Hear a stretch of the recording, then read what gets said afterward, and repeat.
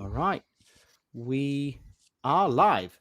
Welcome. This is the Nordic Takedown stream of the Oslo PQ at Outland Games. Or it's technically not at Outland Games because the store isn't. It's a nice store, but it's not big enough to actually house the crowd. So they have gone to the House of Geeks, I think it's called, to actually that's where it's at, but it is the Outland Games PQ.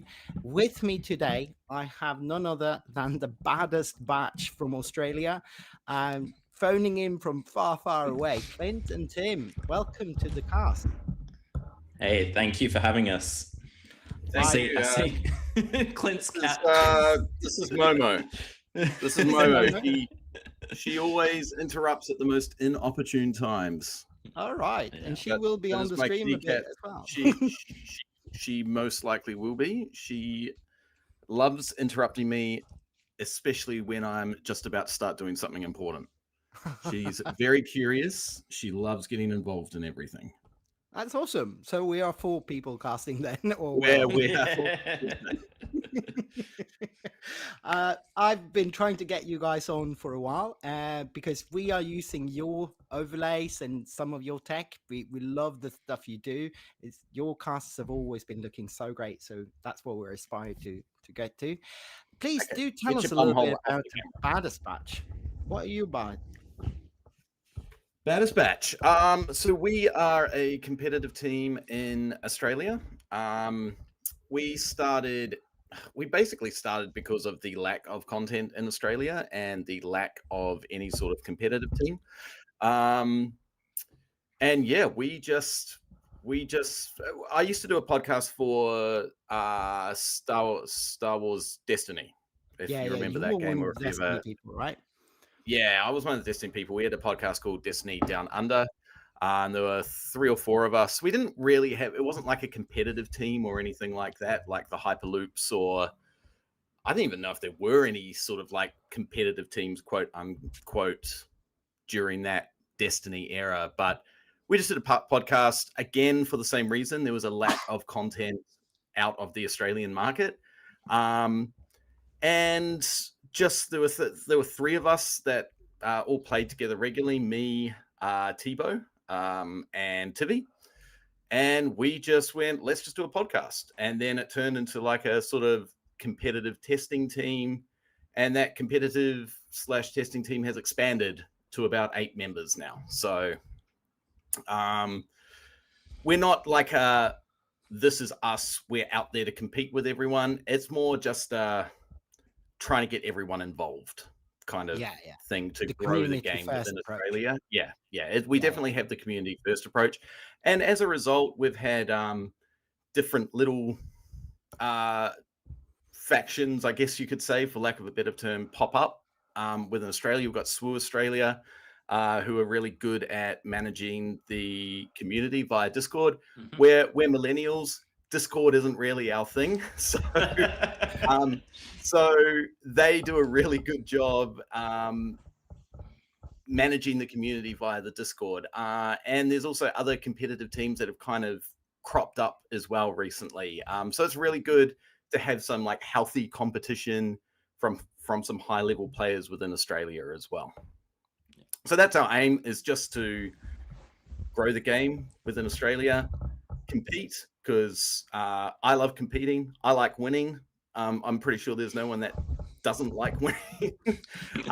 So we like try and facilitate that for all of us as much as possible. But first and foremost, it's about growing the game within Australia. Right. I mean, that's very similar to what our kind of approach has been here at the Nordic Takedown. So I very much can relate to that. How long have you been going on for? Did you get when do you get rolling? When did we get rolling? I would like to say it was probably in between Shadows and Twilight. I think. Yep. Yeah. Is when we really got rolling. Because you started streaming like in the early parts of this year, right? It would have been for Twilight that we started streaming. So it would have been the Mega Games Planetary Qualifier that we Well, it I'm was just trying to the think. baddest batch event before that, right? It was the It Saturday. was, and I think it was actually Shadows, wasn't it? Because it was in the Yeah. no, it was Twilight because it was Quinlan. Twilight. It was Yeah. Quinlan. So we started streaming in Twilight era. Yeah, because Shadows was the very first Australian PQ. That's correct. You're right. Yeah. Yeah. So for those who don't know, in Australia we had one PQ for Shadows.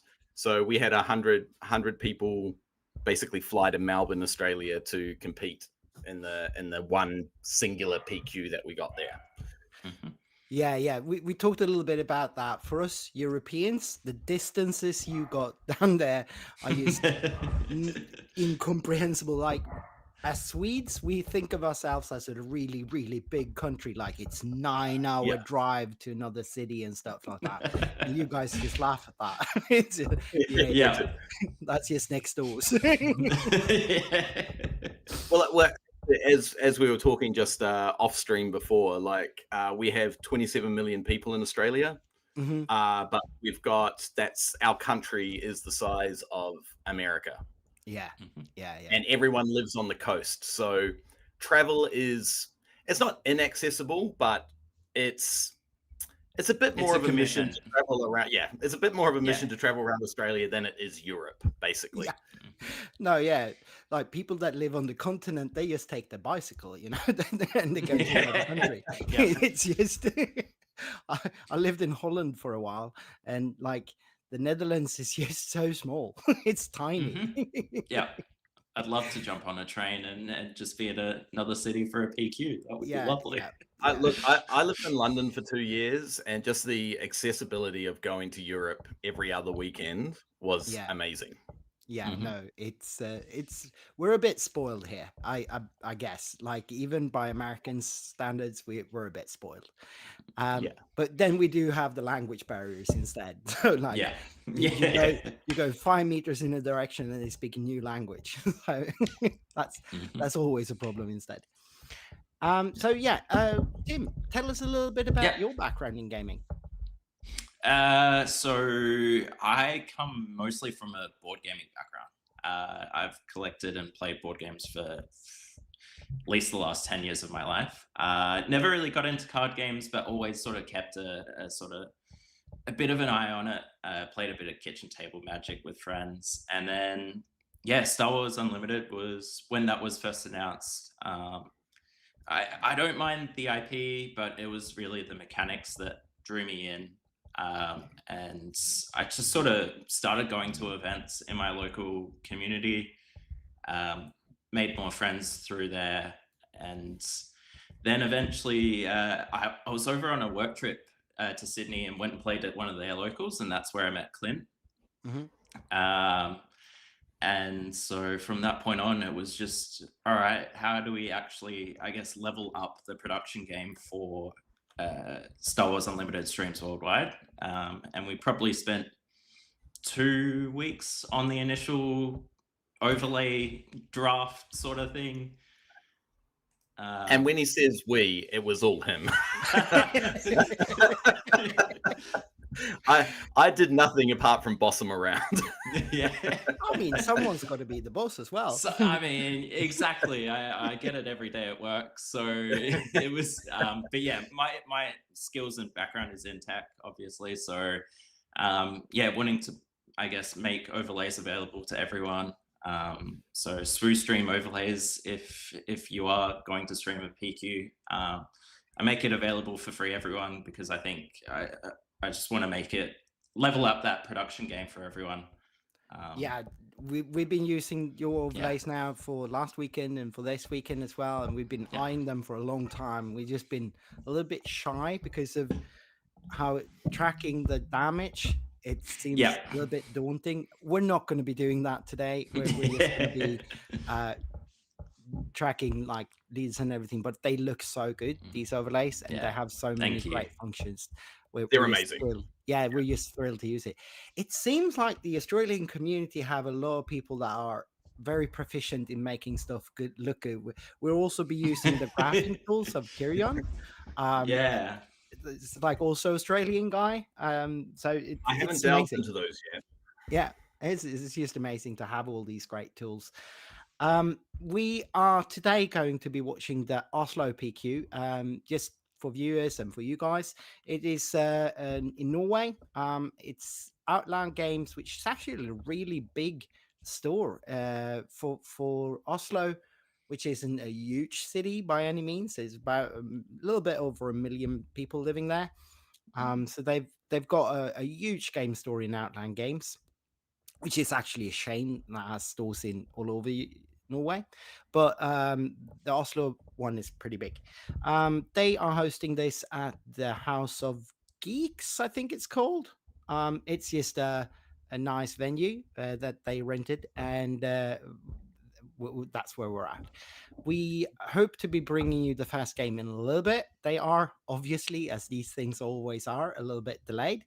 But it is coming up. We're going to have 6 rounds of Swiss, and then top 8, cut to top 8. There are 36 players, and a bunch of Swedes have driven in, and also a Danish person has driven in. Last set we got 1 Icelandic person, no, two Icelandic people coming in, which is a bit of a flight as well. I guess they could take a boat or something, but yeah. So the Vikings are gathering in Oslo this weekend, as we were in Malmö last weekend. A lot of Scandinavian people came in for the Malmö game week. It was 90 players. We did stream that, so it's available as VODs on the YouTube channel that you're watching right now, if you're watching this. But this one is an actual PQ, so this one will be giving out the points that you can start collecting for getting into to Galactics. So I know you were at Galactics, Clint, right? I was at Galactics, yes. Yeah, but I don't know. Were you at Galactics as well, Tim? No, I didn't make it this time around. No. Either way, what do you think about the points grinding that has to be done now, and like sectors and RQs? What's your take on that? Being where we are at an instant disadvantage. Mainly because we're not too sure whether we definitely won't be getting a regionals. I can guarantee you that for free. If I was to put money on it. But I would put money on us getting the sectors at some stage. I don't think that is entirely outside the realm of possibility, despite the naysayers. I do think we will get some form of official larger tournament. The distributor down in Australia has actually just been rebranded to Asmodee Australia.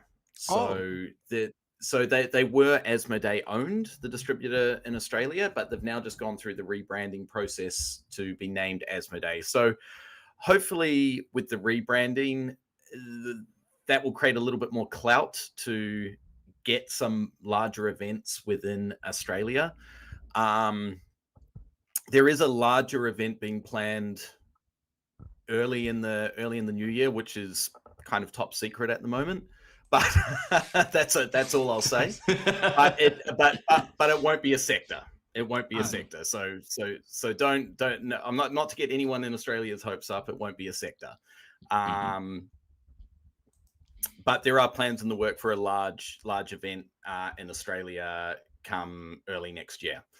So watch out for more details on that. But as we were talking earlier before, we get about 9 to 10 PQs per set. So we're getting 28 to 30 PQs per set, but they are spread around.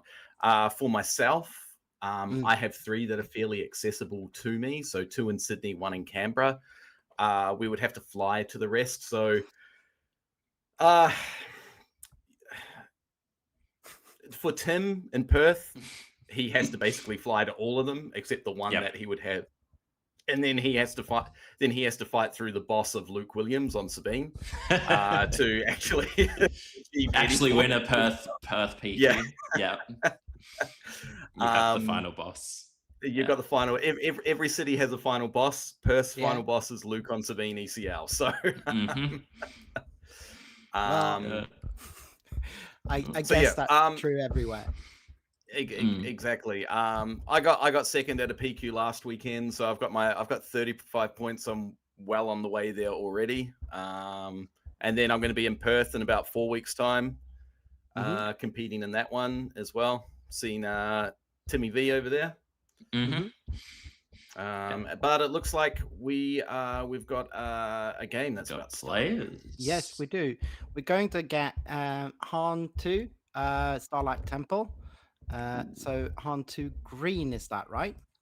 Yeah. And we're going to get that against the that's a Norwegian player, I think, in Sam Einar, against Niklas Lindroth, a former PQ winner from set 3. Not even going to try and pronounce that name.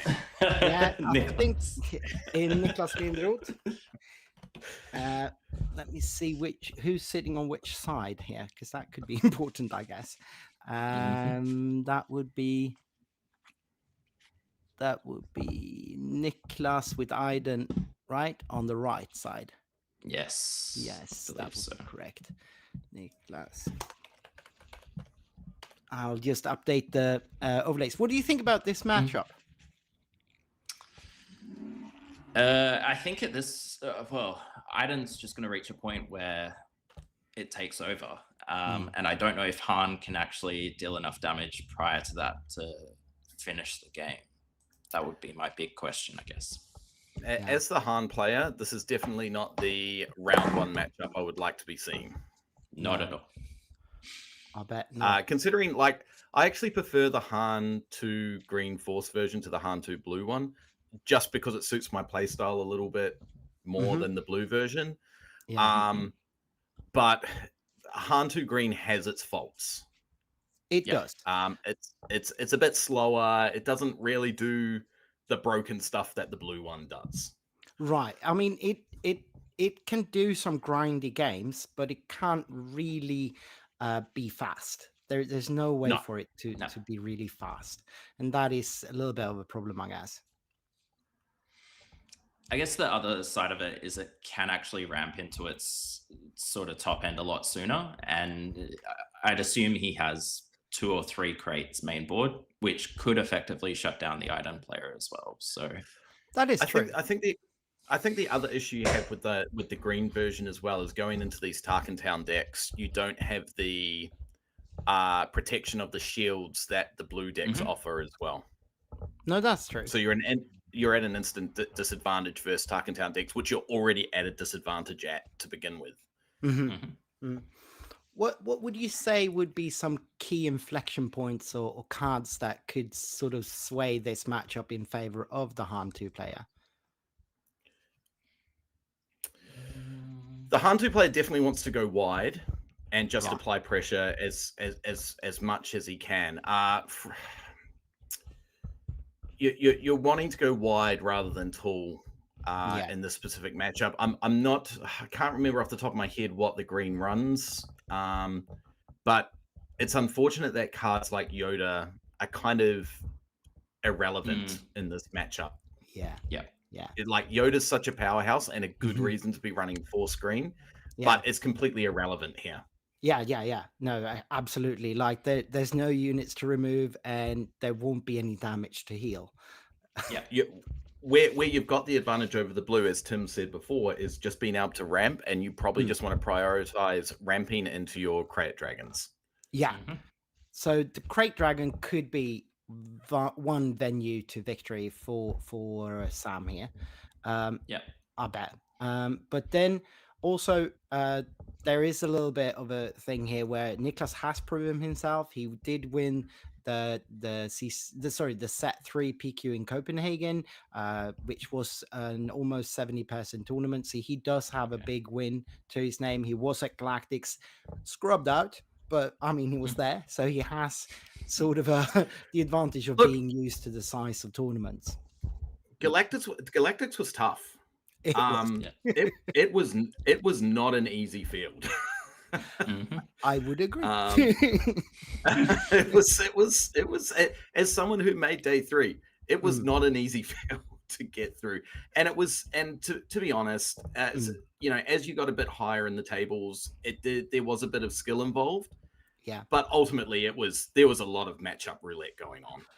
Yeah, I mean, yeah, you had to get your good matchups. I did go 5-0 for day one, and then just lost 3 win-ins in a row Yeah. due to pretty poor matchups for me. Yeah. And so I can relate. And that's continued through PQ season, and I think we'll see it throughout the event today. Mhm.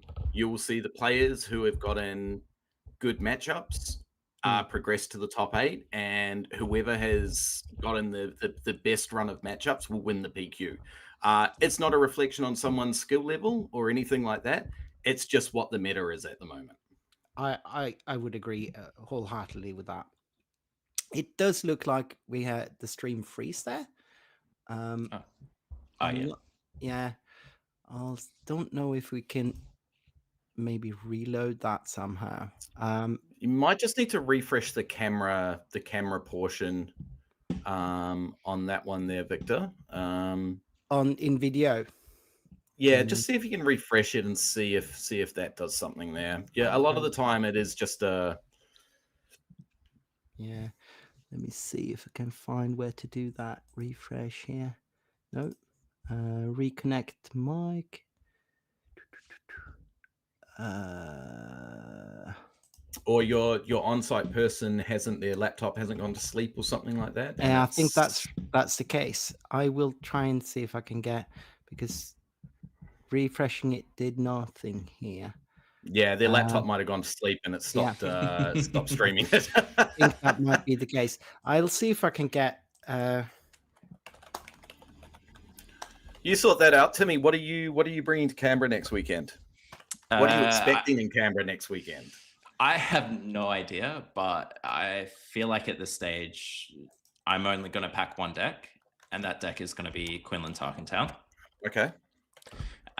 Purely because I feel like it's got at very least sort of 45-55 into good meta matchups, if not better, and does well into, I guess, very random fields. Yep. So I think for me, I've reached a point where it feels like a very safe deck to play. And yeah. if you've got the reps on it and you've got the micro sort of decisions down that you need with the deck into sort of different matchups, or just sort of, I mean, it's not a deck that is on rails that you can just go curve out and play like that. If you can sort of work out the micro decisions on the fly, then yes, you'll do very well with it. I've played a total of like 5 games with it. So that's not a deck that I can pick up and play, and I've, as everyone probably knows, I've just stuck with Sabine. So yeah, because I can't find another deck I like at the moment. So yeah. So sorry, I lie. I like Obi decks. Yeah, but they're just all bad at the moment. So you're I really like Obi Blue. You're not too happy to see the resurgence of Han 2 then? It's let me tell you a story about Han 2 Blue. I still have trauma from last weekend.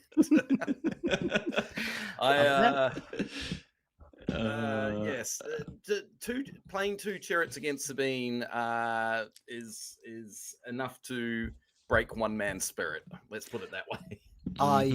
I know the feeling as a Sabine man myself. Yeah, it can be so disheartening. You do everything right, and you always come up at least one action short.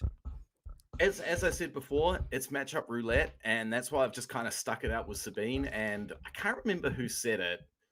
It was either Wu or one of the KTOD guys, but sometimes it's better to just, at the moment, let the meta revolve around you than you try and figure out what the meta is doing. Yeah. Because one weekend you will have a bad weekend. The next weekend you'll like crush. Yeah. And like last weekend I managed to dodge a lot of bad matchups. I won my kind of like 50-50 matchups and sailed through to the finals, and just got crushed in the finals. I mean, still, getting to the finals, that's all you can hope for, really, isn't it? Exactly. Yeah. Exactly. And then in the finals, well, things are going to happen. And you talk about matchups, like had the, I guess, semi-final matchup gone the other way between the Han 2 player and Kylo Tarkentown, it would have been 100%. completely different for you, right? It's kind of funny because I don't know if this is like a little known fact, but I played Max, who was the finalist with me in the Adelaide PQ. We matched in round 5. Now, in round 5, when you're 4-0, typically you would intentional draw. You can intentional Yeah. draw your last 2 games, and you're through to the top Oh, 8. Clint. We did not died intentional as draw well? that round. What's wrong? What? Where'd Clint go? It's my internet. No, yours. Oh, I think you're fine. Is it all good? yep. I can see you guys. Yeah. I think you're fine.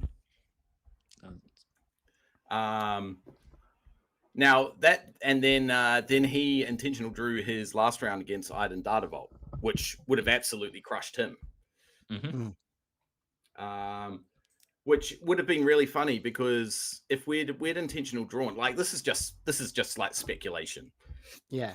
It would have changed the whole bracket where I might have actually matched up into Tivy in top 8, but he might have matched up into one of the control decks in the top 8, and it just would have changed the bracket completely. So, look, he played very, very well, and he everything just fell his way that day as well. I still have no answer from anyone with boots on the ground. So I don't know. Are they playing or are they? Yes, everyone's playing Okay, all right. except for the judge, I guess. And I've tried pinging the judge as well, but yeah, he's probably judging, so it might not work that. But I'll see if I can get anything. Hopefully, that might just be the case that we were stuck with this till the end of next round, and we're missing out on this first round. But we'll just hang on and talk for a bit, and maybe actually we could take a bit of a break and see if we can get things sorted for game 2, maybe. So I'll put us on a little bit of a break screen and just see if I can call someone down there and see if I can get something going. All right. No problem. Break screen coming up here then.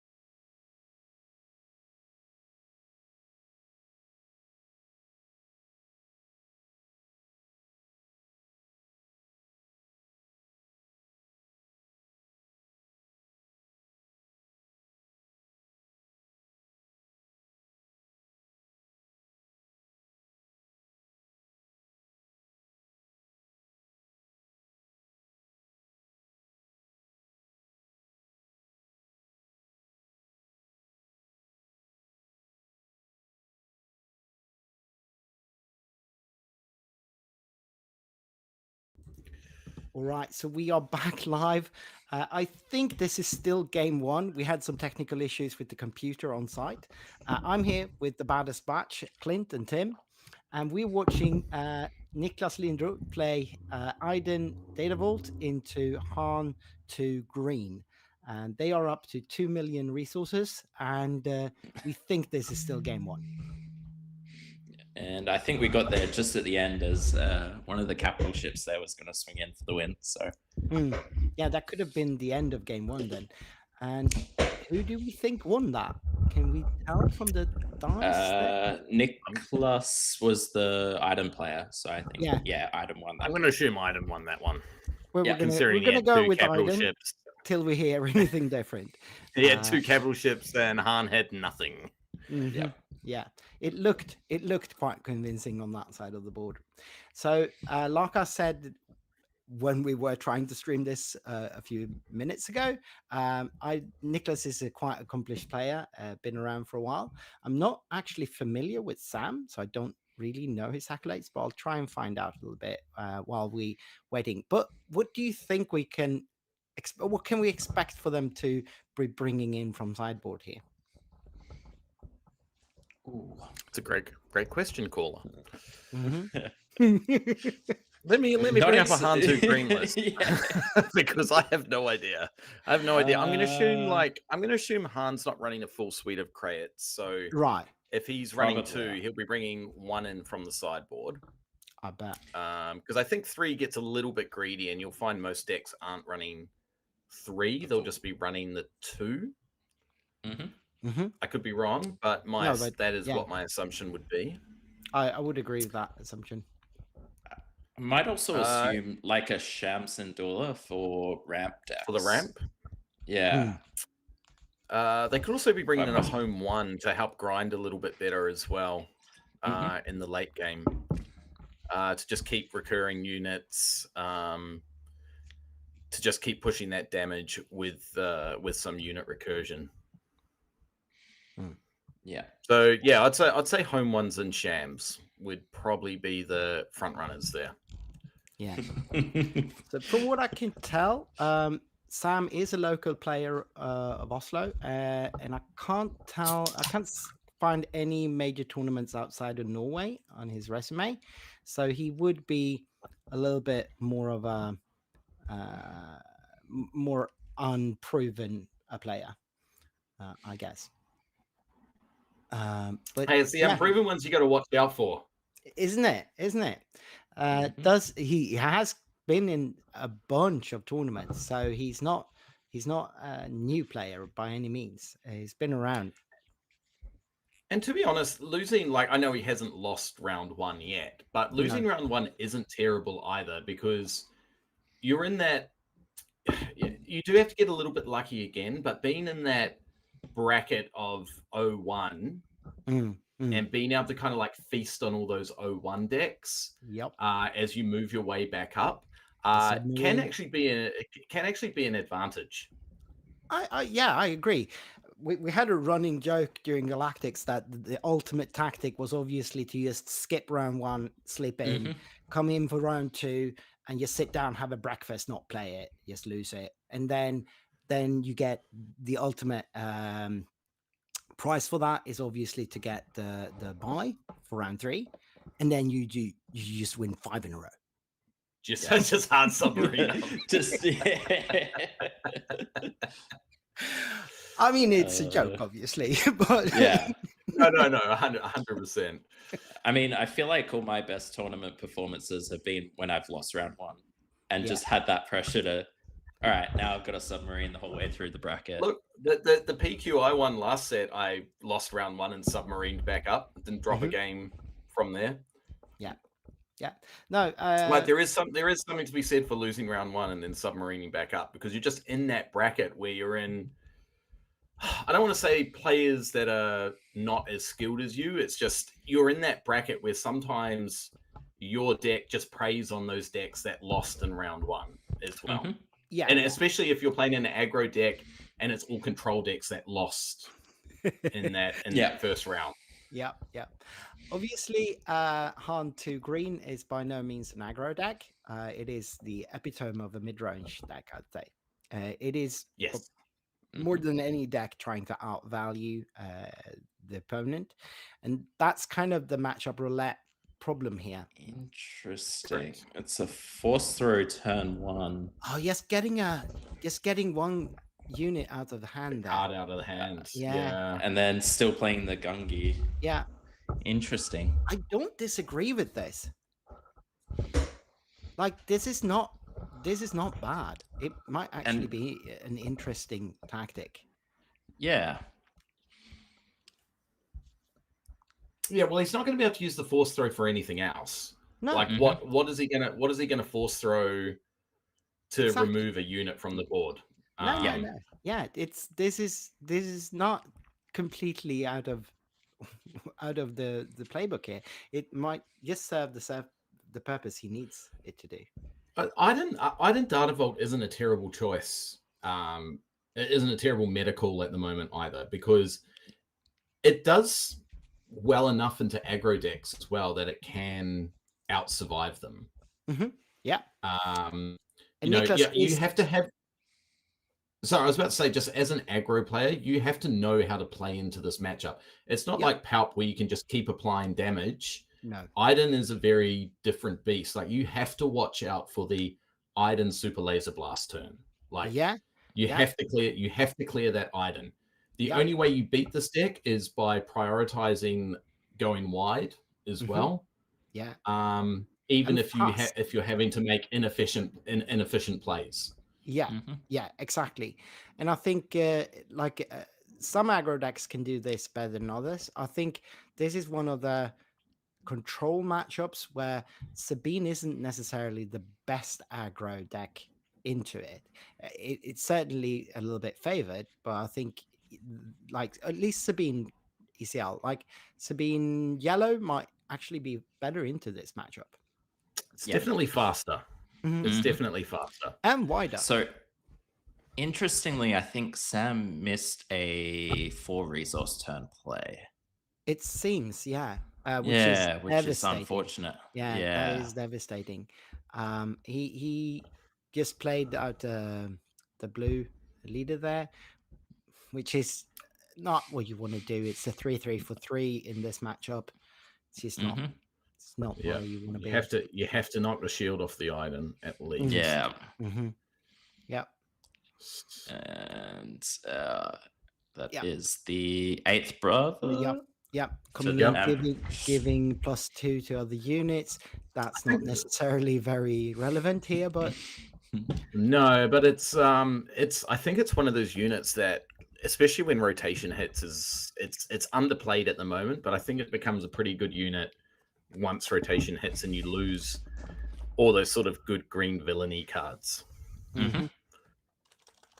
Oh, okay. So he is it Sam on the left? Sorry. Yeah. Yeah, Sam. He Yeah, had Sam on the to. Did he just have to basically defeat his blue leader to play another blue leader to? I Man, think that feels so. bad. That This feels is- bad. That feels This really is bad. some of the worst draws you could have, I think. Whoa. And this is what Yeah. I found with Hantu Green is that you could get bricked up really, really easy. Yeah. Yep. As opposed to the blue just has a better curve. It just curves out a little bit better. But the Mhm. green just you can brick up Yep. on the draws very, very easy. Mhm. Especially For if you sure. don't draw into the key Adamundi to smooth it out as well. He hasn't even been able to get the force either, because he's drawn basically no force No. units. Nope, Yeah. he has not, and he He just seems has- to be bricking hand after hand here, Sam. Yeah, he does have, I believe, an Obi-Wan in hand. Well, yeah, Uh, that could stop some of the damage coming in, but you know that's And not the- what you want to like. You don't want to be in the defensive position as the harm Yeah. player here, which is I kind mean, of he's what got he the is. crate. He has He's the got the crate. crate in He's hand, got the crate, which He might- is, but he needs Power of the Dark Side bait as well. Like he Mhm. can't. He's Yeah. got to develop his board a little bit more so he Yeah. can drop the crate, so it's not just blown out by a Power of the Dark Side. Yep. I mean, a Foul the Dragon's still going to take it down, but you know, at 60 cards, he still has to draw it. Yep. But I do think the Crate Dragon, like we talked about, is probably his one win con. Like that is how he could feasibly win the game. Sam here just needs to try and flood the board as best as possible. He had a blue leader in hand there with 3 resources open. I'm not too sure why he just didn't slam the blue leader there. I'm not too sure just getting initiative here really helps him. Yeah. Oh, unless he wants to do the blue. I can't see what else is in his hand, but he might want to just jump the maybe. Oh, no. Okay, so the 8th brother already got 4 damage on it, so Yoda on his own can actually take care of it with his. But he had no force. Oh, he didn't have the so force. And then you have to use the force to get the damage. Yeah. Oh, this just looks really this is really unfortunate. He's too far behind here. This is. I don't see how he comes back from this. There's the Kiadi and Addy. Yeah. Nicholas is just, even though it's just a 1 unit, it is a fairly large one. 8th brother is not small. I mean, the only thing he can do is play the Kiadamundi. No, he doesn't have the force, so he still doesn't have the force. Yeah. I was going to say, if he can draw into another Krayt Dragon, try and at least get 2 Krayt Dragons down. Yeah. He has a chance. He has a chance. So you're saying there's a chance? A very, very slim chance. Timely will gain the force. But, yeah. And he can't trigger because of, well, I guess he could have triggered it, right? He could have, no. He can't. No, I think it's a when played. Yeah. Attack. Yeah. So now the Avenger lock is down as well. It's going to be hard here. He doesn't even have that many cards in hand. And Avenger might just make the process very short with this space here. Only 28 health in this case is also not helping. This is kind of where the Han Greens of the jump to light speed. Remember when Han Data Vault was a bit of a fringe deck there, and they were paying 6 for Foul the Dragon? Yeah. Yes. Yep. Tell you what, maybe these Hans should be running Foul the Dragon in the sideboard again. Yeah. Well, I played a bit of this deck at the start of the set, and I was running Foul the Dragon in my main board because it just struggles to deal with big stuff. Yeah, exactly. It's definitely either you put the fells in main and the rivals fall in the sideboard, or the other way around. But you kind of want to have some, and like rivals is really rough to play off aspect, but just for the Kylo matchup, it might still be a thing, I guess. The problem is he's just going to lose both his units here. Yeah, like the Avenger's going to go into the home one. He's he can choose on attack.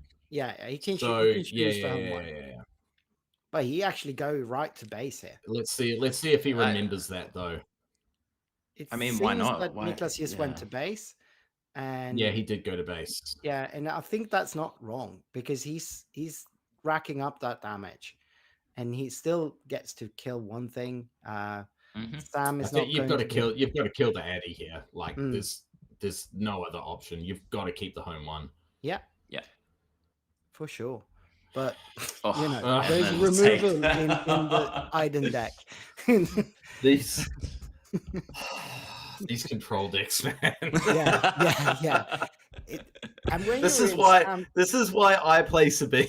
Yeah, because I don't want to go and play a 6-round tournament and hate my life when I run a mid-range deck into one of these control decks. I feel that Nicholas is probably not hating his life right now. He's pretty happy with where he's at. Nicholas, I'm sure he is, but yeah. I think you have to be a certain level of degenerate to enjoy these types of decks. And Nicholas is that certain type of degenerate.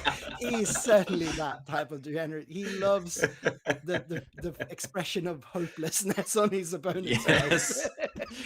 He's more or less an exclusive control player. He's okay. he's been on all the control decks, mostly Bosk. Actually, Bosk Green more than Bosk Blue, but still, Okay. like he's a control player. Yeah, they're tough decks, man. Like, Adventure and yeah. Devastate. This is so over. I think Man, I would have scooped this game up about four phases ago. yeah. I mean, of course, this is the Just second one game. There's swing. no reason actually to scoop. There's more than 20 Yeah, minutes left.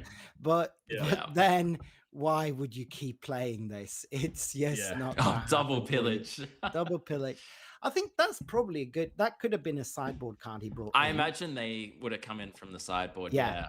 And it's not a bad choice to bring in against the control deck. I like that. Well, I think that went about as we thought it was going to go. Nicholas did have a good matchup here, I think. Also being a good player. Very fortunate. Yeah. Yes. Yep. So let's see. We did have a lot of technical issues there, so we missed most of game one. Just came into the very end of it, but it seemed to have been almost as one-sided as this. But in that, I'm going to be honest. I don't think we really missed much in game one. No, I'm afraid not. I think that Sam bricking all of those early hands like that just made it so he had not a chance to get into this. That four resource turn not being able to play anything, and Nicholas played resupply. It's just like, well, what do you do at that point? Iden deploys the next turn, and that's just hopeless, isn't it? Yeah, that's it's unfortunate, but it's what happens. What is the Oslo meta like there, Victor? Like, are they predominantly known for control or mid range, or what have got going on over there? So the Oslo meta is famously very creative. Like they play really creative decks. We have Alan Kamalisk, who's an accomplished player and very much building decks out of the left field. He's usually coming in from there. We had the only Scandinavian to actually make day 3, Norwegian. The name slips my mind right now. Let me bring it up. He should be in here. Was that? No, not Kenneth. It just slips my mind. But then you've got Konstantinos, who won the last Norwegian PQ, a very accomplished pulp player, doing pulp yellow mostly. You got Jonah Nicholas of the Nordic Takedown, who's been doing really well in the Take the Initiative League online. He's also, I wouldn't say he's a creative deck builder as much as he is often prone to using left field decks more than anything. You got some of the really young guys.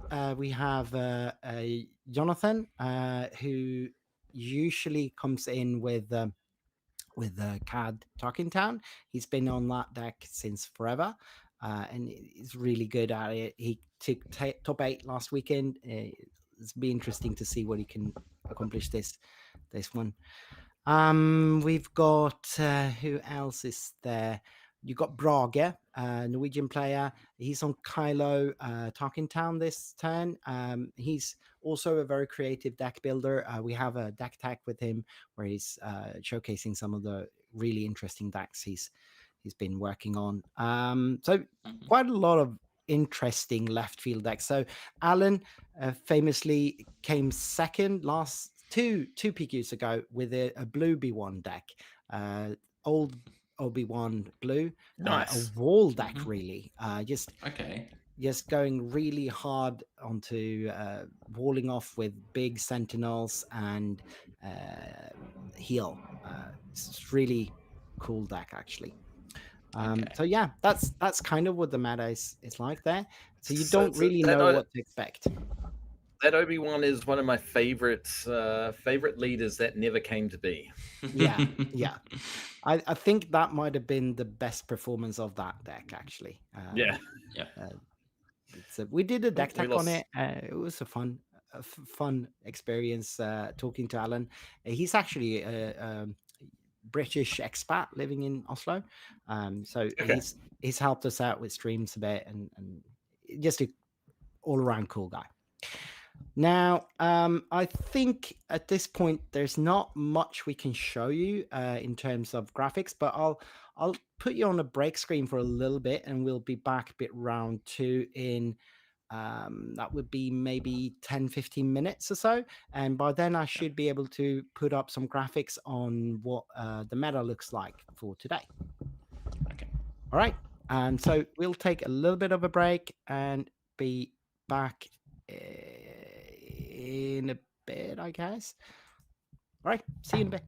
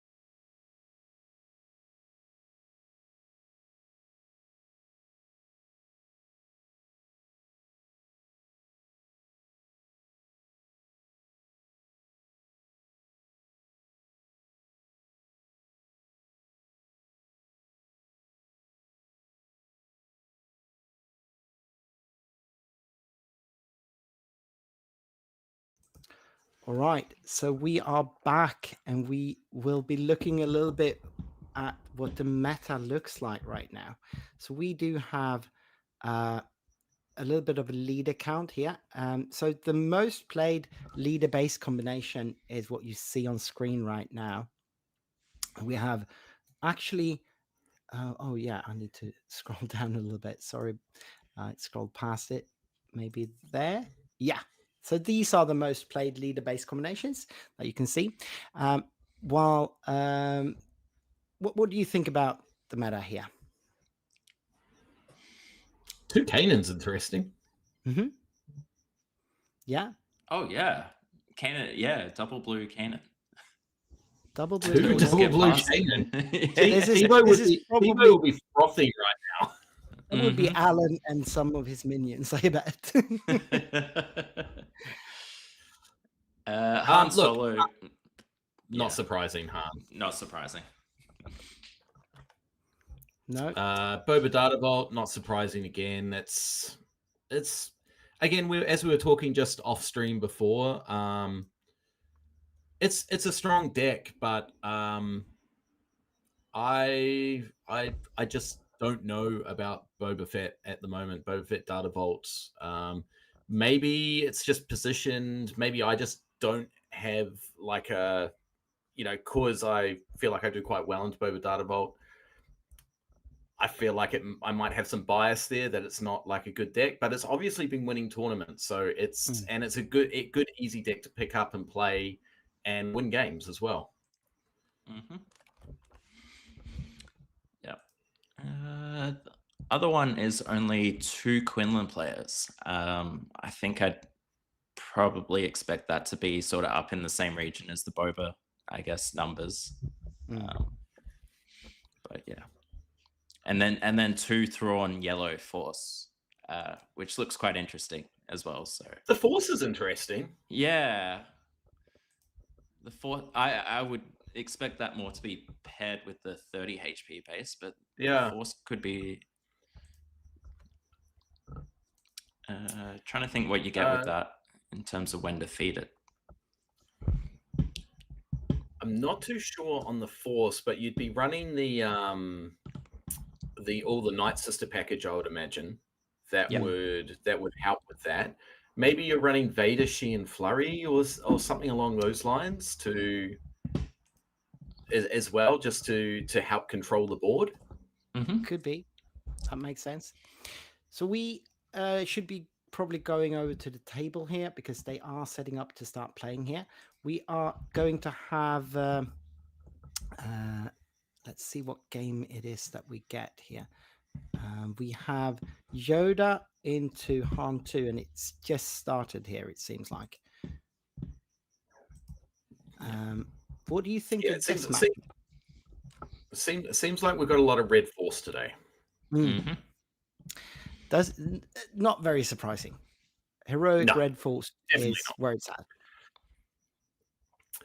So what do we think of Yoda Force versus Han 2 Blue Force? I think you'll find that the Yoda has the advantage here. Mm-hmm. Yoda can go a bit longer, go a bit bigger. Mhm. So it's definitely the control in this matchup where it has the advantage into the Han 2 Blue. Looks like we lost Tim, but No, he's still here. I no, think. I've lost him. For some all reason. right. Yeah. Yeah. I think he's still here. There we go. I'm We're still back. here. Yeah, We're back. We lost his camera. So even though the Han 2 can ramp and go like bigger, faster, Mm. the Yoda has a lot more control and elements to deal with the board. So They are playing a lot of the same cards, but there are They some are, cards that are more likely to be in the hand to like the Grogu we just saw getting destroyed there. and you won't see the Yoda playing the Grogu as well, because obviously the Grogu is a great unit, and Han cheating out, putting the damage, and then instantly healing it. Like Mhm. getting rid of the Grogu is a very good play here. You don't want that little creature just constantly decimating your board. Yes. Certainly won't. Can be very frustrating to deal with. Yeah. So And with the 6 health he is, especially if he heals Yep. himself once, trying to remove that Grogu is a pain in the ass. Like, I agree. It's going to stick if you wouldn't have found the force throw and had a little bit of luck of getting a Luke on it, it might have just been there forever. yeah. All right, so we see the turrets being dropped. Now, I can't quite see what I need to get these players' names. So we've we haven't the player the names. players' Oh yeah, names. I'm updating the player names as we speak. Okay. So That's all right. Yoda is Caleb Björner, a really good friend of Niklas that was in Caleb? last round. Yep. And Kenneth Erlingsson is a local player, I think, of Oslo. He's been in most of the major tournaments in Scandinavia. Oh, sorry, in Norway. So he's a well accomplished player for sure. Caleb's look away, Clint. Yeah, we got double turrets We here. got The PTSD. I'm starting to get hot flushes. Yep. Yeah. Okay, where's the paper bag for me to breathe into? Yeah. I mean, that just blocks up this. Like, this is going to be a matchup almost of like Scott would have a better idea of how to play into this matchup. But this was definitely comes down to who has force throw and who doesn't. Yeah. As well, because okay, so he's just Kenneth's just played the mace to do 4 damage into the turret. Now, what is Caleb going to do to retaliate to that? Because if he doesn't, he's going to get really behind on board here. The only thing he's got going for him is surviving to the Yoda flip and being able to, rip something off the top that helps clear the board and then helps him stabilize and then take over the game. Yeah. Like, this is not over for the Yoda player. He does have a healthy hand there, and he's got 4 open resources, so it could be something coming out. Yeah, drawing some cards makes sense here. I think he drew into a Luke there as well. Yeah, the force throw on Kenneth is definitely the play, because it looks like Kenneth out of cards there? Like, he just made him force throw his last card? He does have 3 cards in hand. He's got 3 in hand. But see, I don't think a healthier hand. See, the problem is that why did Caleb force throw Kenneth rather than himself, knowing that he had the key Adamundi in hand? Yeah, that's interesting. That seems like a weird play for me. Maybe he just wanted to get cards out of Kenneth's hand. Maybe. But if he has a key Adamundi next turn, he instantly loses that advantage. Yes. Exactly. And that's really, in this matchup, they have all the really strong cards both of them have. Like, you got Shuret, you got Kiadimundis, you got probably both of them would be playing Anakins, Yeah, it'd be interesting to know the thought process behind that, and maybe it is something, maybe we're thinking too much about it, and maybe it is something as simple as he just wants to get cards out of his hand. Yeah. Just like taking the advantage that he might not have a Kiadi. And also, speaking about powerful cards, Luke is obviously... Luke, Luke's a good card, apparently. It's a very good card, I heard. It's a good card. Yeah. Don't leave home without it. I'd say so, yeah. So we do have... we have chat pointing out that I hadn't updated the... Bendu. Oh. Interesting. I wasn't expecting to see a Bendu. Oh, I like this. Okay. I like this. That is spicy. And then a crate off the top with the Yoda flip. Did he blind flip that as well? I didn't see him look, so I think Maybe he did. But Caleb is just spamming units here. And just a second ago, it looked so much better for Kenneth, but Caleb really got things going here on the flip turn. I mean, look, this really like warms my heart seeing this happen. But They're essentially the same deck, Clint. It's fine. yeah, but I can beat Yoda Red. I can't beat Hantu Blue. Hunter Blue is another one, another beast. So he's not using Han ability this time, and he doesn't have force, I don't think. So there was no healing there, was it? Okay, so chat's saying that it wasn't a blind flip. Yeah. Good. He did Yoda ability to see what was off the top. Yeah. Thank you, Nicola, for keeping us honest. That's good. We have a that 8th set of eyes. I mean, if chat is expecting accurate commentary and us paying attention, they're definitely under the wrong assumption there. You know, No, yeah. Have they ever watched a Bad Dispatch stream? Because that's more shit talking than it is actual commentary on the game. Yeah.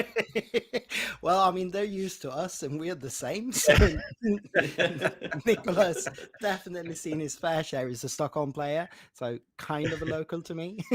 Yeah. He's used to our bullshit. The Bendu is definitely spicy in the hunt Yeah. too. Yeah. It is. As a don't main hate deck it. card as well. If he would have played it now instead of back then, it would have done some amazing things on this board. But unfortunately, it's already in the discard. Yeah. And I doubt I he's think playing the full set of 3 of it.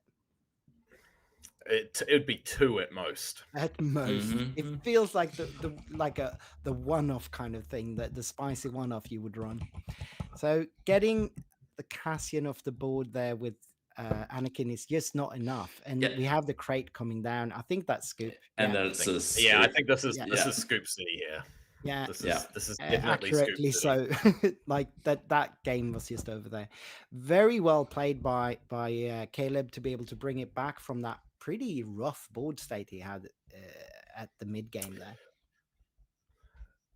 That's what Yoda does though. Like if he can get to the flip and then start restoring, like our teammate Scott and Mr. Inferno 5, if you've ever checked out his channel, he's a big Yoda player, and he actually runs constructed lightsabers. Oh, okay. And interesting. if you get a constructed lightsaber on Yoda, that thing's restoring for like 5 every turn and hitting for like a what truck. is it, like 6 or something? 7, 6. Yeah. It's a tough beast to beat. With health. And he's only added the constructed lightsabers in because of the amount of games I've pummeled him with Sabine. Okay. So Caleb's been able to quite consistently beat a lot of good Swedish Sabine players. So he does run a bit of anti-aggro tech in this deck. Yeah, look, a lot of these mid-range to soft control red hero decks, they're running cards like the Daughter in there as anti-aggro tech. And if you can get the Daughter down, that just straight up wins you the game. It can certainly shut some of the Sabine decks out. Yeah.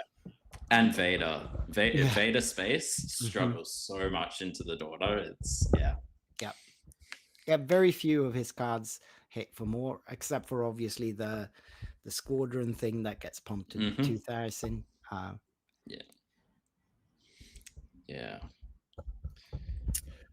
So look, I would expect game 2 to go a very similar way. We had in our Sydney PQ, we actually had this matchup in the finals. Hantu Blue versus Yoda Red. Actually quite interesting. They were one apiece. And the Hantu Blue player, which is actually it was Scott and James, who are both Bad Dispatch team members in the finals at the Sydney PQ. And James on the Hantu Blue actually lost that game because he missed a Krayt trigger for before damage, which would have won him the game. Like a couple of turns later, would have won him the game. Like that's what he was short by, and it was just missing that Krayt trigger because it was a May. So we it have caused him to lose the game. yeah, it happens. So we have the game It happened. coming up here, and it seems that Caleb just claimed. I don't know Yep. if he didn't have a turn one play or if he kind of have some strategy in doing so. But we get 2 units down from Kenneth. That's Owen, and I can't really make out the first card. It's Addy Gallia. Oh, it is an Adigalia. Yeah. It's just yeah. oh yeah, Is it's The foil. foil, so it's hard to read. Sorry to interrupt, but is there any way on Video Ninja to sharpen the quality?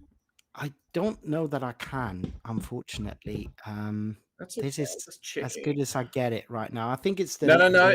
It's a Video Ninja thing. It's not a you thing. I think when you're in the room, the quality of the picture is reduced, so it doesn't. Okay. Yeah. There's not as much load, but obviously we don't get the detail within the particular room of the board. That's also.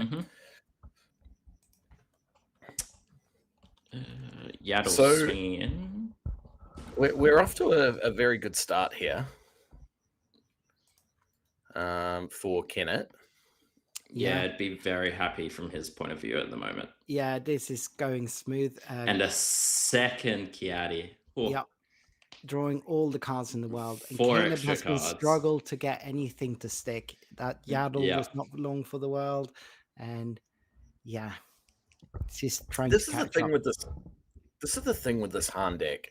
Mm. If it can play everything on curve, it is near unstoppable. Yeah, yeah. It's just steamrolling you. And if you get the holy trinity of Yaddle, Owen, and Itinerant Warrior out, whew, that's a tough break. Yeah. Oh, and we then got the Anakin as well. Yeah. It is looking like Kenneth is just running away with this one. I don't know. Like, Look, I mean, I wouldn't count Yoda out just yet. Yeah. No, flip turn is coming up next turn, and there are ways to stabilize. This is one of them. You're my only hope. This is one of them. What do we Yeah. got? Luke. Oh, he set good that start. up from the top. Good start. Yeah, he did. That's exactly what he wants to do in this deck.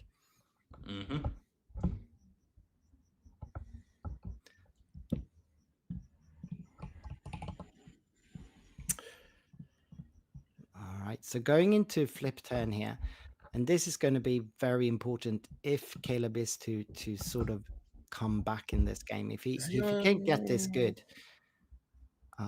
He's only on 6, so it's not flip turn this 6, turn. yeah. Oh no! Oh, I read that wrong. He's got one yeah. more. I think that you're my only hope confused you. Because Maybe. Yeah, he's only on 6. but the Luke goes a long way here. It did. It restored a bit. That's probably very important. It got some of the big hitters off the board. So now, because now he's just got what, the Addy and the Owen, which are not huge threats. No. It's not the speed you want, and he's got removed most of the big things that has been coming down. Oh, pillage. Pillage. So I reckon that came in from the sideboard. I bet. And that is probably setting up for a force throw, wouldn't you think? That would be disgusting. Yeah. Yeah. Ooh, redemption and force throw. And getting a Yoda down. Huh. And just one card in Caleb's hand now. So if that is indeed, one resource. There's force throw. Right. He's thinking about it. No, he's paying 2 for something instead. All right. Okay. Han died this turn though, so Han should have been exhausted. He should, yes. He shouldn't be able to play that. That is a play. Yeah. So for chat, we are not able to actually contact judges or anything. We can just see these misplays take shape and hope they catch it themselves, but probably not. Look, it happens. Yeah. It does. It happens. I had an error on stream last week, which, you know, Tim picked it out. I went and rewatched it. I'm like, yep, he's correct. Whether it swung the game or not is a different story. Yeah. But you know, it happens. Yeah. I don't think it's intentional. guilty of Just it. in the heat of the No. moment, you forget, and the turn was long. A lot happened that turn, so yeah, it's just the kind of thing that happens. It's muscle memory as well. Like Mhm. you just actually go like, you know, with Han, for example, it's just like, oh yeah, I can just play a unit for one less, put 2 damage Yeah. on it. It's just Yeah. muscle memory. Yeah. I agree. It's knowing Kenneth, I'm sure this is not cheating. It's just 100%. Yeah. 99.9% cases not Mm. cheating. No. And if you're That's stupid enough to cheat on stream, like exactly. Yeah. Exactly. Yeah. No, so Kenneth just drawing off of Owen there, he just sacrificed Owen right into To get the Bendu. into Poe there, trying to find some good answers. Because Poe will be able to take care of some of this problematic things. Now flipping Yoda, and he kills he's afraid of the force throw, I bet. Mm-hmm. he knows because he actually telegraphed it like Mm. earlier. He went to Yeah, for one. Yeah. reason. Yeah. went You to very play much it for did. one and then didn't. Yeah, exactly. So it was very intelligent. So he telegraphed that he had the force throw in hand. Yep. Which is, it's very interesting. Like, watching what your opponent does is as important Mm. as Yeah. what you do. Like, I agree. watching what they do. So when they go and tap a resource or tap some resources and then tap them back and untap them, Yeah. you can kind of think about what they're playing, what they're potentially going to play in the next round. Like, you know what they want. Another, I can't remember who said this, and it was on a podcast somewhere, but even when people are checking their resources and they flip them up a certain way, they are sometimes giving you free information by doing that. Like, by the Yeah. way that they flip. It's not cheating. If No. they're not concealing their cards correctly, that's giving you information. Like, I'm coming from the world of poker, and that's Yes. that's what the game is all about: reading your opponent. And I've these actually little found cards- a lot of my prior poker experience has helped me out in this game, just For from sure. For sure. trying to work out what cards a player could have, Mhm. just based on those little tells of tapping the resources or the what they're tapping considering. the tapping the resources is a huge one. Yeah. I agree. And I don't do this on purpose. I tend to play my card before tapping the resources as well. So I'm never going to get caught out with that. I'll always play the card then tap the resources. It's just, I don't know. It's just something that I do when it probably should be the other way.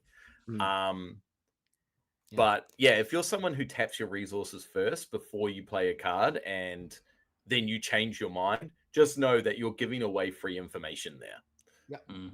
I think they missed the good trigger player on will Bendu capitalize. there, because I don't think the Mystic should have had the shield, isn't it? A when played effect, the 3. No, it's an attack effect on the Bendu. So the Bendu on attack deal it's an on 3 attack. damage. Yeah, it's an on to attack. every- So yeah, Yeah. It was correct. Yeah. That's a big body. Thank goodness he doesn't have overwhelm. Yeah. that would have been broken, but still, you just go to base and get 3 on everything. It's pretty good.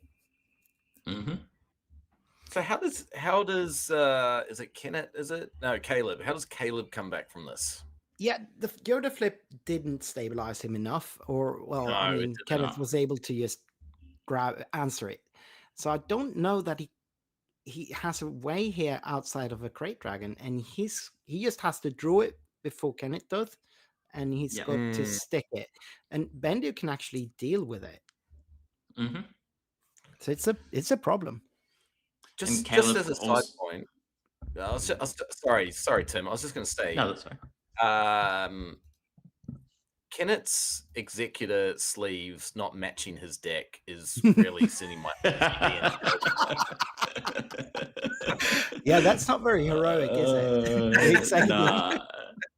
So, That's fair. Caleb, you have scoops there. Yep. Trying to conserve some of the time that's left in the round, but they have plenty of time. It's just 30 or so. I started the timer maybe a little bit late here, so the timer might be off by a few minutes. But Kennett just ran away with that game. Exactly. There was no coming back there, I don't think. It was the pillage, and then he forced through Caleb and got rid of the Rival's Fall. So Bandu was clearly sticking around unless he top decked another one. Yeah. But yeah. No, it looked really hopeless there. So we're going into game 3 here. Let me just update the overlay for that. And there seemed to be no sideboarding between rounds here. And someone in chat pointed out that Caleb only ever sideboarded one card. So he was pretty well prepped for the Han2 Blue matchup. And I think going into a tournament this weekend, Han2 is going to be around. You better prep for it. I think Han2 has seen a huge resurgence, and it's again, this goes back to like we're talking about this off stream, and like the numbers for Red Force, you almost have to wonder if a ban is incoming for something, or we were also saying, you guys were saying, because I'm a proponent for a ban. I'm a proponent for banning Han2. I think Han2 needs to go, just in general, and leave the other stuff, like because just banning him. Just banning Han2. Resource cheating has been a constant problem in this game, for sure. And when you don't even have to draw into it, it's on the leader. Yeah. And I think Han2 is more the problem than Force Throw. And I mean, they're very strong cards, but what, are we just going to ban all the strong cards? No, that's we never want that, right? Yeah. No, we want strong cards in the game. Yeah, but Han2 just does. Han2 is just gatekeeping every other red sort of, or every sort of red blue hero leader at the moment, and I don't like it when that happens. Yeah, no. So we see Yaddle on Yaddle here, and Caleb taps down Kennett's one with a perilous position. Also a card that has seen quite a lot of resurgence lately. Why did Yaddle? Oh, he killed the Yaddle, of course. Killed it with and then the -2 from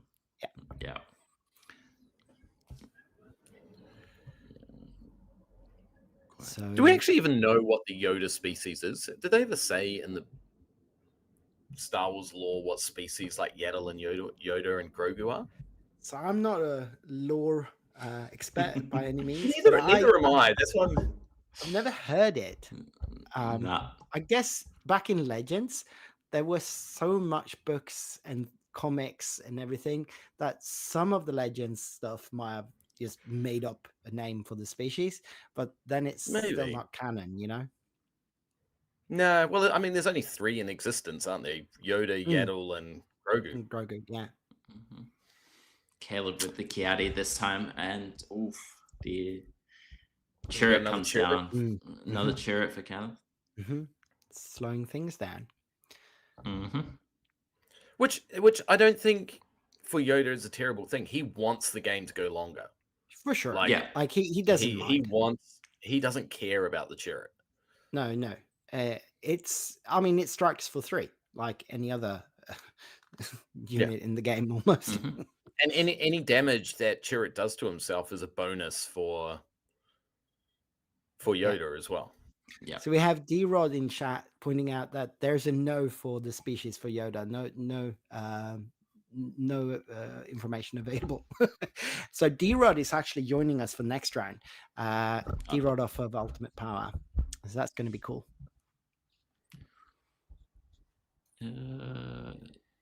Force Throw Crate. Interesting. Just to that's get a that. bit of an overkill there, right? Yeah, I don't like getting a card out of your own hand for a Chirrut. Like Exactly. Yeah. And especially if you're, he did draw with his Chiadi before, but Yeah. still, he's not necessarily in a hurry, like we talked Mhm. about. Unless he's a bit scared of, I guess, the game getting to the point of Bendu and possibly Crate coming down on the Han side. For sure. And maybe Yeah. he has something that he wants to use to deal with the units that Kenneth is Mhm. playing. So he just wants to have a venue to attack the units. Playing some smaller things here, a Yaddle and a Mystic. So neither of the boards are huge at this point, and it's No. really hard to read the dice, but there shouldn't be any huge pile of damage being on No, either of I the wouldn't bases. imagine so. Yoda's in a very good position here. Mm. The board for Han is very, very small. Mhm. So it's very manageable for Yoda. He's coming up to his flip turn, Yep. which is where he can stabilize. He can remove a unit. Mhm. You know, he'll be hoping that that Han plays a Luke or a Anakin or something, Yep. just to put on the board, and he'll be able to clear it with the Yoda flip. Yeah. No, it looks like Caleb almost played bait in these two smaller units last turn. Yeah. Yeah, this Luke fodder to get off the board and power up Luke next turn. I think he also has a Poe in hand, possibly.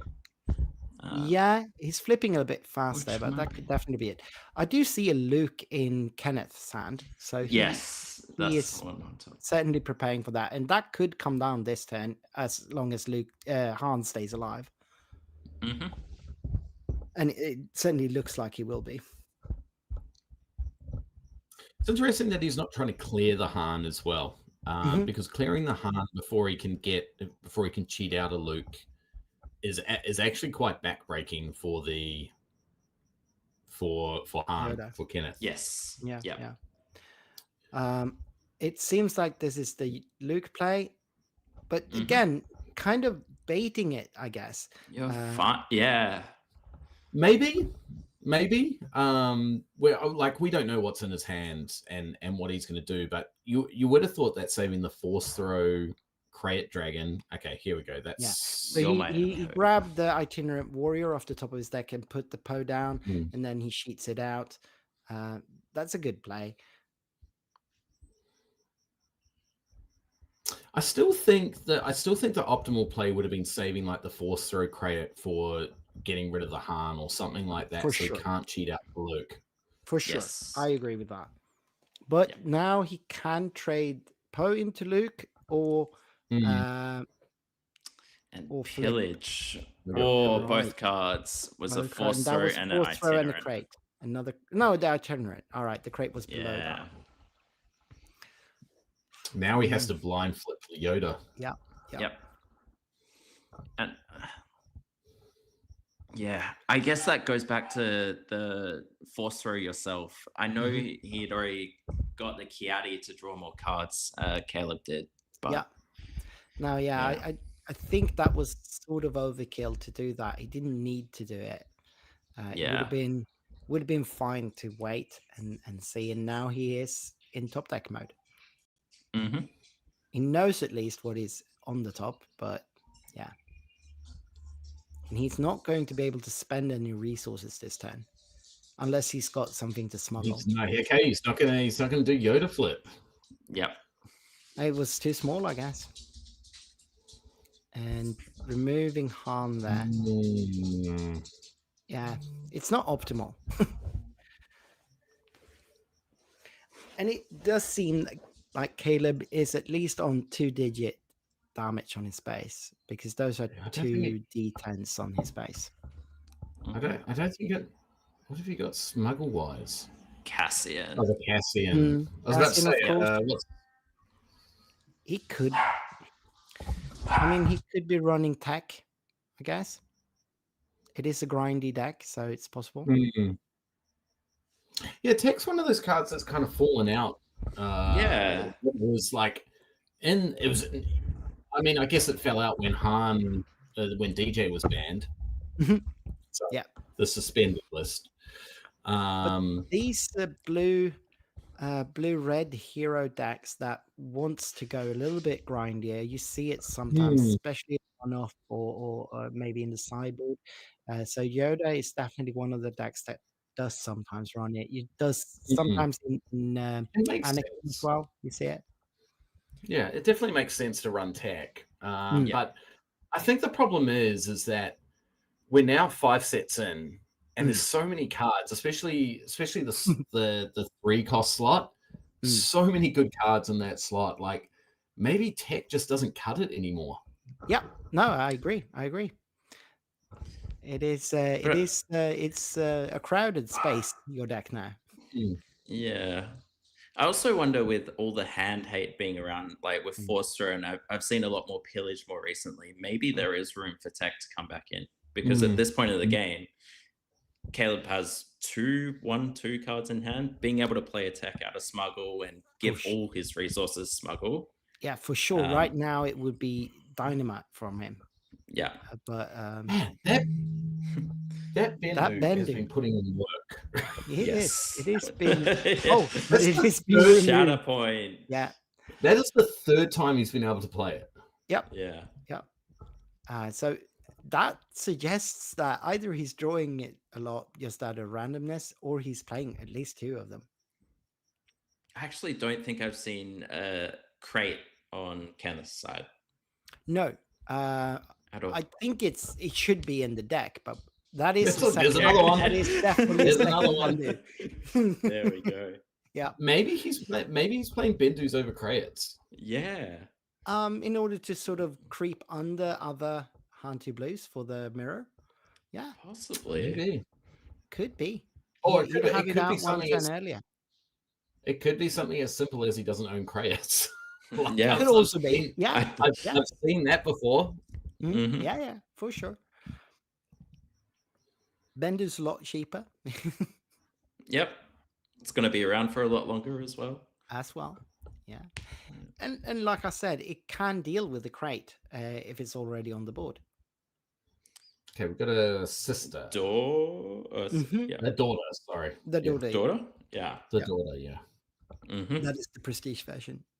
Yep. So taking it out. No, he's not even taking it out, just putting 3 damage on it. It's got, what, 6 health? It's a big unit. Yeah, I think it's 6. We got Owen Lars.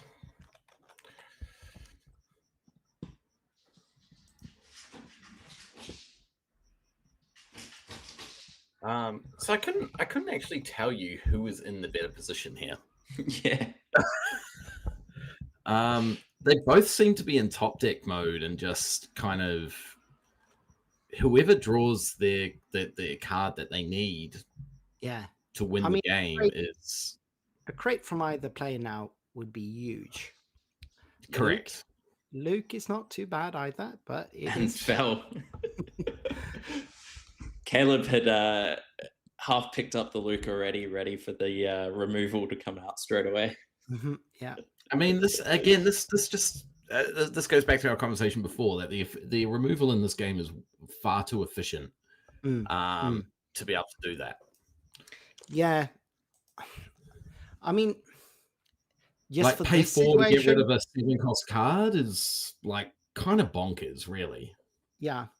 But also like using it on Han now, and he kind of have to, means that it's at least 1 less fell for the crates. That Correct.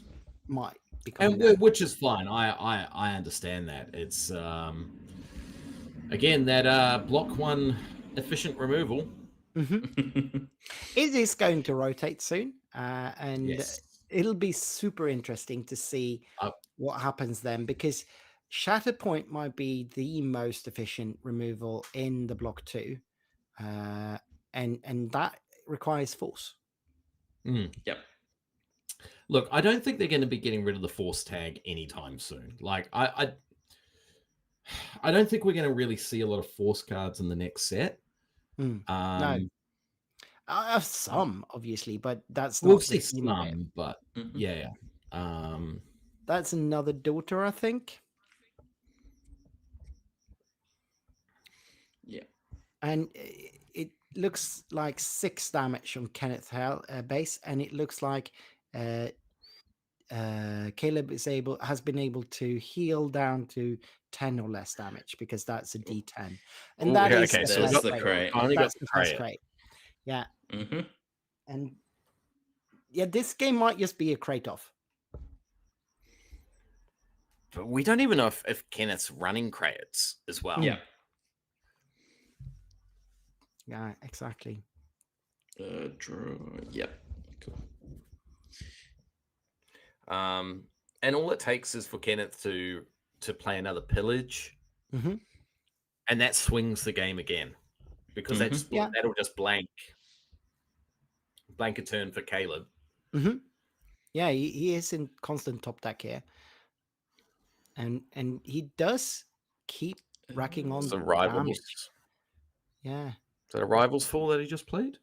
maybe. I And thought it Caleb was, is but- contemplating what to put the damage on. Oh, removing yeah, the yeah. order. Yeah. And we're going Ogdo. Yeah. And that is Now he's 2-digit spamming damage out the on board. Caleb's space. Another Mhm. Yaddle. So yeah, the game is teetering back and forth, but certainly Yeah, right it keeps now, swinging. yeah, Kenneth is in the driver's seat right now.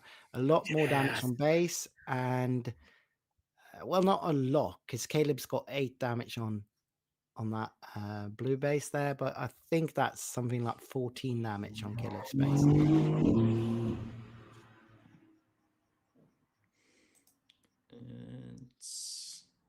And the Shadow Point, but played without force. Mm-hmm. Yeah, it's not very efficient because it's only 3 or less health or something, isn't Yeah. it? Yeah. Which is fine into Han 2, because, I mean, Han 2 will help you out with that. He will. He will.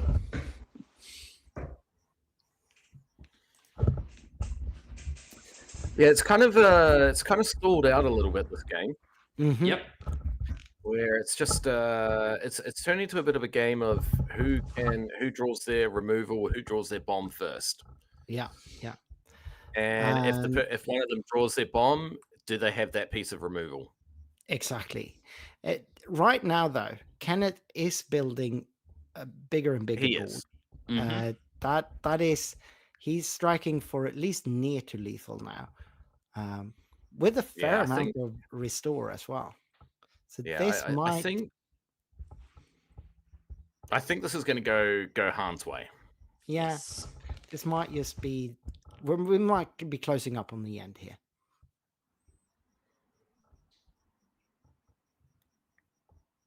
So a little bit of removal there for Luke, at least keeps him probably And off lethal. This just shows the power of the Han 2 blue deck. Just Mm. just not having a board and then being able to reload your hand and then just swarm the board again. Yep. Mhm. Yep. And obviously, the Yoda deck has access to most of those tools, except for the resource cheating that we talked about. Yeah. Yep. Where do you want to go here if you're Caleb? Like, he's, It's This is hard. yeah, what do you do? Like, he can't kill this any of Yoda's the not units. this Yoda's not doing anything. No, restoring 1. Sorry, 2. And drawing him a card, right? Drawing him a I card. mean, yeah. do you go for the draw card? Like, whack 2 into the Ogdo Bogdo and I think you hope- do. hope that you Probably. draw a top deck a decent card. I guess, yeah. Nice. Putting No, a he's little doing bit of damage on Kiadi there, and restoring a little bit, and drawing a card. The Ogda, though, wouldn't have triggered on being attacked. It's on when it defeats a unit, so it Yeah. could have been a Oh, way to man, put a little bit. Man, if he top decked that would have been amazing. Yeah. Mhm. But this is just Oh, It ridiculous. just now. keeps. Oh my goodness. That's disgusting. I mean, none of those units hit for a huge, but they have such great sticking power and drawing power, Mhm. and yeah, it's just You making know it what? so much This harder for Caleb to come back. this is where the Yoda players should be like running something like Nebula Ignition just to Mm. reset Yeah. the board. Yeah.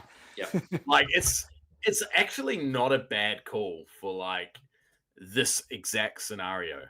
Right. Like Mhm. have one in your deck in the Mhm. sideboard even, Hmm. because you're drawing through enough cards, and if you're getting to a board state where this sort of stuff is happening, play the Nebula Ignition, reset the whole board Reset. state, Yeah. and No, then yeah. like it's just a war of attrition. Then like he's exploded like out all these units. Well, where is he going to get all these units from again? Mhm. Right. Exactly. No, I do think there's a place, a home for that card. Super Laser Blast is just has been more the go-to, but because of villainy decks being more into this sort of strategy. But in Yoda, maybe Nebula Ignition isn't Oof. such a bad call. Redemption. That's Fire. Oof. yeah, it's just prolonging the game. Yeah. Oof. Just stalling it out. Yep. And he's got no way to deal with it as well. Oh, he's got the Grogu. Yep, the So Grogu you King. Oh, would hope yeah. you would hope he'd only heal like 5, Yeah, to stick around for a so little bit. he can take a hit from.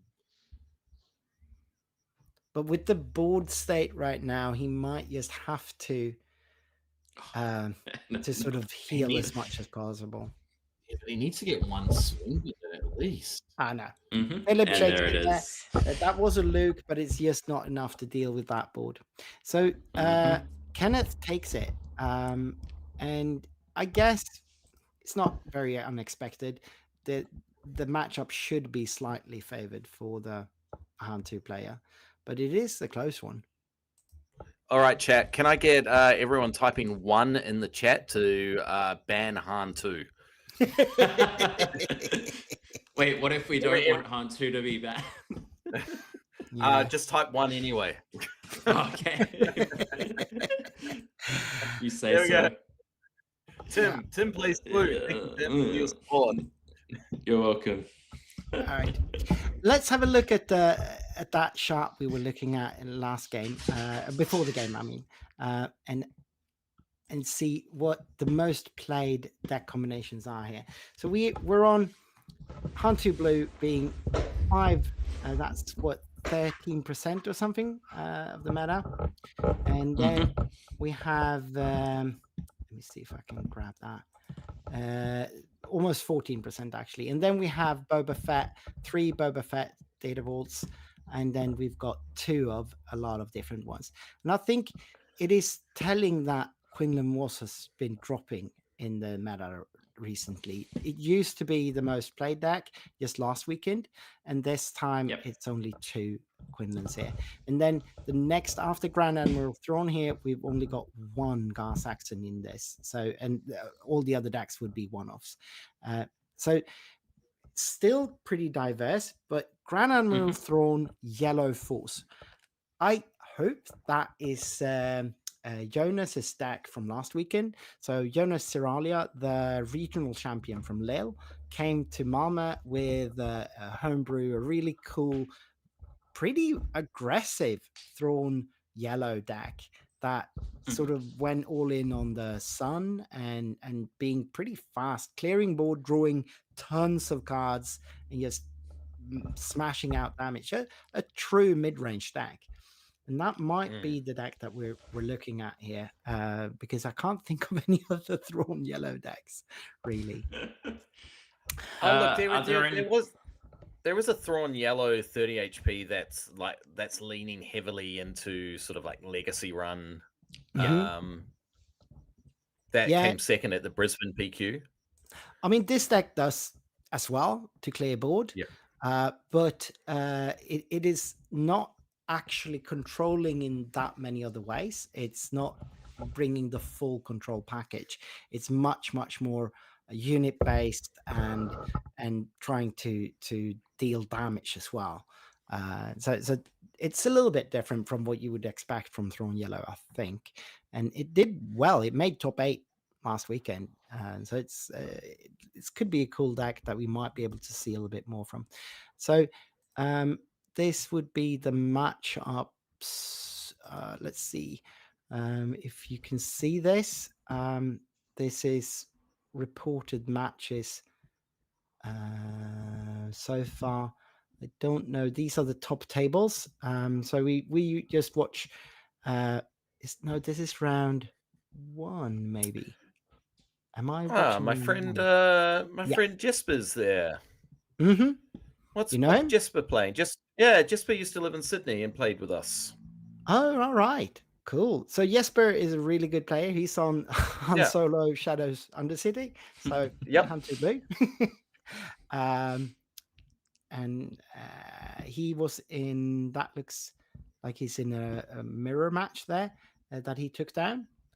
Like I said, Jesper's the only Scandinavian to make day 3 in Galactics, I think. Yes. So he did really well from it, and he came in through day 1. He played his way through day 1 Oh, and wow. 2. Did he really? He did. So yeah, really cool that. It looks like Nicholas took down his second game over Darth Vader Yellow. And what else? have we got? Interesting. Yeah, Jonathan is indeed on his Cad Bane deck, Cad Tarkintown, and he took down Stockholm's Kevin Kuniswara, former PQ champion, who's usually always playing Sabine. He's very much the best Sabine player in Sweden, but for some inexplicable reason, he switched to Kasuda today. I don't know what that is about. He's just trying something new, I guess. Yeah, we have still, what would that be? There'll be 6 matches to go, unreported yet. But at least that's what we got for the top tables. Yeah, that Obi-Wan Kanan matchup looks like that it would be a slog. That could go to time. Absolute slog. So that is Alan Kamalisks on Obi-Wan. Shield generator complex. Look, so, yeah. man, respect for like keeping on with that deck. Like, yeah, no, that's some dedication there.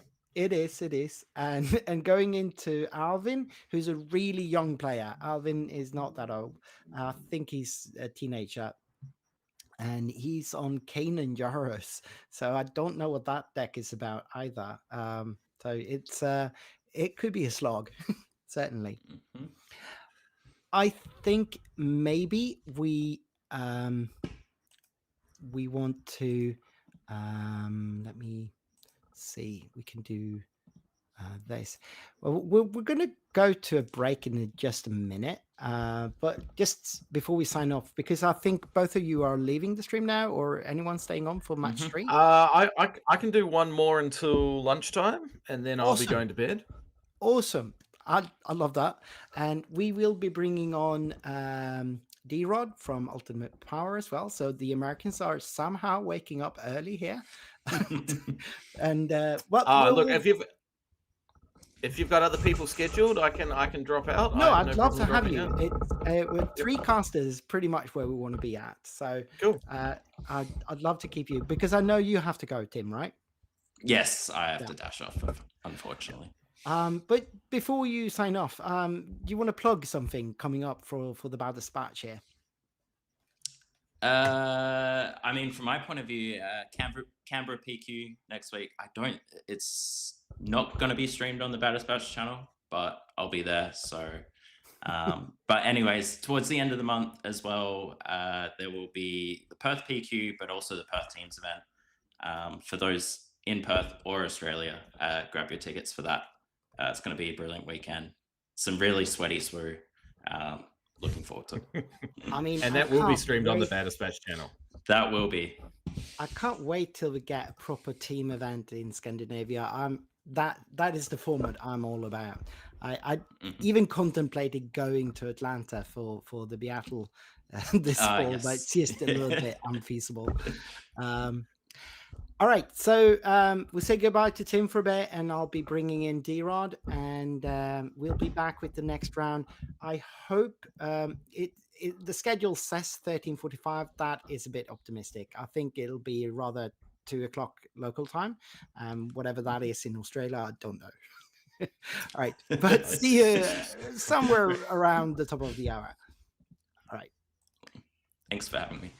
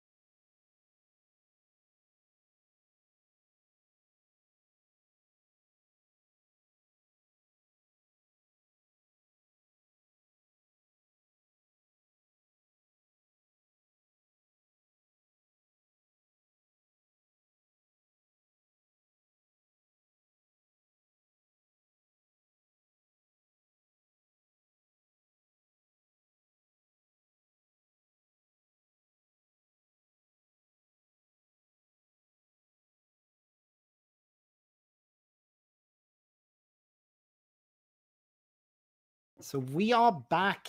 You're watching the Nordic Takedown, and we are streaming the Oslo Outland PQ. We're going into round 3 here, and I'm joined by D-Rod from Unlimited Power. Tell us a little bit about yourself, D-Rod. Hey, thanks so much, Victor. Happy to be here. Yeah, for people who are unfamiliar with my channel, I've been playing Star Wars games since the 90s. This is, we're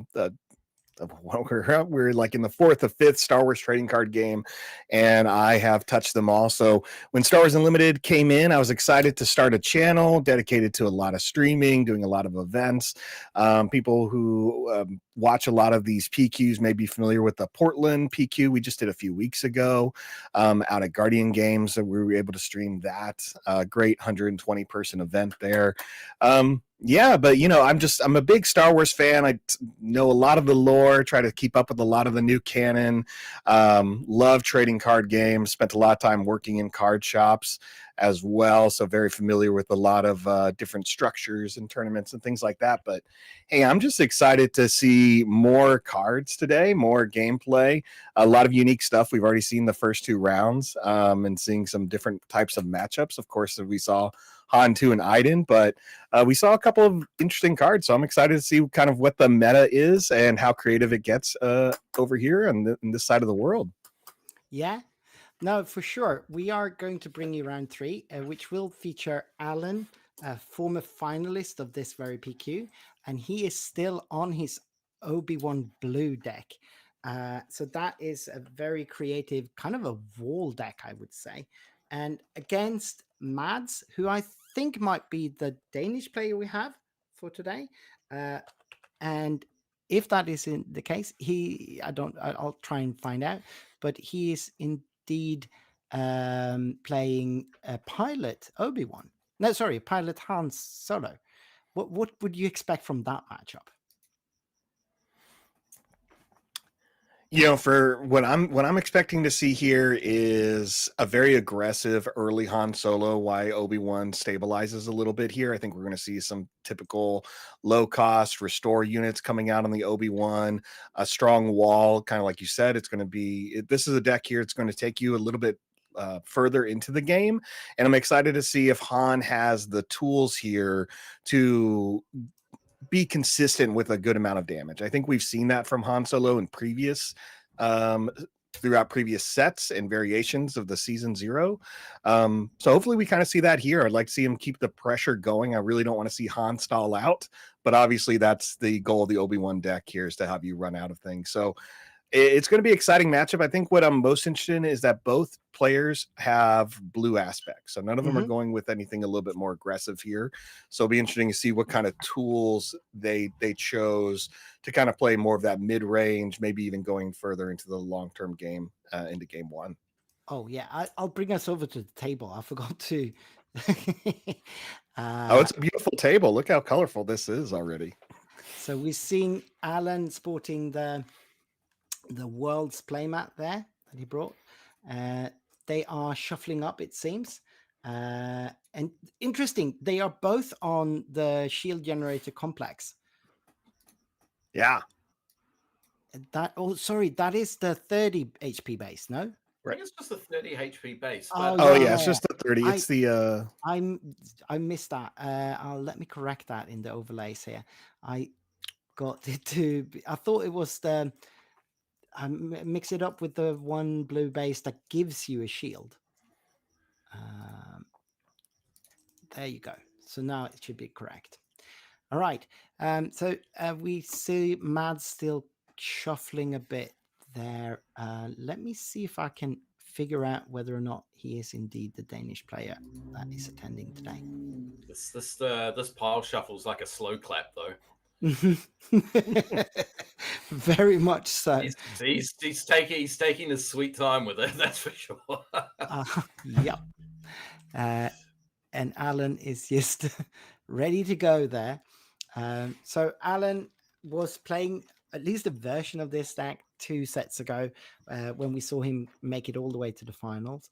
And that final was just an amazing game. Unfortunately, we went over the 12-hour limit that YouTube streams has. So it's not left for you. You can't see the whole final in Oh, the no. video.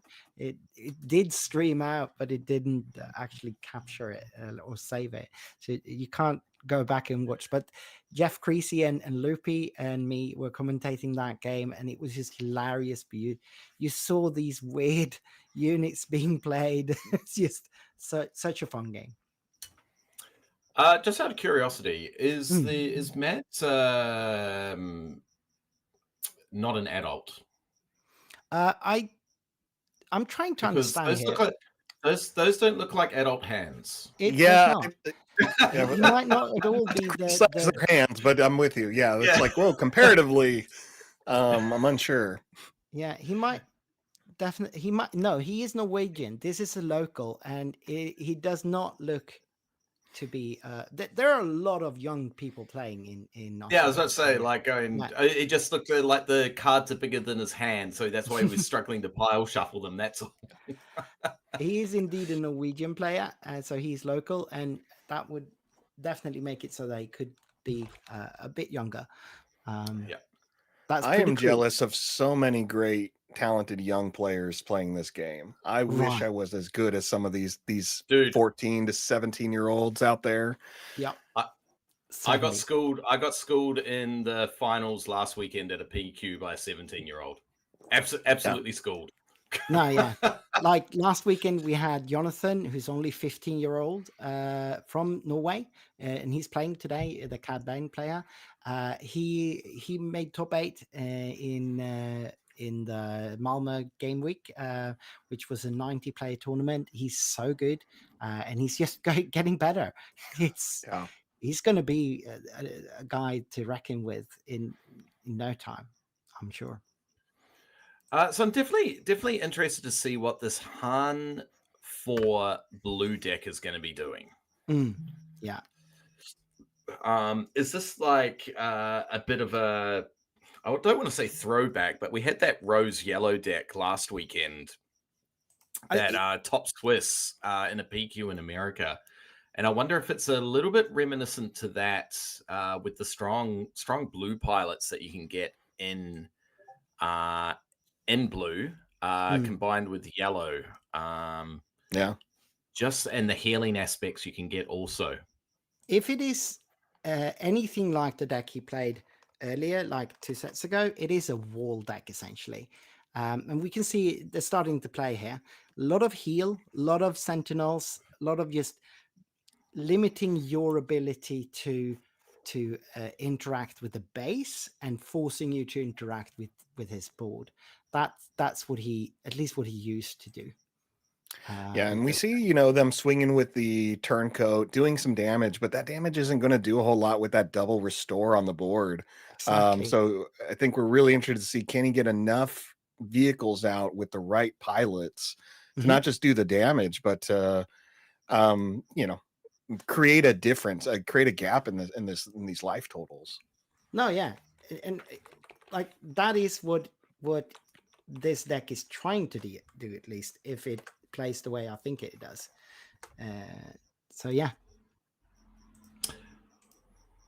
Yeah, this Obi would be great into these Quinlan and these CAD decks as well at the moment. Just being able to take the damage, heal it straight up, basically making their Tarkin Town useless, or choosing when they can use their Tarkin Town and making it as ineffective as possible as well. Yeah, because blue does have the higher health units as well, so you can choose where to put the damage, and then it's just making their Tarkin Town useless. No, yeah, and we saw this deck back then in set 3, just preying on the prevalence of Cad Bane back then. The Cad Bane decks were really, really struggling into it, both the green version and the red version. So yeah. The green version definitely had some legs, but it just didn't have the card pool that it needed. Back then, yeah, for sure. It tried to play a little grindier than the red version, and it certainly did. We had at that tournament we had Jacob being king of Swiss and then losing in top 8 to Alan, just not having the tools to deal with this stack. Oh wow! Look, So it's another Falcon out, but we're at Mm. what 6-3 and nothing but restore on for Yeah. Obi-Wan. All of his units are restoring, and Yaddle is just making them restore even more. it's hard because the Han can't interact with the ground either. He's just a No. pure race space. / gas stack Hmm. that just wants to hit you hard, hit you fast, but he's effectively doing nothing. And without being able to interact with the ground, there's nothing he can do about the restore. Exactly. Right. Yeah.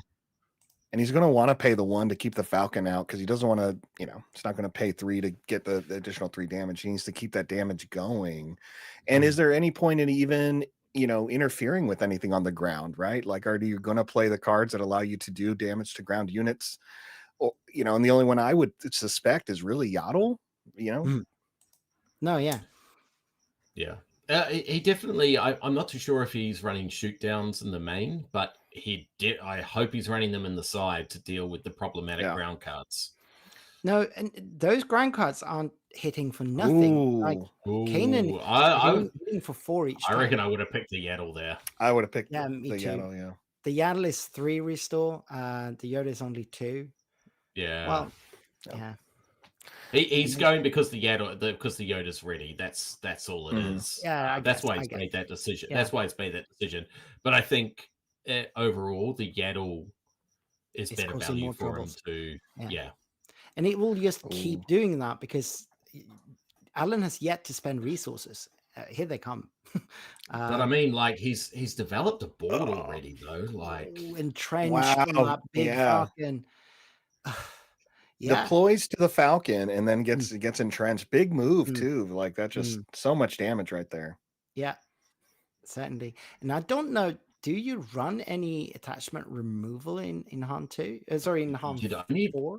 I mean, you could bamboozle yourself, or you could run confiscate. Yeah, but that's about it. Yeah, I don't think you'd run confiscate. It seems. No, you're a pure gas stack. Like you're not worrying about interacting with anyone. No, yeah. Oh, and I doubt he runs shoot downs in main. Q will just draw a ton of cards for Alan here. Every card is blue, so everyone's a hit. This is looking really nasty. This might not go to time, I don't think. No, he's got the board, but he can't do anything with the board. Exactly. Yeah. And Alan is just keep hitting the base. Yeah, and Alan has had no real issue in the ground arena, but I mean it doesn't need a lot to keep the engine going, right? Like we're seeing him do this off of just 2 to 3 units with obviously great keywords, but it's such a threat. It's again kind of like what I mentioned earlier. It's not going to widen that gap. It's really going to keep their life totals close, or eventually Obi-Wan just has no damage on him. Yeah. No, yeah, exactly. It doesn't need the Sentinels here, really. He's just doing it with the restore instead. Interesting. Okay, so I just checked the chat, and our friend Kurjon from Australia has said he's got foresight on the turncoat. So every time he attacks with the turncoat, he can check the top card of his deck.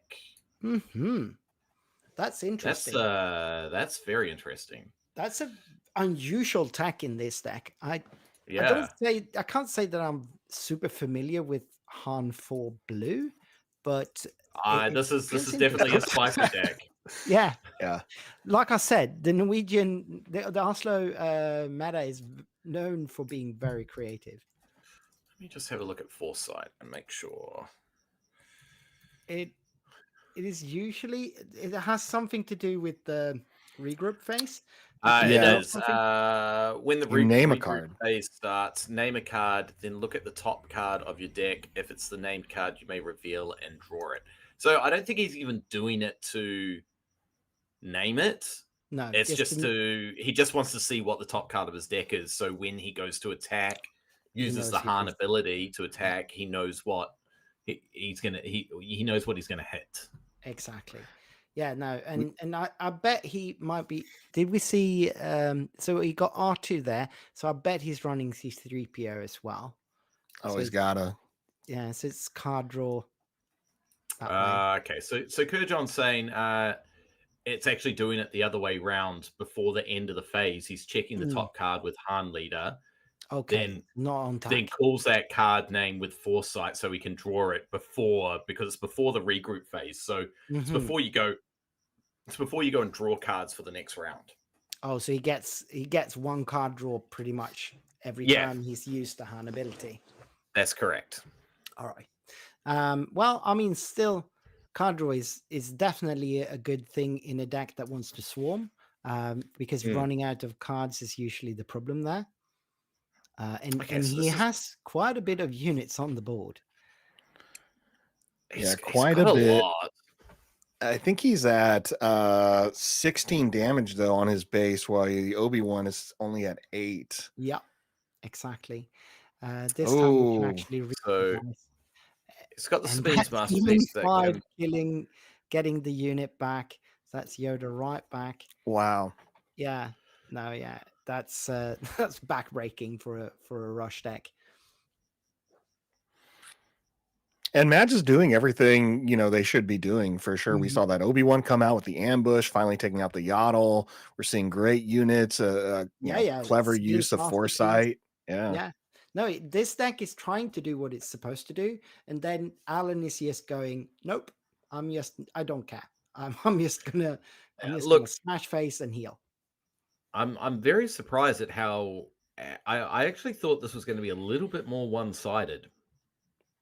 I mean, Matt's certainly putting up a fight, but it just seems that the card draw and the damage mitigation from the Obi-Wan deck is going to cause a lot of problems for him. Now, if you're sitting at this table, would you feel one-sided on either side of the table here? Because I think even if I was sitting in Matt's place, I would look at this life total and say and feel uncomfortable at this point. Yeah, for sure. I mean, we're looking at what 20 or 17 or 18 damage. Can't really read that last eye.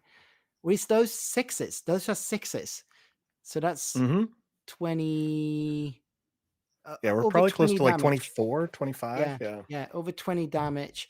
And just no way for Mads to keep up. And he's playing the rush deck.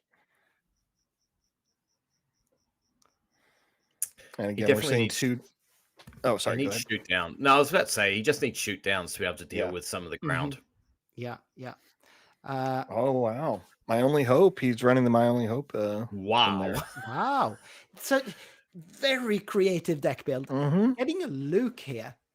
That's very cool. I mean, it's a little bit too little, too late, but it's a surprise for sure. I don't think anyone would have expected it, especially Alan there. But do you reveal the Luke right at this point in the game in your round in your game one? Do you do it? He played it. Right. Yeah. You're thinking for next instead scoop and reset. Yeah, is this something you reveal to your opponent? Because I'm surprised by it, and I feel like anyone else would be to see the Luke in the late game here. Of course, there's always a chance. They're both local players, so they might just not like. They might very well know their each other's decks here. It's just that there might not be. It could even be the case that Alan helped build this deck because Alan is such a prolific deck builder. Look, I mean, if you're running Blue Hero, you're running Luke. If you're not, the only reason you're not running Luke is because you don't own Lukes. Or possibly if you think that you'll never get to 7 resources. Well, that's also fair. But if he's hoping to rip it off the top with "You're My Only Hope," exactly. If he's running My Only Hope, then of course you're running Luke in this deck. It seems that they have a scoop there, or possibly Alan actually got to make that last piece of damage. But yeah, we're going into game 2 and sideboarding. So this is an unfair question. What do you expect them to bring in from the sideboards? Man, I hope he's running shoot downs. Right. Because he needs the shoot downs to not shoot downs, swoop down. Swoop down. Swoop down. Yep. Yeah, Swoop down is what I'm thinking of. Now, shoot down wouldn't do a lot. No. Well, it would. Well, no, it wouldn't. No, Not, especially being in red. No, swoop down, maybe waylays. Yeah. But Waylay is kind of like a tempo loss in this deck because you're not applying pressure. Nah, yeah. Like Waylay used to be a tempo card back in the day. Yeah. But nowadays it feels like it's too costly for what it does in the tempo decks. And yeah. You're giving up too much, it feels like, Yeah. right? We have you guys mentioned it earlier. We have so many great 3-drops now that it just feels like you're leaving too much on the table, or like you're just leaving too much power behind if you're playing a Waylay early, you know? And I think there's just way more efficient removal, like for either 2 or 4. Like 3's kind of like in that weird spot where you'd probably just rather play a unit. Yep. So Kurion's pointing out, it seems that he's sitting on some knowledge on this deck for some reason, and he's pointing out that there should be plos in the 60 for the Han blue, the weird Han blue, and also that this deck has the ability to draw insane amounts of cards, and yeah, it does seem like it could be with all those card draw abilities. Kurjon does like the spicy decks.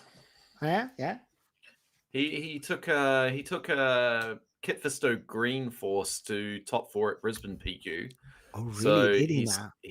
he's definitely the Spice Master. It would seem, and also having knowledge into this deck that I've never seen before. I don't think. There is some crazy stuff coming out at the moment. Like I saw Han 1 Green Force the other day, Han 1 Blue Force the other day. Like, what is this meta? The meta right now is crazy, and I guess like that's why FFG is so happy with the meta right now. Yeah. And I to some extent, they're not completely wrong. It's just that as a player trying to do well, it is so frustrating because it's near impossible to pick a deck that, you know, it's just feels so random what you're matched up into. I guess going off meta is the way to go then. Well, I mean, I guess this goes back to our conversation about both things can be true. So the meta can be diverse, but that doesn't equate it to being like healthy, quote unquote. Right. Both things can be true. Yes, it is very diverse, and for people who love just playing their pet deck and being able to spike an event or do well or get into top 8 with it, it's great. It's amazing. It's fantastic. Yeah. As a competitive player myself, I hate it because every weekend I don't know what to do. Exactly. It's really frustrating. Yeah, and we go off of your guys' point of like both things being true. We've seen that in other games. Or if you look at like Final Fantasy TCG, they have no rotation. So they're in set 24. And so it's just, you can walk into a big PQ like event and you don't know what you're going to see. Stuff from 5 years ago, stuff from like recent, but they're like the meta gets established so quick. And so it's like, is this healthy? Is this not? It doesn't. You kind of wonder how healthy is it when there's so many options if the meta gets so strict, or you see it the other way in past Star Wars games where deck building was so limited, like in the LCG, where you could go to any event and you're just like, I know the exact cards everyone's playing because of how the structure of this is and the limitations. Yeah, and also like the LCG, I loved the LCG. That was one of my favorite card games. But like you said, the pod system there and you know, deck building in that game was not what it is in this game. It was not at all. With the pod system in this behind me. Yeah, you have the box behind you. Reminded me of that because we saw that like in nationals where, because the pod system was, as long as you choose a base, you get 5-6 cards with it, and you go in with so many bases. And we walked in with like, oh my gosh, everyone's playing the same out of 6 bases. Everyone's playing the same 4. And it was very little variation. You just always knew what to expect, which was nice as a competitive player, Mhm. but also, you know, gives you that kind of like limiting feeling. And we've talked about that earlier in that last match of like, you know, Han 2, it just gives you so much value that why look at any other red heroic leaders? Yeah. I mean, obviously, these two players have been looking at very different Yeah, leaders, it's great. and they're doing well. They're at the top tables here. We're looking at table 3 here, and for those of you watching the stream, at the bottom of the stream, we are scrolling the current standings for every round now.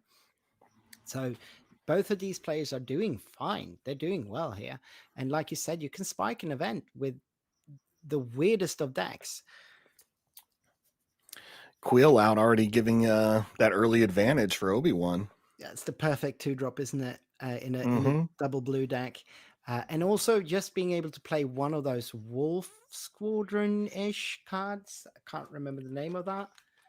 It's like Wolf Pack Escort, I think. Yeah, something like that. It's just a one cost thing. I bet he would have wanted to play 2 units there. Yeah. Oh, he does run. That's an arc. So Alan is running some space. Maybe came in from the sideboard. I think you would run that regardless. Main. Yeah. I think just for a little bit of space, you put an entrenched on it, and you're clearing a lot of space units out with that. Certainly good into. You're then a 4/5. You could clear 2 units and restore 2 with that. Yeah, and certainly good right from the get go into Vader decks, because most of those units don't have that much health anyway. So Mads is playing that foresight again, leaning into that card draw. This is such a fun matchup with them both being blue. It's interesting just seeing the extra cards coming out. It's like, yep, nothing's removing anything, but look at this board setup. It's just like every blue player's dream. There's so many cards on the board. I don't know if I necessarily agree with putting the foresight on the Wolfpack Escort, because it's not long for this world. It's got +2 on it, I guess. So it's going to survive a hit from the restored arc. 1 hit. And that's without an entrenched. So Alan could just entrench it. He's got one in hand, I think. I think that's what I saw. Could have been a Mystic as well. I'm not sure. Oh, but he's flipping and going for +2 damage into base there. And we don't have as much restored. Only Owen has. Oh, the Ark's got 1 restore as well, I guess. And that's another entrenched. Yeah. And Mads do not seem too happy about that. No, hey, look, I share a sentiment. If anyone saw my reaction after having defeating a Chirrut and getting another Chirrut played on me last weekend, I understand. Yeah, no. I'm getting a little bit of PTSD right now. So that's C3PO hitting the ground, and like Kyrian said, this deck seems to be able to draw a lot of cards. It's great to see that. I mean, they're both drawing as much as they can. Again, early, great setups early on, and what you want to see. It'll be interesting to see how much this draw gives us some more dynamic plays here soon. And that's a pilot. I can't remember the name of that pilot. I think that's the Dagger pilot. Decker, yeah, that's the name. Let's bring that up for chat.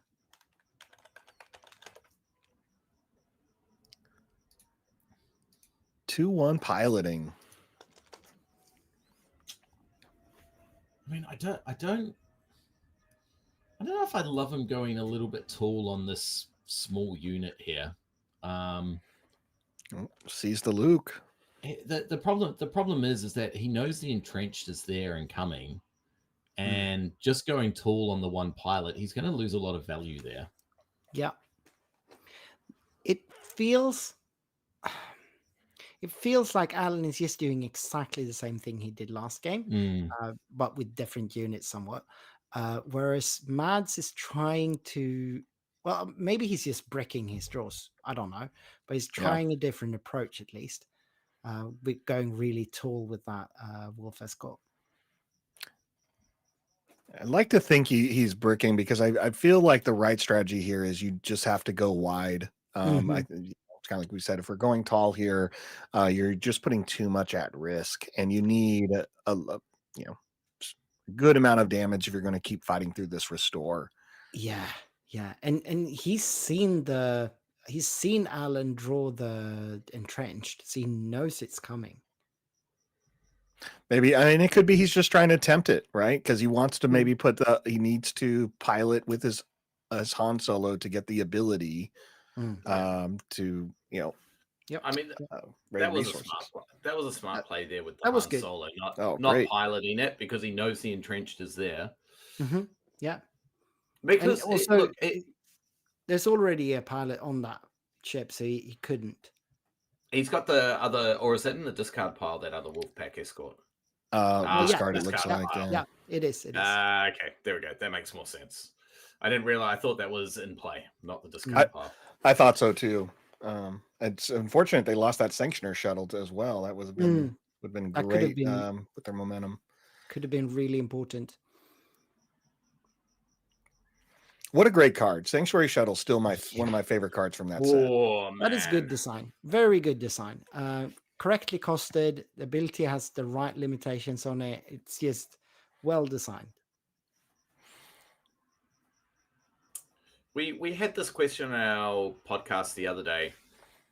If you could reprint one card from sets 1 to 3 for the next cycle, what would you reprint? Now, just for context, my one was Rebel Assault. Rebel Assault is so good. I love that card, and I think it's also correct. Like it's not broken. It is doing exactly what it should be doing. It is hard to pull off, but when it does, it's so impactful. So that's a really cool card. It's an uncommon too, right? Correct. Yeah. Like all the good cards. Yeah.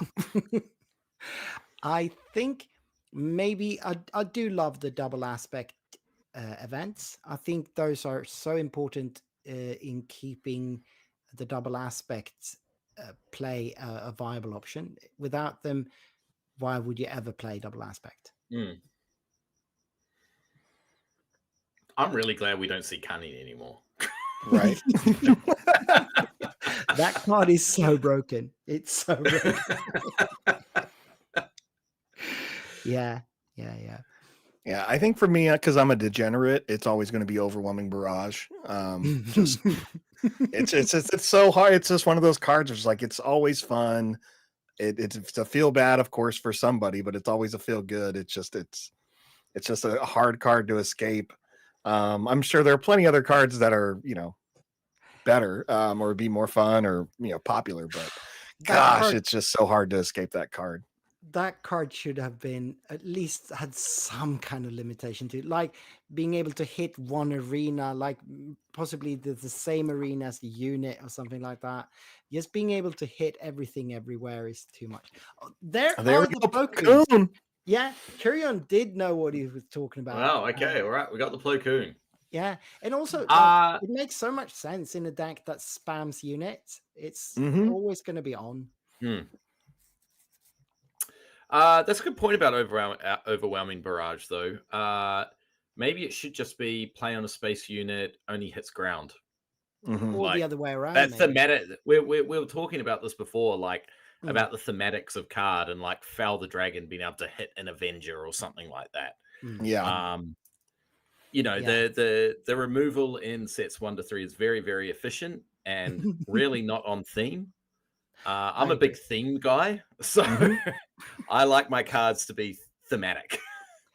And Foul the Dragon being able to hit an Avenger or something like that, it just doesn't really cut it for me.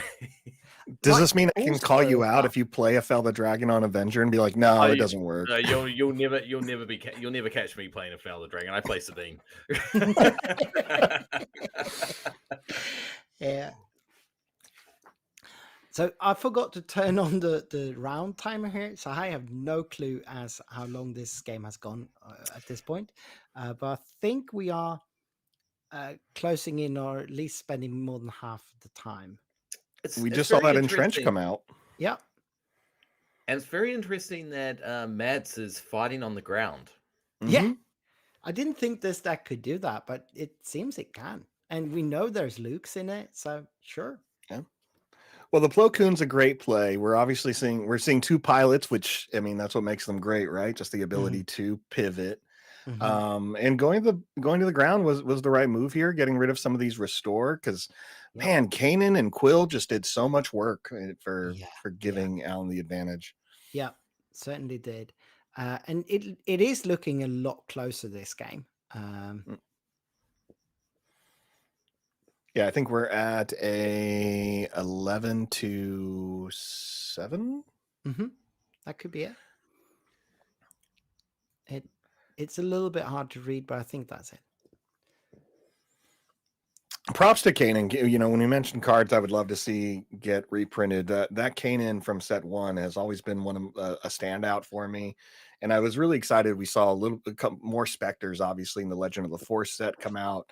A great 4-drop, maybe not the best one or a top on a lot of players' list, but man, he can get some work in and give you a good advantage. It's just crazy that he's barely played in the set, considering that this is the Force set, and you know the predominant Force character from the last 4 sets effectively just doesn't get played now. Like he went into every blue hero deck, and now he just doesn't get played, which I think you'll find if you look at a lot of decks, they just skip the 4 resource turn now. Yeah. No, well, I mean, skip, but it's not the important turn, or you play 2/2 drops or something. 2/2 drops, or if you're Han, you're just playing a Poe or something way more impactful than what Kanan is. Yeah, I think they're just different options with the heroic landscape. And when you're going like blue-red, a lot of times just like, well, if I already have the Force, I'm playing Kiadi, right? Playing Kiadi, I'm playing Chirrut. Just those more impactful cards. Yeah. But he fits well in this deck, right? Where you want to be aggressive, you want to keep on hitting, you're disrupting your opponent's play.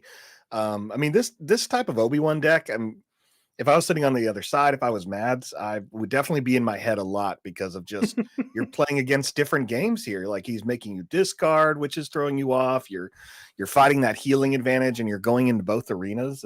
You have to get rid of the Obi-Wan there, bro. Or unless it's only -3/-3.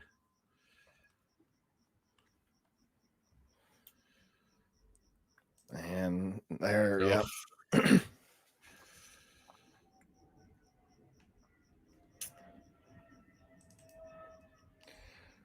Well, this is what Blue Hero looks like versus Blue Hero. Yeah. Just bring your Lukes out. So none of us said seeing this Luke as a reprint. Would you guys be excited if Luke was announced coming back in any of these sets after rotation? I like the card. I do. It is not broken. Well, I mean, it is broken. Obviously, it's probably the strongest card in the game right now. But it is not breaking the meta or anything. No. It's broken on 6 resources. Yes. Push. It's broken on 6 resources. I would be fine with Luke being reprinted. Yeah, I think I'd probably be fine with it as well. I'd be okay with a 4-cost Luke that always gave me the -3/-3 on play. That'd be, you can keep restore 3. That won't happen, but I'd love it. Yeah, I mean, is -3/-3 too strong? Then at 4, because the only closest one we've got is the Night Sister one that does -2, -2. Oh, is it -3? But you got to use the Force though. Yeah. Yeah. Luke can stay the legendary status, and maybe that offsets it. Yeah, exactly. It is a legendary. It's same with Anakin, new Anakin. That it takes a bit of jumping through hoops. It's super strong, but it's a legendary. They should be super strong, I think, and it's not broken. So we have Alan winning it 2-0 here. I think Looks like we've got a scoop here. Yeah, and that's a lot of dice on Mads' base there. So I can only assume that he would have got there. So Props to this, Mads though. I have a feeling we'll see them later on. As long as the way their deck performed, I thought was really great. We saw the consistencies there. We saw the damage. It's just, what do you do with this widening gap over time? yeah. No, so this was the last game before the lunch break. They have worked a bit on the schedule here. It seems that we are going to be on lunch break for about a little bit more than a half an hour more. So 15 minutes, quarter past 3 local time. And after the lunch break, we'll be bringing you round 4 and 5 and 6, because this is a 6-round event. And then we'll go into top cut for a top 8 cut here. So we're going to be with you all evening here. Now, for you, at least, D-Rod, this is not even evening. It's quite early, right? Oh, it's 5:30 in the morning here in Portland, Oregon, in the States right now. Yeah. Ooh, you must be excited for the sector coming up. Oh, I'm certainly am. We just got that cleared, so I'll be working the sector and really pumped. I mean, we have a large player base here in Portland, Oregon. We are about to hit 400 at our Discord. All of our events sell out. So like the last PQ, we're at 120 plus. We have another PQ coming up that will be streaming on the Unlimited Power site. That's at 88, I think, that we had to reschedule because it was on the same day as the sector. So luckily we got that. But yeah, it's going to be huge. It's going to be big. I'm excited to see a lot of the locals, as well as people coming up from California and coming down from Seattle. So it's gonna be a great scene. Great time. That's the only premier sector in the US for this set, right? There's another one in Philly, but essentially they're going to be they're both completely separated on different sides of the country. So west and east. Philly's a limited sector, right? Oh, you're right. Yep. So this is going to be the only one. Traditional premier. Yep. Right. So what's your opinion on? Do you think limited's going to be well supported, or do you think it's going to be? I think so. And it's different from being up here because we have Portland being so close to Seattle, which is the home and beginning of Magic the Gathering. We have a lot of players who really prefer sealed format. A lot of growth in that, a lot of potential. A lot of players actually come into Star Wars because of sealed formats. Every time I'm at a pre-release, I'm talking like, oh, this is your first time. They'll say, yeah, I did a draft, or yeah, I did a sealed.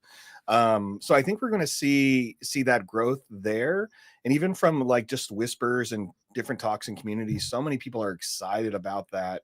I think we're really going to see that pretty big. And I know locally, we're trying to work with some stores to do some practice sealed events. And people really want to, they'll do that. They'll spend the money to do that because it obviously costs more than a regular tournament. But, to anyone who's never been to those, sealed events are great. It's a gamble because it's all about what you're going to grab. But, you never know. You never know. The sealed part of it's going to be a little bit hit and miss. But yeah, it's so much fun. It's so much fun to play. And especially when you get to the draft portion of the event, it is heavily skill based. You need to practice that.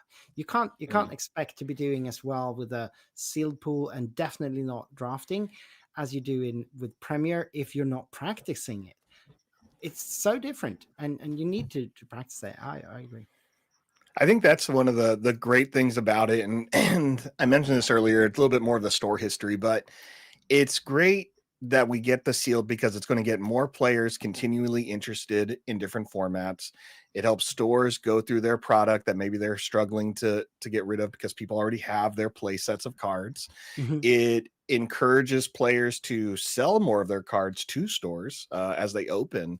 So it really does create a great life cycle for the game, and kind of can bring in new players who really just only play limited. I mean, it is a skill to draft, and as fun as sealeds are, because it can be random and you can get the right stuff or the greatest stuff, once you get to that draft portion, it is all about what do you know, and do you know when to take stuff, and do you know what you're building, what you're looking for, and how to read signals.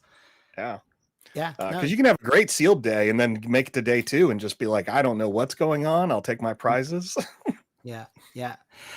I also, I mean, I've heard a lot of people complain about it being a sealed Swiss, and I still think that's the correct call. Not because I like sealed more than draft, but because I don't think we have enough judges. I don't think we have enough staff at our tournaments to be able to run a draft only big event. Like if you have 500 people playing, that's just the logistics of that is just insane, and we're not there yet. We might be. I hope we will be at one point, but right now I think sealed is the correct choice to go with for Swiss rounds. Now, with going to sealed, I'll be excited to see this a bit. I don't know if you've ever had these moments, but it's a feel good and feel bad moment in sealed events where you open up product, and for other games, you open up product in a sealed event, you open up your packs, you make note of what you opened, and then you hand those packs to someone else. Essentially, you're opening your product for someone else to play with, and vice versa. And I've had those moments where it's just like you see these great cards and you're like, none of these are mine. I hope I get good cards. Yeah. Anyway. You don't want to crack a showcase and then have to pass it to someone else. Oh my gosh, it's so they do it a little bit differently to eliminate that very feel bad moment. So you do crack your own packs, but then you hand it all over to your opponent sitting next to you, and they sort of mark it down for you. So you do get to open your own showcases. That's good. Yeah, I think that's actually good. But yeah, you do hand it over to your opponent, and they start marking down your cards. So they use, again, this is good. This is FFG doing the right thing. They're learning from others how to do things. Please keep doing that. Yes. Because FFG are new to the TCG scene. They're not really. They did TCGs way back when, but they've been doing the LCGs, and they've been doing whatever Destiny was. and they're not the most experienced in doing TCG, so they need to learn from other people's experience. And I think this is a case where they've shown that they are willing to do that. Yeah, and I think we've seen that of them, say like, let's approach things with what we see is working. But let's also ask questions of, does this work? And kind of like I said, like here's a way a sealed format's working in a very popular game, but is that leaving bad experiences for people? Yes. Can we avoid that and still get the honesty we're looking for, right? Which is the reason why you want someone else to check what you opened, because no one ever wants to suspect their opponent brought in legendary cards to a sealed event, which is why they do that. It doesn't mean you won't have a feel bad moment, right? Because I don't want to check someone's deck and be like, oh wow, yeah, somehow you ended up with 5 legendaries and all my legendaries are events that don't really work in my colors. Cool. That's going to happen. But it's at least so you're not like handing off your cards to someone else for even more of a feel bad. You can save that for draft when you got to pass a really good card. Yeah. All right. I think we're going to wrap it up here for a bit and take a little bit of a lunch break. I know I need to fill up, and I know you, Clint, it's getting late where you're at. Time for bed for me. Yeah. It was such a blast to have you guys on. And it was great. It was a lot of fun. I've been trying to get you on for a while now, and it's just time zones. Yeah, time zones are a thing. So this has been great. Thank you so much for joining me this early in the morning for you, D-Rod. After the break, I'll be here with Lego Pizza, Ian Klein, the world champion runner-up. And we will have more SWU for you. But you want to plug anything before I go shut us down for a bit? Subscribe to the Baddest Batch. We try and stream as many Australian PQs as possible. That is what we're known for, is our high quality streams of PQs. And fun banter and commentary when we do the streams as well. We don't actually watch the games, we just talk shit the whole time. So that's what we do. So if you like that sort of content, feel free to go to our channel, The Baddest Batch, and subscribe. Other than that, we do put out a podcast every 2 weeks-ish. we're not very. We kind of do it when we feel like it. We're getting better at it though. But yeah, we love playing the game. We love being able to stream it for everyone. We get a lot of international viewers. Like we get a lot of hits on our stream from America and Europe because we do it when no other streams are on. So it's great. We interact with everyone in the chat. We love doing it. It's our primary thing that we do. And we just love interacting with the community as well. So come check us out. If you've got nothing to do at 3 a.m. in the morning and you're in the States, click our channel. We're probably streaming something. And anything you want to plug, Derod? Oh man, I'm definitely one of those people at 3 a.m. apparently, so I'll be watching some Baddest Batch content live.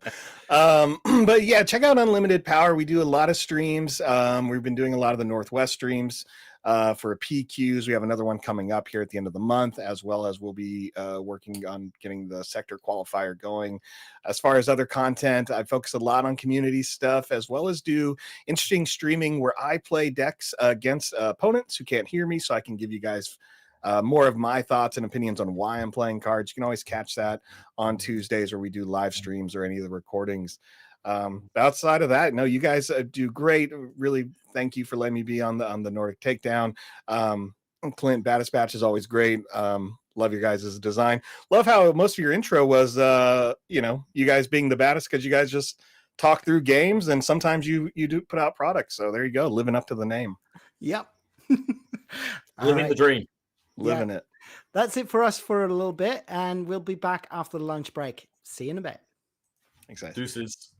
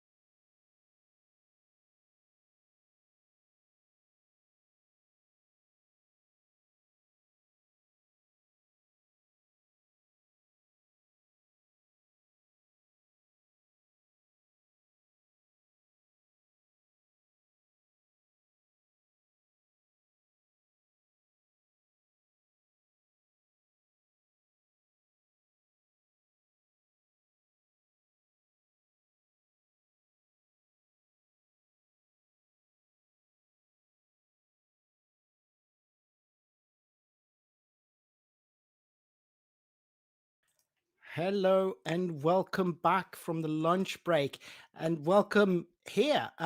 This is an honor to have you here, Ian. I've casted before with you, and it's always a pleasure.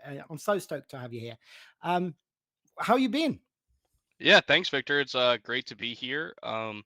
Love doing casting when I'm not playing in a tournament myself, so this kind of just lined up perfectly. I've been doing well, and playing tournaments when I can get to them, and really excited for season one. Excited for the sectors and regionals coming up. Those are going to be really exciting. So yeah, no, it's just been all around and enjoying SWU like always. I don't know if you've been watching. It's quite early over where you're at, but I woke up like 30 minutes ago. yeah, that makes sense. That makes sense. So we were just talking before we signed off for the lunch break about the coolness of having limited sectors. How do you feel about the Philly sector coming up here? That's not close to you, but closer than the Portland, I guess. Yeah, so I'm actually from the Philly area, so Hmm. it's like going home to visit, which is perfect for me. Um, I'm really excited about it. I think limited is a really awesome test of skill. Um, it's going to be slightly different than what people are used to with Premiere, but I mean everybody loves going to pre-release, right? Like this is just like a giant pre-release uh, that you get to play with all your friends, and then if you do well, you get to draft the next day, and then that's even more fun. I love drafting personally. Like I prefer draft over sealed. So my goal is just to get to day two so that I can try to get some really fun drafts in. I'm really excited to see where competitive limited goes with this game because I think they've been really like developers have been really trying to push limited in these newer sets, and I know they've hired a bunch of people to make the limited environment better. So I've been having a blast so far in my prep and excited to play in the first one in the US.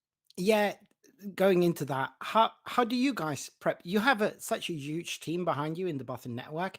How do you even do it? How do you prep for this kind of thing?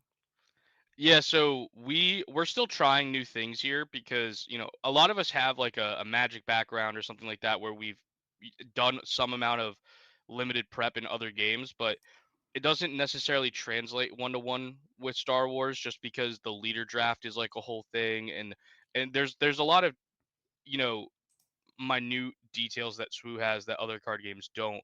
So we're trying our best to kind of figure that out, but a lot of it's like, hey, let's open 6 packs and do a practice sealed pool and see where people go and compare notes.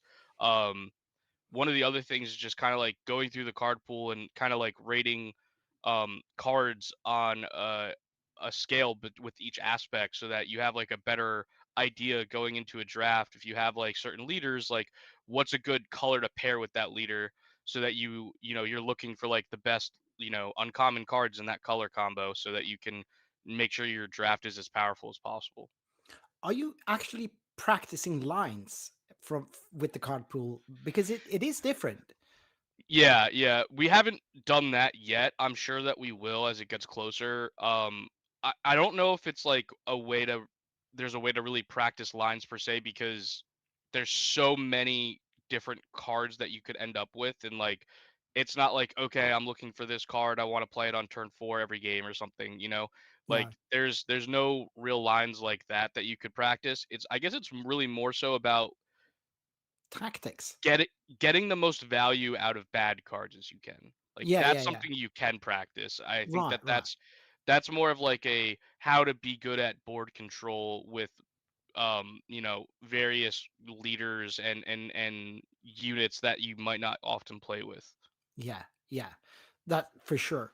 I mean, it obviously there are the bumps that you get in a sealed or definitely in a draft pool, but just using those all the other cards because you still have 30 cards in your deck and you're gonna play a lot of them. Yeah. No, Yeah, for sure.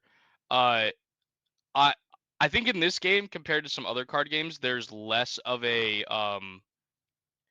bombs And I guess it's set dependent, right? Like, Yeah. obviously with set 1, like, Overwhelming Barrage was, like, one of the best cards you could get. That was an uncommon, right? Stupid bomb. Yeah, yeah. So it's not necessarily that, like, "Oh, I opened the best legendary in the game, I'm gonna win my sealed pool." It's Mm. like, yeah, you could open a Grogu and you could do decently well in sealed because Grogu is just gonna give you a lot of value over the course of the game. Mm. But, you know, th sometimes you just get them with, like, some random uncommons, like Mm. one of the other things too that I've been trying to like figure out, and I think this will always be set to set, is like whether or not there's a true like dodging the arena strategy that you can actually do. So like in Magic the Gathering, flying is kind of like a mechanic that's like I'm in a separate arena, right? Yeah. And Yeah. like blue white flyers was like always a strategy that you could play in draft where you're Mhm. just like I'm gonna play blue white and I'm gonna play every single flyer that I can find, and if my opponent doesn't have any flyers, like they just can never block my stuff and I'm gonna kill them. And you can Yeah. kind of do that with the space arena in this game, but it really just depends on like how the set is balanced with the two arenas. So Mhm. like in set 4 you can't do that because it's a space set.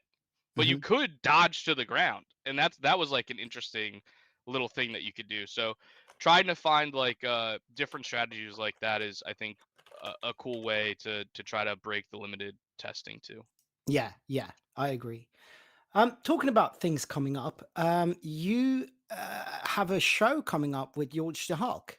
Could Yeah, you tell us a that's little bit right. about that? Yeah, so it's called Cardboard Chefs, and it's like a game show kind of done in the style of like Iron Chef or Chopped. Every episode we're gonna have a special celebrity chef judge, or sorry, celebrity chef guest that's going to be competing with me and George. The Hmm. three of us would be the chefs that are in the competition. We have some bot and network judges that will be critiquing our deck lists, and it's kind of like an on the fly. We're going to be live. You get 20-25 minutes to build a deck based on special ingredients of the week that no one knows about beforehand besides the judges. And you have to try to do your best to make the most competitive deck, but also try to use those spicy ingredients and see who can come up with the coolest decks. um so yeah, we're hopefully going to get the first episode out soon. We just did a pilot episode that we did that was private uh yesterday, and it came out really great. It was so much fun doing it. So I think everyone's going to enjoy it because there hasn't been something quite like this that I've seen in the not even just in the Star Wars Unlimited space, but even in like the card game space in general. All right. So, but that's not going to be the one. That's not going to be the. Sorry. The pilot show is not the one that you're going to put out first. Right. Yeah, that was just like an internal test for us to like Ah, make sure that we have OBS set up so that we could like get the actual stream going and have all of the assets that we have for making sure the cards show up in everybody's screen. So it's gonna be a really cool time, and I think everybody's gonna like it. So very much just a test run then. yeah. All right. We are supposed to have our game for round 4 come on really, really soon. We are going to be watching Alan, who did top. He did go to the final Oslo PQs ago. He did end up coming to Galactics as well. He is the one behind the Blue Bee deck that we did that, and he's still on that Blue Bee, or rather, he's back on that Blue Bee deck. So he's playing Obi-Wan from set 3, I think, on a 30 blue base. It's Very a cool. wall deck, really. And he's going up against Cad Bane Talkingtown, which is going to be played by Jonathan Berenson, who's a local player, but he's been traveling around. He's just 15-year-old. Oh wow, that's Yeah. awesome.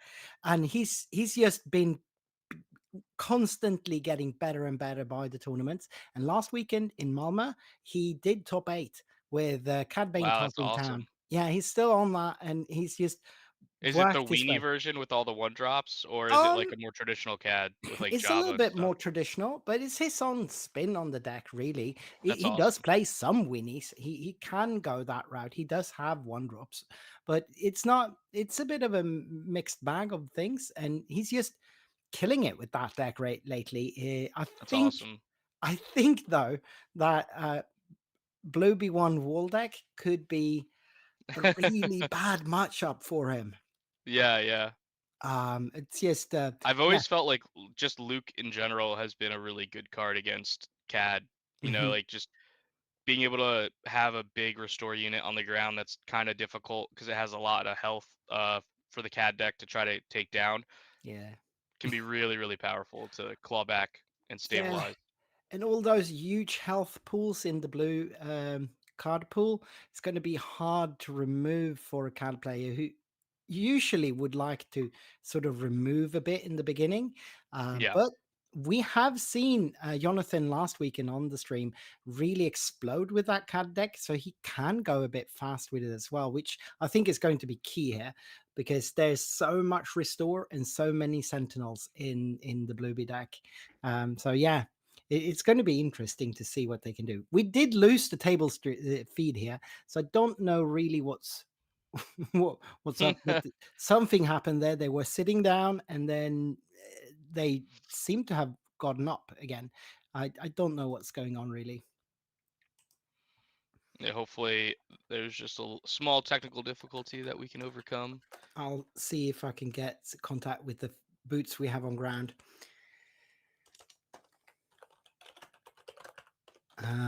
But yeah, so while we wait for that, tell us a little bit about the Bothan Network and yourself, maybe. Yeah, so the Bothan Network is a competitive team in the United States. We have around 30-ish members. We go to all the major events. We really take the game seriously. We love this game so much. We have our own YouTube channel called For the Network where we release content every so often. We have a Discord server that's completely free to join. And yeah, if you want to, try to get better at the game and just have a fun time hanging out in our server, feel free.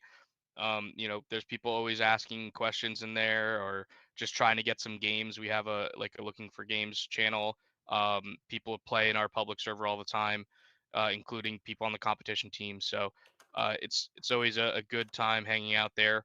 Um, yeah, the big thing that I know I enjoy with this game is deck building, and George the Hulk, who's one of my teammates, my, one of the best deck builders in the game. So working with him on decks is super fun.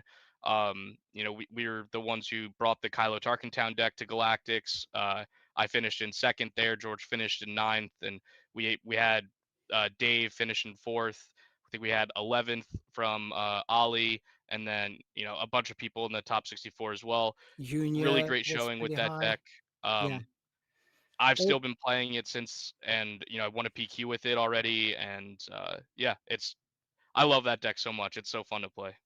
so actually, I had a talk with my fellow Nordic Takedown caster just last weekend in the poll about the Talking Town deck, and he sort of said that it's been figured out, and I guess to maybe some extent there are people now have some solutions to it.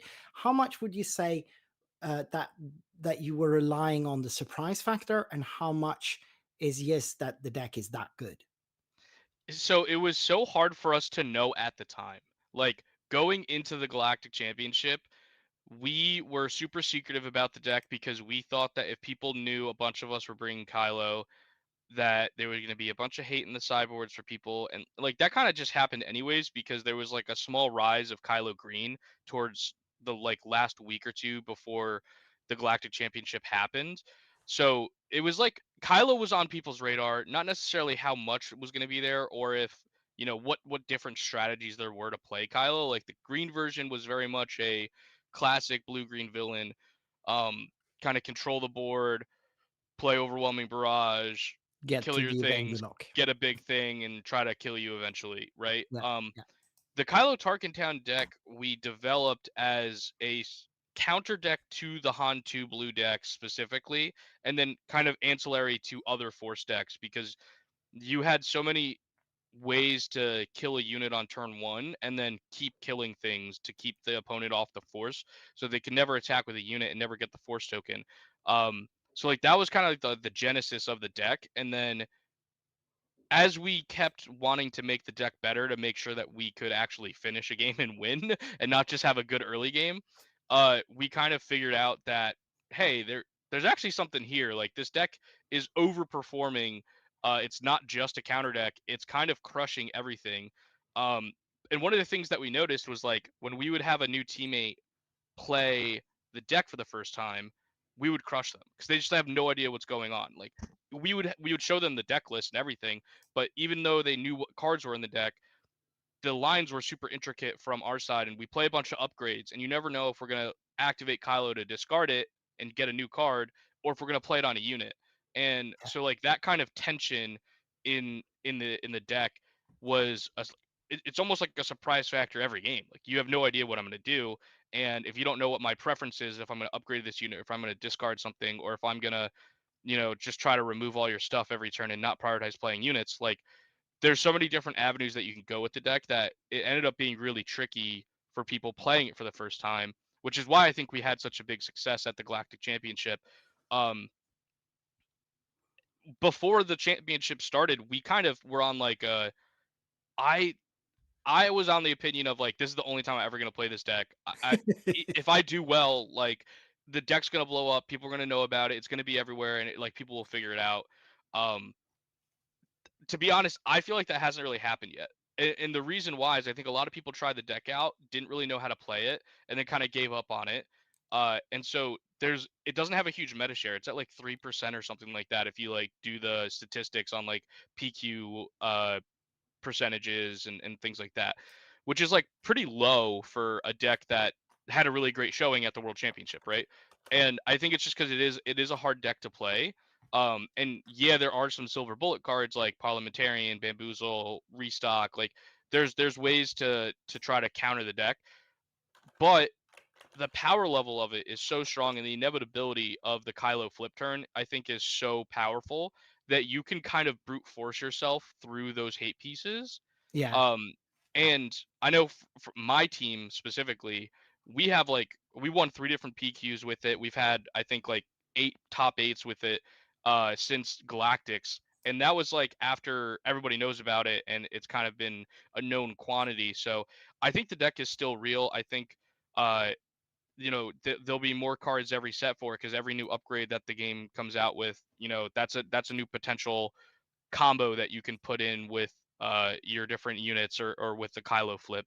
And yeah, I don't know. I still really like the deck. So you're still working on it. You're still developing it. oh yeah, Very much. All right. yeah. We've been tuning the deck based on the meta. Like what kind of upgrades do we want to play? Like, do we need to play the Saboteur upgrade in the main deck? Do we need to play Mahdi's in the main deck? Do we need to play Devastators in the main deck? Like, there's a lot of like flex slots that we kind of had where it's like, okay, into an unknown meta, I don't want to get blown out by a random Chirrut or a random Sentinel, right? So I want to make sure I have some Saboteur upgrades. Yeah, things like that are like the way that you can tune the deck. But like if Chirrut falls out of the meta for some reason, like you can just put those cards in your sideboard, and then you can have some main deck cards for something else. Things like that. Yeah, yeah. So while we're still waiting they are having some technical difficulties at the site. So they're trying to fix it. I've had some contact with them. But let's have a little bit of a look at the meta we're at right now. So the top 8, I don't know, maybe you can watch this. Can you see the stream so you can see? Yeah. I'm looking at the stream right now. So these are the top 8 players right now and what they're on. Obviously, we only have 3 rounds down. So it is not necessarily a super accurate or insightful thing to show right now, but it's what I've got.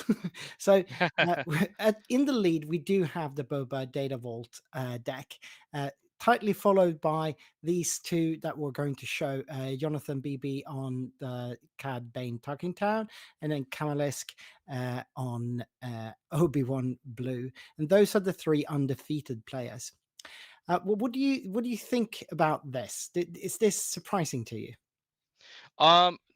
The Obi-Wan deck definitely surprising. I have a teammate Phil Richie who really likes Obi-Wan from what was that Obi-Wan from set 3 or set 4? Yeah, I think that's the three set. set The 3, set right? three. Yeah. Obi-Wan from set 3. He usually plays it with green, but double blue is super interesting.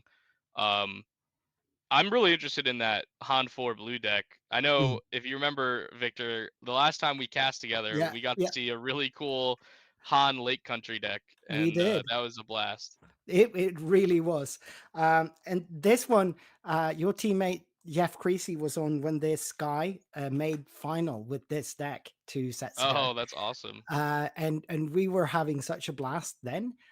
So yeah, they switched sides, so I need to switch sides on the overlay says. But they have started the game. It would look like while we were having the technical Oh difficulties. yeah, looks like both Yeah, leaders are deployed, so we're pretty far into game 1. yeah. So what do you think has happened? I mean, right now it looks like there's no damage on either player's base, so I would assume that that's pretty favored for the Obi-Wan player, but Mm. I have no idea. I mean, it is what he does. He has so much heal in that deck. It's just stupid how much heal he's got. Yeah, it looks like both leaders have some damage on them. There's a Bosk unit out, which can be really good at, picking off units by playing events. So we'll probably see something like that happen. Yeah, I bet. Jabba trying to find one of those events for the Bosk. Yep. So unfortunately, I have no idea how much time has passed since the game started, so I can't start the get time round number thing. Well, maybe I can guesstimate it. They should have started maybe 20 past, so 12 minutes in, maybe. Yeah, that sounds about right. On I'll put the the timer 7 on. resource turn. I'll put the timer on 43 here, and we'll see what happens. So this is one of Jonathan's favorite plays, I think, to have Yaba out. He seems to want to go for that every game, almost. Just to be able to use those events of his, find them and use them more efficiently. And Yeah, we he's finally see Tarkin Town being used on the 7 resource turn. yep, yep. And like I said, Jonathan here is a really young guy. I think he's 15. But he is playing like a very seasoned player often. And Yeah, that's great. also, obviously, Alan having been to Worlds last set and just being a very proficient player as well. Like they've both been playing for a while now. Ooh, there's the Luke. Yep, yep. And that could spell the beginning to the end for CAD, I think. Oh, Oh, the best follow-up he could have. immediately captured. I see we've got your teammate Carlos, Yoda Killer, in the chat, and he must be What up, loving this. Carlos? Yeah, he loves Cad Bane. Yeah. Jabba's #1 fan. Mm-hmm. Mm-hmm. So we're going into, would this be resource 8, 9 even, 9 even? Yeah, 9 if they choose. Yeah. Looks like they don't. Yep. Yeah, That's it's looking pretty rough for the Obi-Wan here. mm-hmm. Needs like a Fell the Dragon to get rid of this cat and get the Luke back, start restoring. Yep. And if he doesn't find that soon, I think it might just be over. Yeah, and there's a significant amount of damage already on the base with 8 damage. I mean, it's not lethal or anything, but he is racking up some. Oh, he chooses Yeah, to rescue Luke there, this huh? almost seems like a desperation rescue. Like Doesn't it? you don't have anything in hand to get rid of that cat. You can't let it attack again without healing. Yep. I think he has a Doom here. Very interesting. Get some Yeah. XP, get Yep. something. Oh, and then he just gets Oh. captured again. Oh, that's why he. Oh, yeah. Rough. I love that play from Jonathan though. Like he knew he had that. It's free because of Yaba. No, sorry, it's only 2 resources. It's Yeah. discounted, and he gets a shield on CAD, and he gets to draw again next time. Yeah. No, that's really good. And then here we go with the Oh. blasters to try to finish it up. Mm-hmm. Taking it to 20. I can't see I think really. it should be 21. Yeah, 21 damage on base there. No, And then 19. 4 more. Now we're at, yeah, Alan's cleaning it up for us. That's Yeah, good. it should be 25 total. Yeah, it is. It is. So that is lethal on the board by a lot, like several lethals. Yeah, Yeah. I think don't they're just know gonna that pack Alan it has up. anything to save him here. How could he? He needs to take care of the CAD unit, right? Yeah, And there's he the Fell does. the Dragon. But And then you just like attack with Cat, and then you have a 4/8 Jabba. It's yeah, really tough to deal with. yep. And that is exactly what Jonathan does. So he's one from lethal, one from winning here, Yeah, and he can and heal the Yoda, but it's only not 2. enough. He'll have 3 Not health left. enough. Jabba still gets him. All right, but yeah, no, that's not enough. That's not enough. Yeah, not enough. All right. Game one is in the books. So I guess you might not be super familiar with the Blueby one deck, but what do you think the guys are bringing in from the sideboard here? Yeah, I would assume like more ways to control the board from the Obi-Wan side. Not really sure what's in the sideboard, but yeah, just things to try to control the board. You don't want the CAD player to be able to hotshot blaster you to victory like that. So, Yeah. yeah, obviously like the Cad Bane was so good there. Yeah. Yeah, If and he's that not playing like a blaster, full, the blaster too, that's always in the row. Like they oh always yeah, have that. always, always. Just put a blaster on Jabba and you have such a problematic unit to deal with. Yep. And yeah, I don't know if he has more Fell the Dragons in the sideboard. Maybe that's something he could think Could be. about. I'm assuming there's Zuckuss on the CAD side as well, besides the CAD Bane. But like, yeah, you just got to kill that CAD Bane on sight if If he he gets flips. something good. Mhm. Yeah. Yeah. Oh, you mean the unit? Yeah, the unit. Yeah. Yeah. Mhm. The 7-drop unit. That was just perfectly timed. Being able to take that Luke just when things were looking up for Alan there for a little bit, and then no dice. Yep. So they are shuffling up here. We have a little bit of a shaky board, but I think it's coming across sharp enough for viewers at home.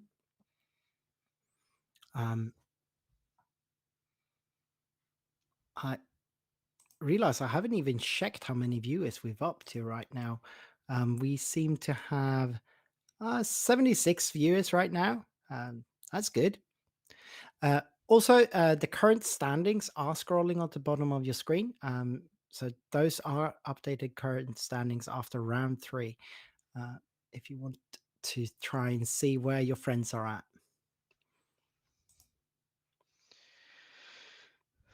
Yeah, I wonder if this is a deck that you can just take initiative, or if you're supposed to give it to CAD. I'm not really sure. Yeah. I mean, obviously, Obi-Wan wouldn't mind the game going long. He Yeah. should have the better top units, but it's a mono blue, so he doesn't run any crates or anything like that to completely shut it down. And to be fair, there is a chance that CAD could have a crate or two in the sideboard, or a planetary bombardment will definitely devastate us. So it's not entirely sure that Obi-Wan has the better late game right now. Right. I think the real benefit of the Obi-Wan is like you get to heal on that first turn play after they ping you. So Yeah. it's not like super devastating No, to yeah. play a card out first. I don't It is know what was that card that he had in his hand that he ended up getting discarded by Bazine? I think that's the Ezra from Galactics. Sure is. Yeah. Yeah, great art. Yeah, that's one of the most beautiful cards they had. And the card that Alan has played there is the Wookiee that has grit. It can heal another unit when it's played, and then it gets grit from it, I think. And that's an entrenched on top of that, just making it beefy enough to handle a lot of the early game from Jonathan there. And also out of Tarkin Town range for a while. Yeah, for sure. And then, like I said, he could just keep healing it with OB1 to try to just keep it healthy and out of that Tarkentown range. Hmm. Carlos in chat says that he would have brought in lurking phantoms from the CAD deck, and that certainly could be a really cool unit to have against this ground focused wall deck of Alan's.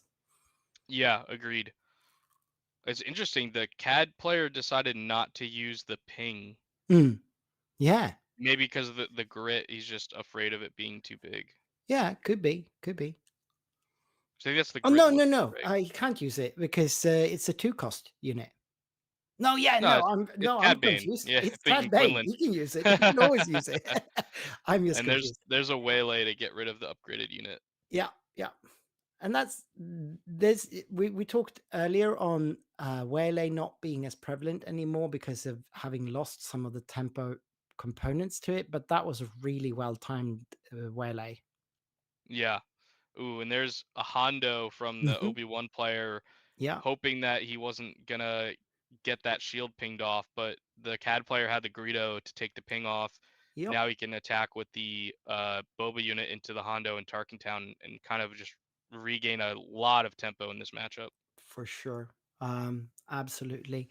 I think the Hondo unit could actually be interesting to be able to remove blasters and things and you steal those. Oh yeah, no, for sure. There's a, Definitely a fun little card.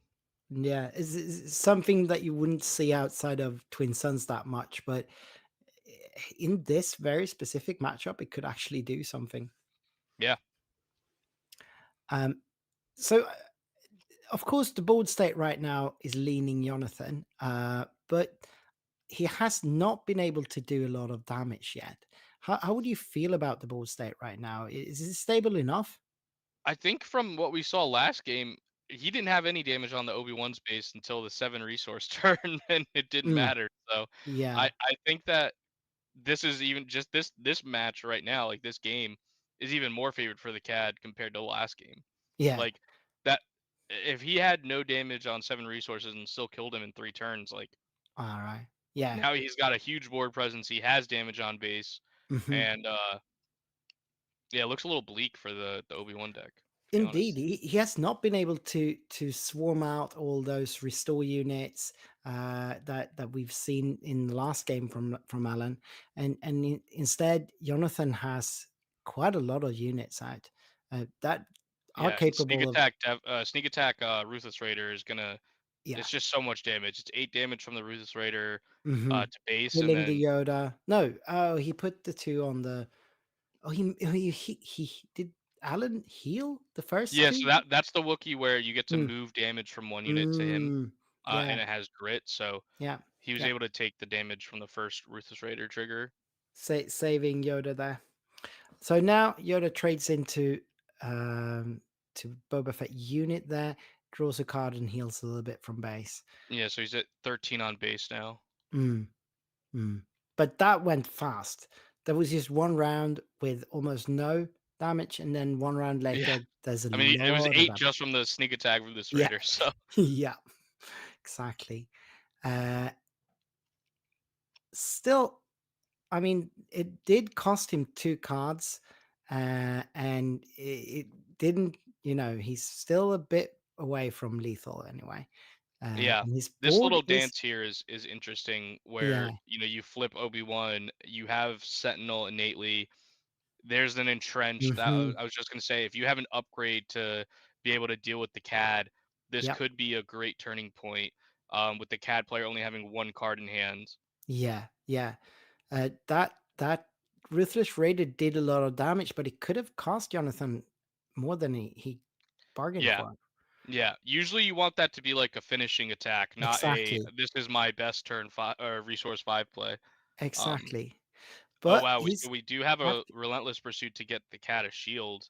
hmm, that's good. That can That be will annoying. save him. Yeah, Yeah. That's pretty good, and also get that Yoda. And sorry, that was not that was the Wookiee, but yeah. The still, Wookiee. Yep. yeah. If it would have been restore, it would have been even more important. I think you can't trade here with the cool because of the sentinel. What do you do even? Do you attack with CAD here?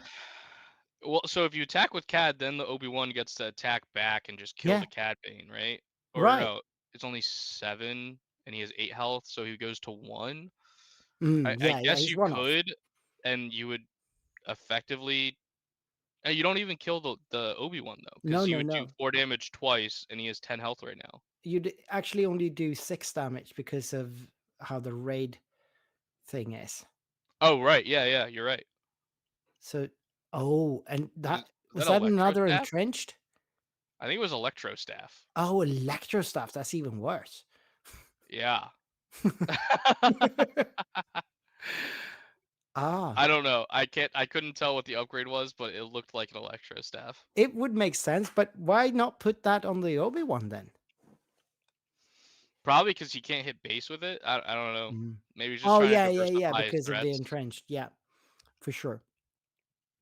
So Obi-Wan is 4-9, 4-8 inherently. 4-7. 4-7. Yeah. So with 3 extra, he is still pretty healthy. 7-10, yeah. Yeah.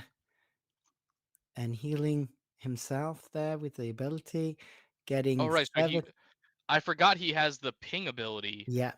So When he he can heals, effectively so then he strike can for 1 more. ping the shield off and then attack in for 7 damage. Yeah. And now it looks like they're trading. Yeah. And that makes sense because Jonathan doesn't have a board at all right now.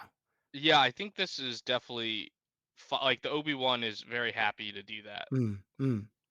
Your leader checked their leader. His Cad Bane didn't do any damage to base. I think you're happy Exactly. about that. Oh, Oh, and a that's a follow-up perfect Luke. Luke. And Yep. if Jonathan is not able to deal with this Luke pretty soon, it's going to look very differently. This match might swing. Yeah, I mean, you get to kill the Greedo, heal 3 right away. You can even get it with the Queel if you wanted to preserve the Luke's health and just heal 1 for right now. Yeah. And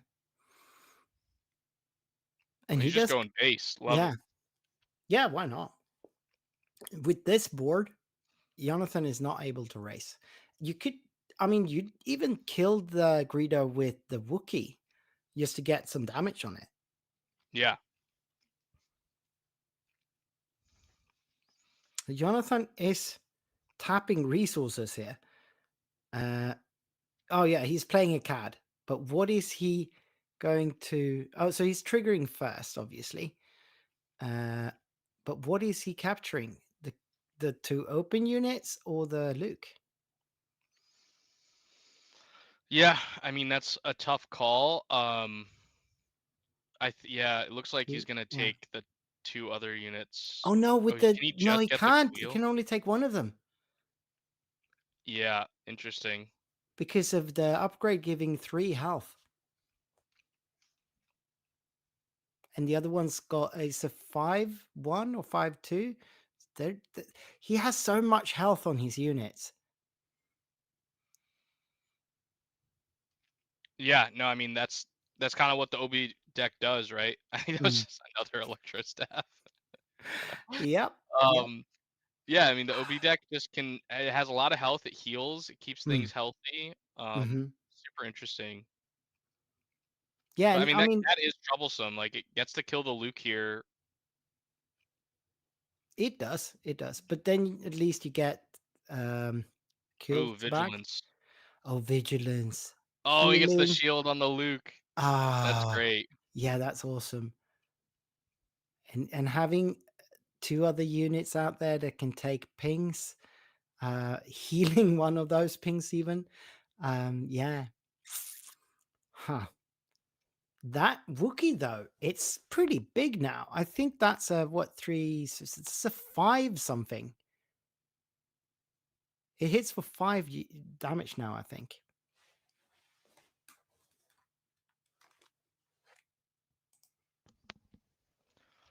Sorry about that. Yeah, no, it's getting up it's there. a lot. Yeah. Is he paying? No. He does not let the unit from CAD get uncaptured. He's just content to race here. Mm-hmm. Was that a Mist Hunter? Yep. That's the Prestige Mist Hunter, I think. But he's considering it. Jonathan is in a pickle here. Oh yeah, for sure. There's so much healing right now because he's Mm. got the Owen, the Mhm. Luke.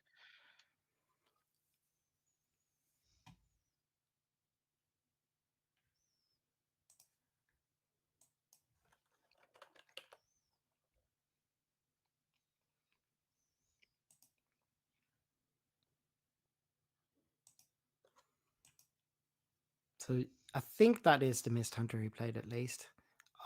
Kanan coming in for More Owen. restore. Yeah, even more restore. And restore that can actually deal damage back as well.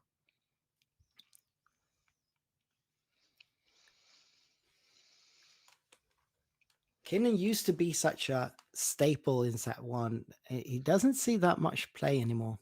Yeah, I think part of that was because there was only so many like Force and Jedi tags Mhm. in the Yeah. game, so he was just kind of like a decently on rate card that has those really good traits. Yeah. Yeah. Here we And have a being a covert rebel as strength. well. Yeah, and a rebel. Yeah, he has a lot of great traits, right? So And I mean, that pseudo restore is not nothing. for sure. It usually heals 1 or 2 every turn. And that's CAD gone. Yeah, this kind of looks like a nightmare for the cat tech, to be honest. I don't know how he's getting back here. This is what I imagined that this matchup would look like. But Jonathan did push that last game so well that he got me thinking this is not how it would look, but now we're here anyway. Yeah, I don't even think like a follow-up Cad Bane to capture the Queel and the Kanan would be good enough because there's just so much other damage staring you down the face. Right. And so much restore. So much restore. Yeah, I mean that Grit Wookiee has so much damage Yep. right Yeah, now. he had to tap it down there. And Uh-huh. that's the forces with me striking in with Luke for 8 damage, healing 3. That is a big swing. Yeah, for real. That's 11 damage difference. And Jonathan is now at 17 damage on base. And that Mist Hunter is not doing enough. Definitely not. That's is I'm thinking, yeah, he can start boosting Kanan with that The Ezra, Ezra. yeah. Yeah. Not sure it really matters at this No, point, but he not can do that if he wants to. yeah. Mill 2, Yeah. Heal probably another. heal 2 or 3. Oh, Yeah. he heals 3. Yeah. What a combo. I mean, at this point, Jonathan could just scoop and hope for better luck in next game, I think. Yeah, for sure.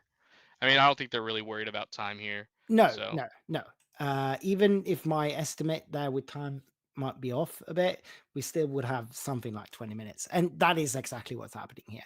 Jonathan scoops game 2, and we're going into game 3. This is turning out to be a really interesting little series coming up here. yeah, no, it is. There's a lot of interesting tension on the flip turns. How does the Cad Bane get through the Sentinel of Obi-Wan? Does the Obi-Wan player have an upgrade to soup up the Obi-Wan or some other unit to try to regain the board state? Right. Super interesting. We didn't really see a lot from Vigilance, but I feel like that card is just always pretty good in this matchup. Healing Sure. 5 and killing something could really swing the tempo back I in your mean, favor. Cad often has a lot of health on his units as well, so it might not be able to deal with that many units. But like we saw, there are other options that are interesting. Giving a shield to Luke Yeah. there was so good. So yeah, I think Vigilance is definitely, and at 4, we're used to it costing 6, but at 4, Right. Yeah, it's super strong at 4. it's a powerhouse. Yeah. Yeah, just even like putting a shield on your Obi-Wan leader, right? Oh yeah, Yeah, Like that's good. it is. And Put an entrenched on him and then put a shield on him. yeah, we used to see a lot more sentinels in this deck when I saw it 2 sets ago, and now it feels that he doesn't run that many sentinels. It's just he's ramped up the restore to 2000 instead. Yeah. Yeah, no, that makes sense. I mean, when you have built-in Sentinel on your leader, Mm, you're pretty good at gumming up the ground, so yep. And just enough, to catch a break, and then your opponent, you like we saw, Jonathan had to waste so much resources into be able to get Obi-Wan off the board that he couldn't really recover from the state afterwards. right. Yeah, I mean, 10 health is a lot. When you put an entrenched on him, whew, Yeah. Or an electro staff. He, what is it's taking off 1 or 2 damage less? it's +2/+2, and then when it defends, it's 2 less damage. Yeah, 2 less damage. That for every strike, that's a lot. That's what you have on Shirt. Yeah. I imagine that he must have tested with going force for this deck and have Shirt in it, but for some reason he felt Shirt wasn't good enough and went up to 30-point base. Yeah, That you is, don't get as many of the payoffs. Like I think without Kiadi as a payoff, you'd mhm, much rather just get the extra health. yeah, Um, apparently. Like yeah. there's no world where Alan didn't test it and he came up that this is the better Oh, did he configuration. not draw a 6th card? Ah, He has 5 cards on the board right now. yeah. I think that's just a mistake. You're supposed to just. And I think that's he's just probably what gonna they're get talking there. about right now. Yeah. This is so Alan is such a straight-haired guy. He's so just he'd call judge on himself in this case, probably. And Looks like it yeah, was a covert so I think strength. there's a judge there Yeah. helping them sort through that. Yeah. Yeah. Debating if he wants to use the CAD ping here. I think you Mhm. do because you get to essentially take initiative here, Yeah, you do. And right? Oh even no, is that though an 05? So you don't get to yeah, get initiative? Oh, okay. it I was is. just saying you get to Tarkin Town and kill it if he doesn't heal, but I guess that's not what No, you happens can't because talk in it's a town 05. off of it, but yeah, you can hit it with Basine and then talking town it. Right. Though at that point he probably does heal with the Obi-Wan. So Yeah, yeah. maybe he's got a McClunky though. Oh, yeah, he definitely plays them. 3, I would assume. Yeah. Moisture Farmer and a Yaddle. So much restore. Mm-hmm. He's gonna have to decide Endless if he restore. wants to Tarkin Town the Moisture Farmer. That seems wrong. Mm-hmm. I feel like there's no good answer on what to attack here. Because you can No, attack I with mean, the Phasine, and then he gets to just heal it with the Obi-Wan. yeah. He is gonna Tarkin Town the Moisture Farmer. Interesting. Huh. That is interesting to spend your talking time on that. But I guess he wants to try and push some damage now. If he's got some damage pushing cards in hand, uh, that would make sense. Maybe he It is might playing also like just be like get it off the board so it doesn't soak up more CAD pings, right? true, and like if he is like Carlos suggested, playing like phantoms or something, and he's got one in hand now, then you need to get some of the restore off, and you can start going. Mm-hmm.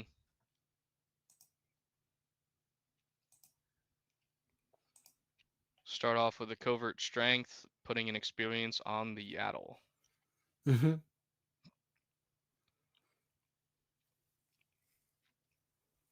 Yeah, that's a 3/5 now. I heard that's good. That is a good stat line to have, Yeah, especially with restore 1 and extra restore on other force people. trait. Yeah. Yeah, it's a good unit now. See uh, what the Jabba gets us. Yeah. What tricks does he have is up to sleep? Oh, he misses. No, really. Unfortunate. Yeah. Yeah. I know Jonathan runs a lot of tricks. He is very much that is one of his favorite lines, to play the Yoda and sorry, Yaba, and just use those events to great effect. But Mm-hmm. no such luck. And yeah, just doing 1 to base here cannot be what he was hoping for. Yeah, and now the Obi-Wan player is kind of in a pickle too, Mm. because there's the Boba unit on the ground that gets the Mhm. extra 3 damage Yep. if he attacks someone that's already been out and is exhausted. So he's Kind of not really have to. sure how he wants to. Yeah, just But doing 1 to base though. yeah, but if Yaba does, sorry, if Boba attacks into the Kashyyyk defender, he puts the 3 on first. Oh yeah, so he'll take like 4 back, Yeah, he take 4 back, and and the then Yaddle gets to clean it Yaba up. can take it. Yeah. Interesting. So I think that Yeah, was a but now pretty, the Jabba can take out the Yaddle. I don't for know. sure. I feel Yeah. like this is still like a pretty good spot for the CAD right now. Right. Absolutely. And like we talked about last game, he has shown us the ability to explode somewhere around resource 7. Mm-hmm. So the game state right now is not necessarily, it's very open. Both of these players can do well from this board state. Yep, and here's the Jabba going into the Yaddle. Mm-hmm. Regional governor. Ooh, I Interesting. wonder what he's calling here. It would be so interesting to hear. I bet he's calling something like a unit. What It do you could be think? Bosk. Like this is the 5 Mhm. resource turn. The Yeah. Bosk gets to just clear the regional governor. It's like Yep. an annoying unit to stick on the board. Makes the discount from Jabba really effective because now Yep. you're getting events cheaper. Yep. No, that could definitely be it. I guess we won't know.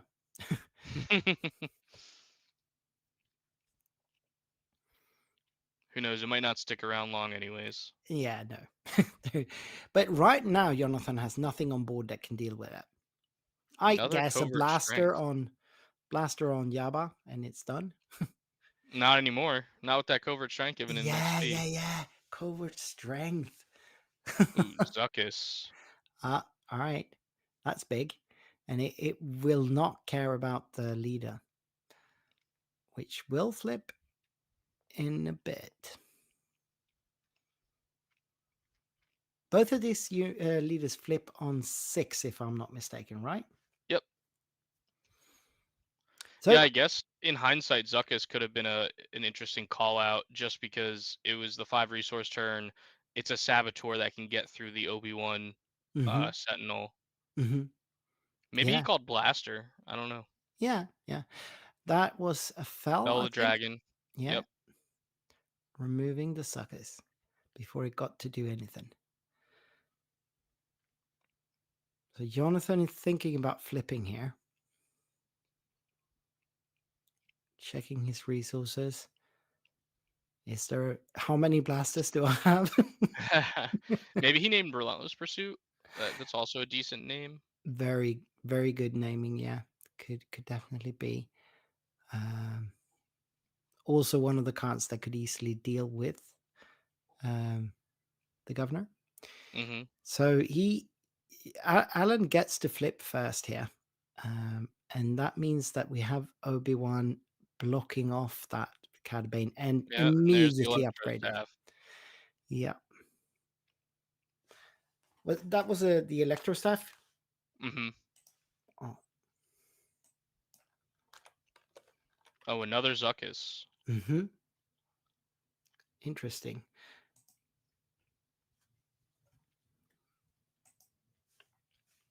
Feel like you just attack base. Yeah. With the Electro Staff, you can. So why not?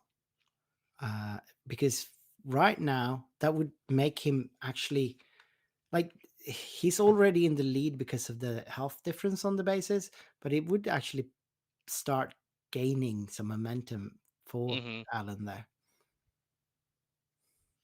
I mean, he'll have to deal with these units eventually, but because you have Sentinel, you're kind of in a good spot to just you know, make him attack into your sentinel. Mhm. I guess he decided he wanted to get rid of the Bazine in case there was a McClunky to return it to hand. Yeah, yeah. I guess that's fair. But it's getting. I'm very curious what he named with the governor here, because I think it might have been Blaster. it could have been. It could have been. There's so many significant things he could have named. And he goes into CAD with governor there. Yeah, it's interesting because now he can't put another CAD ping onto the governor without it dying. Yep. No. I guess. I mean, Obi-Wan can still heal it. But yeah, but he doesn't have initiative. No. Yeah. And Okay, so just Circus 6 just to goes to base. base. Interesting. Yeah. Huh. Interesting. Does he think he can just race with one unit? Oof. Oh, the forces with me comes in. I think we're gonna get rid of the CAD here. Mm-hmm. Oh, gets rid of the Zuckus. Okay. Okay, yeah, fair enough. But that is a big Obi-Wan now. Yeah. What is it? +4/+4 right now, and takes Mhm. 2 less when it gets attacked. Yeah, yeah. That is a mountain of a unit, and there's not a whole lot in a Cad Bane deck that can deal with that. But Bamboozle. yeah, yeah, I Bamboozle or guess. bust right now. Yeah, He missed on the Jabba though. he did. Maybe if he got a Bamboozle off the Jabba, he'd be sitting pretty. Yeah. But then Jonathan might just be playing Devastators or Planetary Bombardment. Well, I guess Planetary Bombardment at this point wouldn't be as good because you could just take the Yeah, there's so much damage. health. Yeah, there's so much health. But there are Ruthless Raiders for sure. We saw them last game, and there are space threats that are actually quite hard for Alan to deal with at this point. I think that's another Lexter staff, but it is captured. Looks like it was not Relentless Pursuit that was named. No, no. Oh, well, no, that's the CAD unit. Oh, that's that. Yeah, but I was looking at CAD and was like, that's his leader. Wrong CAD. Wrong CAD. But it could definitely be Relentless Pursuit or Blaster. Both of those would be pretty good options that could have been called. Yeah, honestly, this is a little scary though. How much Mm. health does the Obi-Wan have? He's got 3 damage on it, and there's 11 health total. Mm-hmm. So only that's 2 more CAD damage there. leader unit doing 4 damage. Well, it's so only 2 damage because the Electro Staff. Oh yeah, he only takes 2, so he's up to 6 damage now, which is Should be 5 damage, I think, right? I think it should be, but that looks like 6 to me. Yeah, he's put 6 damage on there. Maybe he had a 1 on. Maybe is it not Electro Staff? Maybe. That's another the forces with me to clear the CAD unit and get the. Well, I mean the governor Oh, does nothing. it's -1. Mm.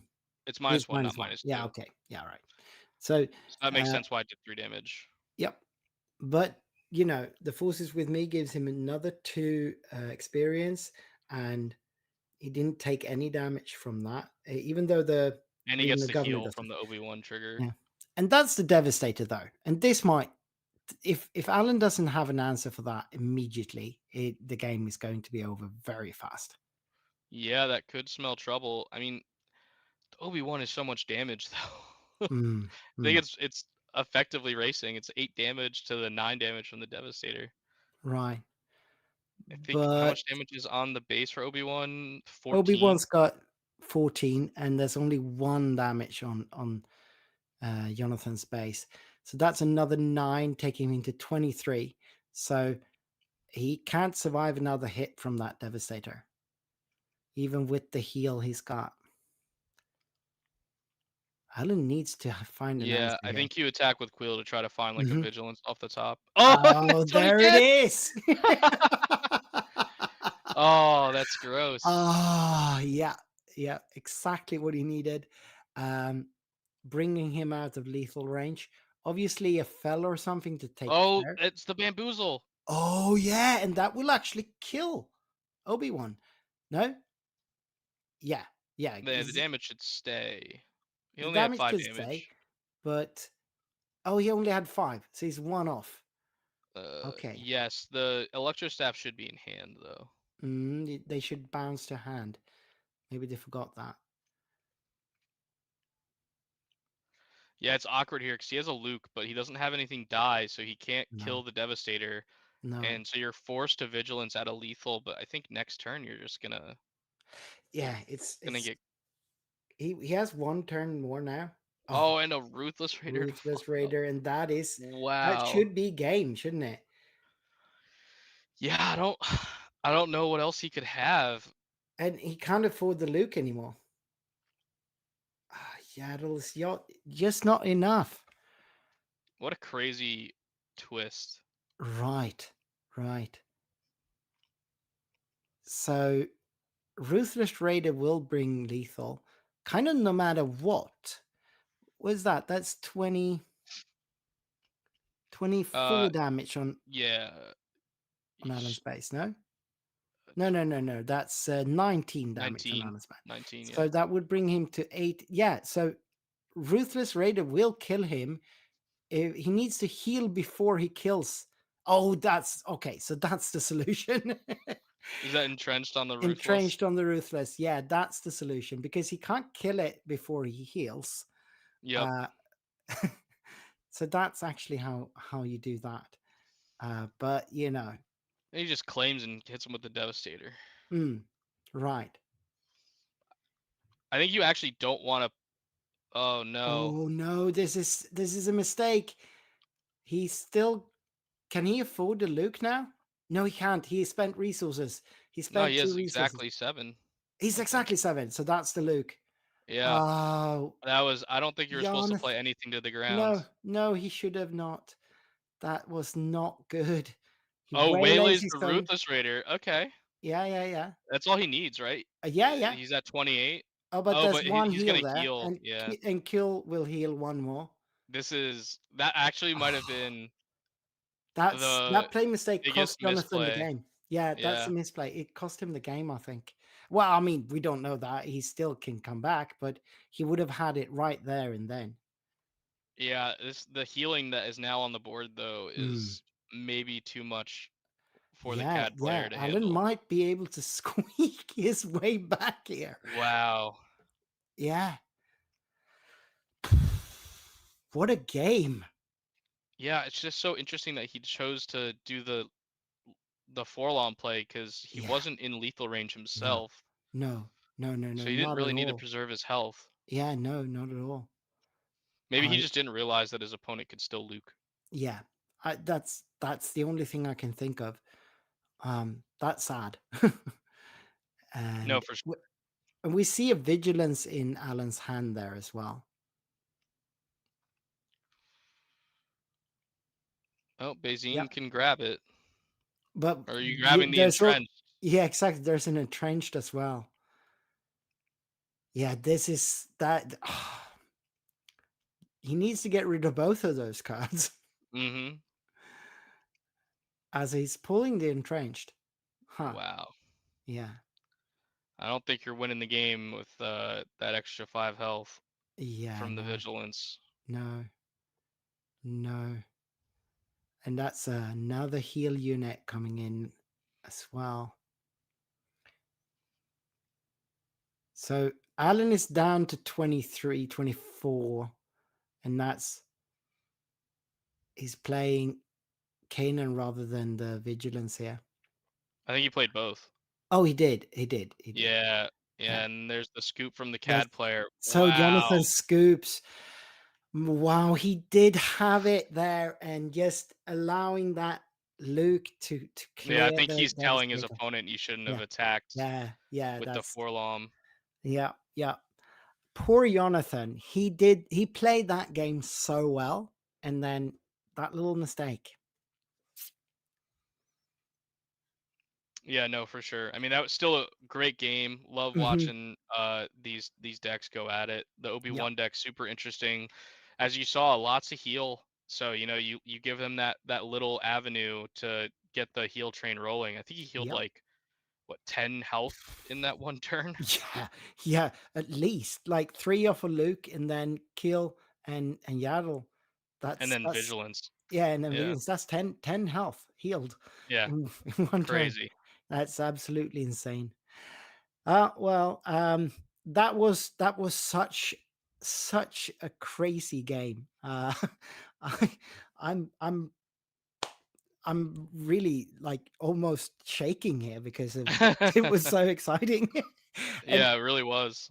I like both of these guys a lot. They're really good people, both of them. So I'm happy for Alan, obviously, but I'm really sad for Jonathan. So Yeah, yeah, I mean, hey, it's still in the Swiss portion. It's his first loss. Like, yeah, he can easily still top 8. for sure. Obviously a great player. Hmm. Um, yeah, we'll see where he goes. Yep, yep, This OB deck going undefeated would yeah, be awesome. yeah, yeah. That would be fun. uh, Certainly not expected. I don't think anyone saw it coming that way. I think next game should start pretty soon. Do we have what time? Yeah, time is up here, so we should be able to go into next game quite soon. Oh Just yeah, if time was also a factor, I mhm, don't really blame the misplay as much then, because no, it's just you're just trying to get the game over with. right, right. Yeah, they were certainly closing up on time there, so I'm sure that could have been a factor as well. Hmm. Uh, Well, I don't hear anything from the guys yet, so there must be some games still finishing up. So let's see if I can glean anything from the melee. What is the matches like? How much is reported? Yeah, no, everything's reported, but we have next round. We do have next round. We Do we want to see? We have two interesting choices for game 1 or game 2 here. So we got Palpatine from Costas, who won the last PQ. He's a Palpatine specialist, and he's on Palp Yellow again against Caleb on Yoda Strangled Cliffs, Yoda Red. So that's an interesting matchup on table 2. And then we've got Alan on table 1 taking on Jesper Wallberg, who is on Han 2 Blue. Which could be an interesting matchup for this Blue B1 deck. And Jesper is also very accomplished. He is the one Scandinavian player to make, I think he is the one Scandinavian player to make day 3. Let me double check that. I think Jesper's the one that got through to day 3 of Galactics. That's awesome. And if so, he did so by going through day 1 and then when, Oh, that's great. Yeah. yeah. Yeah, love seeing that. So maybe we should stick with Blue B1 and have Jesper see what Han Blue can do against that. I'll let them know that that's the game.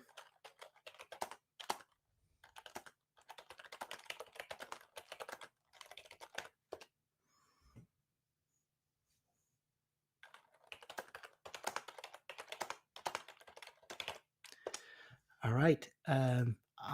We'll see what they bring us. We'll know in a bit. So, what chat?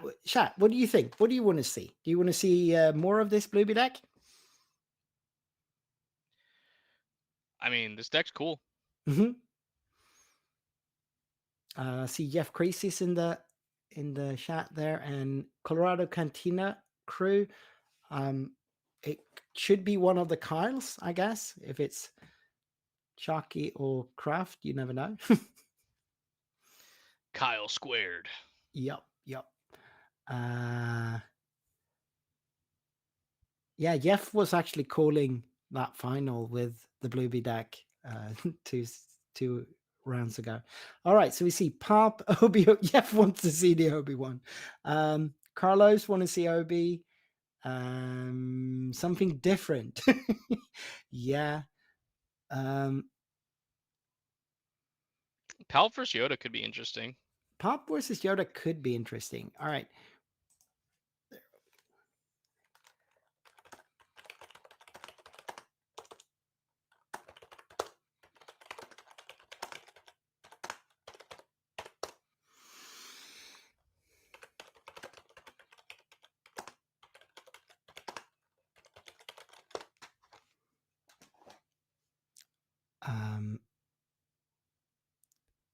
Yep, we're going to get Yoda versus Palpatine here.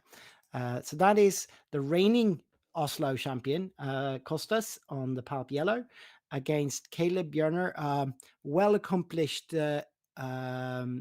Magic player originally, but he crossed into Star Wars immediately on set one and actually took down some of the store showdowns, which was the only big thing in set one, I think, with his IG-88 deck. He was a Oh menace wow, on that what a thing. throwback! Yeah. So Caleb's certainly a very well accomplished player, as well as a pretty interesting deck builder. So yeah, we get Caleb versus Costas here. Cool. What do you think about that matchup while I refresh the overlays here? Okay, so I actually tested a bunch of Yoda before Galactics because that was like my backup deck if I didn't get Kylo to a good spot. Mhm. I really liked that deck as that was my preferred blue-red hero deck was the Yoda deck. I really like the new Rey unit. I think you can get some really cool scams with both that card and You're My Only Hope into like an early Anakin or an early Luke, and just try to take an early board advantage. Mhm. What I did find though was like I felt that because you had so many of these cards that you had to devote to like random things like the You're My Only Hope combo or the Ray, I felt like I had less cards for control main deck, and my sideboard was like mostly for aggro because you deploy on 7. So I Mm. actually didn't really like the control matchup. Maybe Palp Yellow being more of like a ramp deck and less of like a kill all your units Right. 24/7 type Right. control Yeah. deck, It it is. might be a little bit better. Um, Yeah. Pop but at Yellow the end of the isn't day, really. like he steals a Luke, that's pretty bad for you.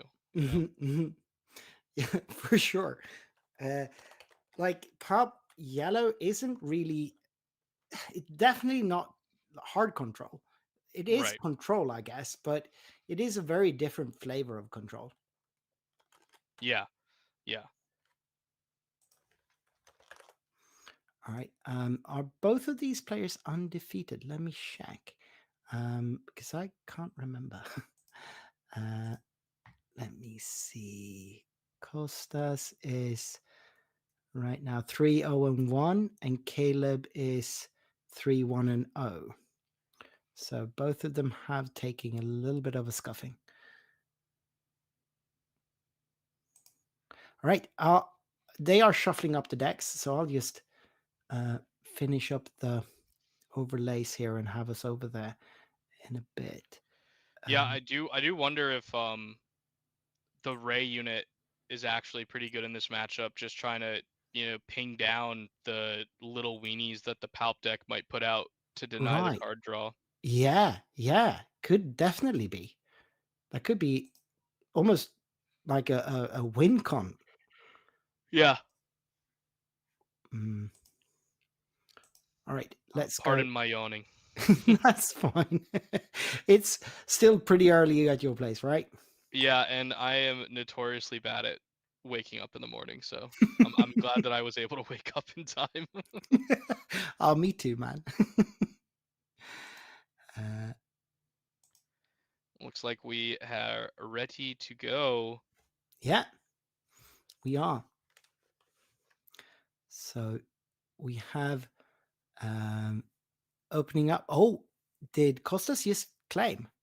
Looks like it. So no Yeah. turn 1 from Palp, but we have an Adigalia from Mm. the Yoda player. Mm-hmm. Gonna get that force token out early. Oh yeah, just trying to ramp on the other side then. Yep. So this is where I would have loved to see the Yoda player be like, I'm playing Force Lightning out of Aspect, and just pay 3 to turn off the Super Laser Tech and attack into it and deny the ramp. I mean, it wouldn't be completely insane because a lot of these red-blue decks do play out of aspect, either Force Lightning or Power of the Dark Side, just to turn on Anakin. So Yeah, he could I'm a have. huge proponent of that. I think Anakin's one of the best cards in the game. So any way you can make that card feel fully powered up without too much of a deck building constraint Right. would be great. It looks like he actually did a "You're My Only Hope" play to get an Ah, early itinerant warrior out. yep. Yeah. I mean, it's not the ideal choice to get from that, but it's still not bad. It's a four shielded. That's Yeah, really good. it might just be that the Yoda player is on the idea of I need to kill this Pout player as soon as Mm. possible Yeah. because I will not win the super long game. No, he could be just rushing it. And Yeah. fair enough. Yeah, I mean the 4/4 shielded really good against pings, right? So Right. and there's no units out to do an overwhelming barrage. Like he ramped, so he's a little bit behind on the board. Yeah. Might as well just go full send and try to aggro him out. Yeah. Yeah. I agree. He got the perfect start for that game plan. Uh, this Vader though could bring him back. Yeah, I mean he's on 7 resources while his opponent's on 5, so Yeah. Yeah. definitely a recipe for coming back from a game that didn't look so good. And that is what like the steal your girlfriend pulp is all about. Like Yes, getting exactly. to the prefaces and then turning around, and walking back.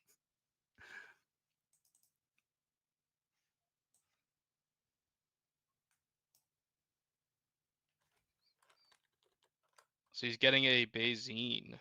Hmm. Yeah. I mean, why not? Like, just try and look at that hand, get some Oh, knowledge. and he gets the Chrome. He gets the super combo. Oh, perfect. Perfect. And he can pull things here now. Is that a pillage? Yeah, it might be a pillage or an open fire. Looks like he has a Luke and an Mm, uh a you're my a only hope Poe. and a Poe. Oh, is it You're My Only Hope? So I think that he is could it. try to kill off his Adigali here, activate Yoda, You're My Only Hope, Luke -6 the Vader, and then take it out with one of his other units. Mm, Yeah, so he's gonna get rid of the You're My Only Hope. right. I think I would have just gotten rid of the Luke. I don't know Yeah. why you take You're My Only Hope instead. Yeah, because yeah. Yeah, I don't know. Because like, what if Maybe he? Yeah, I don't he, know. I just feel like the Luke is always gonna be there yeah, regardless, right? Like, You're My Only Hope here without the Luke doesn't yeah. seem like it's doing a lot. No. Well, I Maybe mean, just the action efficiency he or could the grab the mana Poe. efficiency. He could still grab the Poe with it, I suppose. But But he's at 5, so you can just play mm, the Poe. yeah, and yeah, and I think he would have been better off pulling the Luke there. Yeah, Yeah. certainly. But I mean, it's not the end of the world, right? Like No. you're delaying the Luke from happening right now. Hmm. Yeah, and we can see Caleb being very, very clear about his drawing there, just because there might be a ray.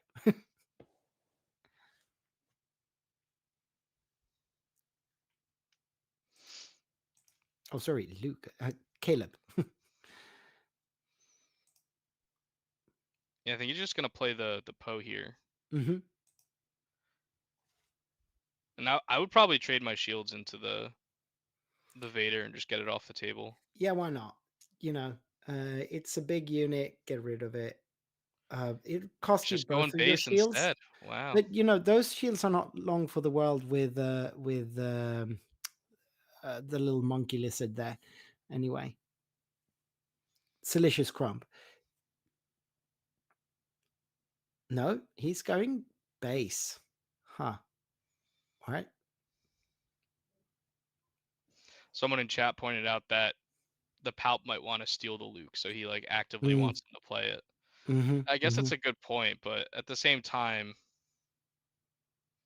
I don't know. You don't want to Yeah. die either. Exactly. Yeah. No, I think there's merit to the play that Costas did for sure, because he's not by any means new to this matchup or Wait, playing why is this he deck. attacking?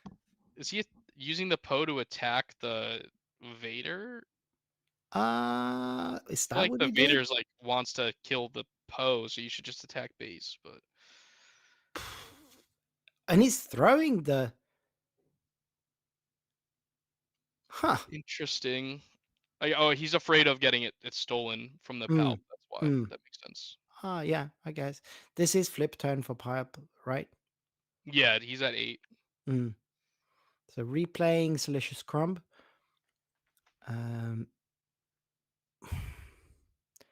He's going to base here. I think that's his win con right now. Yeah, yeah, yeah. It's just going to base. And Pop can't really get anything going right now. He's at least 2 actions to get a damage on anything, and that's the first of those actions. Yep. And we're almost in the 20s now on base. He's at Yeah. 19. Yeah, I mean, Costas is not playing it safe. You know what Palp can't steal? Huh? Yoda. Yeah, Yoda's going to come out next turn he is and try to and finish the wreck. game probably. Yeah, wreck. So that's 1 damage on the itinerant, and that's certainly not the kind of unit you want to be stealing. Caleb is taking it slow here, drawing some cards. He didn't I think I even. would have liked to see him activate Yoda first. Yeah, to make sure what he's got there. Ooh, That is Legacy interesting. run. Legacy run in Pop is so good because you can trigger it whenever you need to. Yeah, so he could actually trigger. So he could activate Palp, do a damage to the itinerant warrior, and then basically clear the board except for the shielded unit. Yeah. Right. I think he's already. Is that because that's a damage on the itinerant, right? Correct. Yep. Yeah. That's actually 3 damage. He's got 3 damage on the itinerant. Oh, it's 3 damage. Okay. Yeah. So he can ping the shield off and then kill both of those and then steal the itinerant warrior. Looks like he's gonna steal the Kiadi. Yeah. Kiadi is putting 1 damage on Kiadi. So he's gonna a huge board swing here. That was definitely the card he wanted. Was the Legacy run. Yep. I love that card. Yeah. I prefer to play it in Thrawn 4. So you can double trigger and deal 12 damage. Yep. I don't know. But I'm a degenerate, so. Did you see our stream last weekend? I didn't get to catch it, unfortunately. So we had Jonas Siralia, the Danish player that took down Lil. He came with Thrawn Yellow, and nice. Yeah, and he really abused that card and like the father. And no, sorry, the son, not the father. Oh, okay. Yeah, okay. The son, and just like going fast with the deck that draws 1 million cards and can also clear your board with units. That's funny. Yeah, he did top 8. Here's the Luke. Yep, that is. Don't you love when your card has to kill your card, but it's on your opponent's side? Yeah, it feels really, really, really good, right? Yeah. It's one of those. God dang Palp players, man. Yes, bringing it since set 1. Yep. At least now he can play the Luke because Palp has already flipped. That is true. And it is looking pretty all right for Caleb for the moment. He has not flipped Yoda yet. He has, what is that, 18 damage on Palp's base. Ooh. The Maul putting the damage on the Salacious Crumb for the free trade. Oh, yeah. Gross. I mean, this was reminding me of Boba Yellow days, and I'm or Boba Green days, and I'm upset. Yep.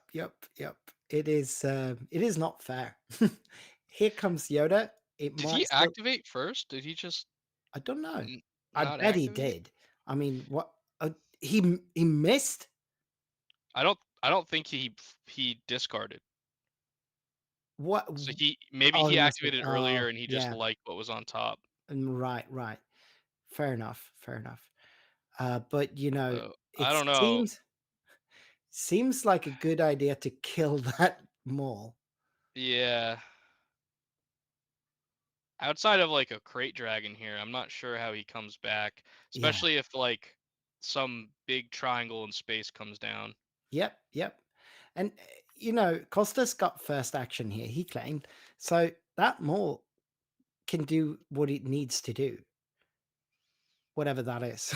I bet Hmm. he's going to Yoda here. No, yeah, yeah, he's going Yoda, and he survives that as well. So, Yeah, no, it's definitely looking scary for the Yoda player. yeah, I don't know what could it have been that he drew. I mean, Crate Dragon is the only thing, right? Yeah, I don't even know if it's that great.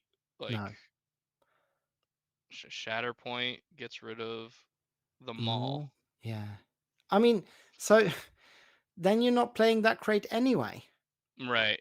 I mean, maybe like a Kiadi to follow up, draw cards, try to just. Yeah, yeah. Oh, here's a reinforcement walker. And that's how Pop does it, isn't it? Yep.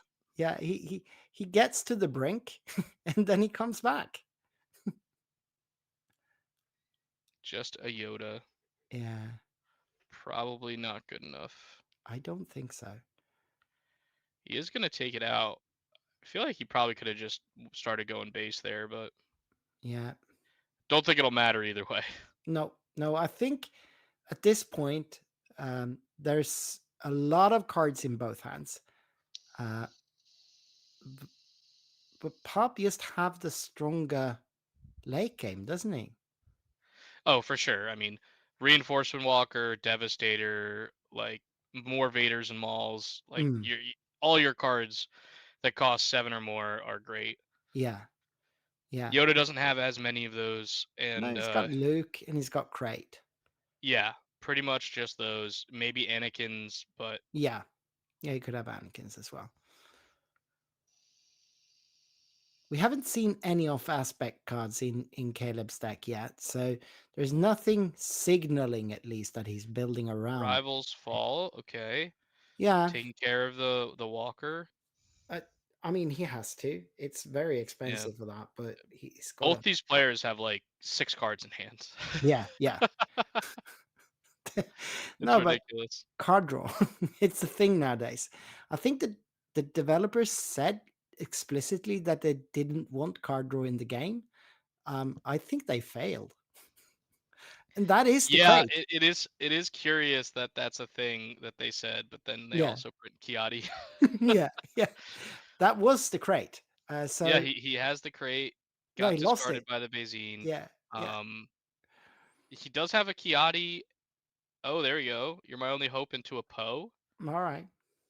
Could maybe get some damage going again. I mean, Yeah. the Palp's at 19. Mm-hmm. Yeah. It's you only got to do 11 damage. Poe's 8. He is, and with that hand, you don't mind discarding. Right, right. So what's on Pop then? Does he have another Walker? I don't think he has the resources to play that. No, yeah. He's Oh, got there's a a Vader. Vader though. Yep. Get another Bazine, the third one. Yeah. Oh yeah. So that's enough to clear the Poe with Vader. Yeah, with the ping. Mm-hmm. Nice.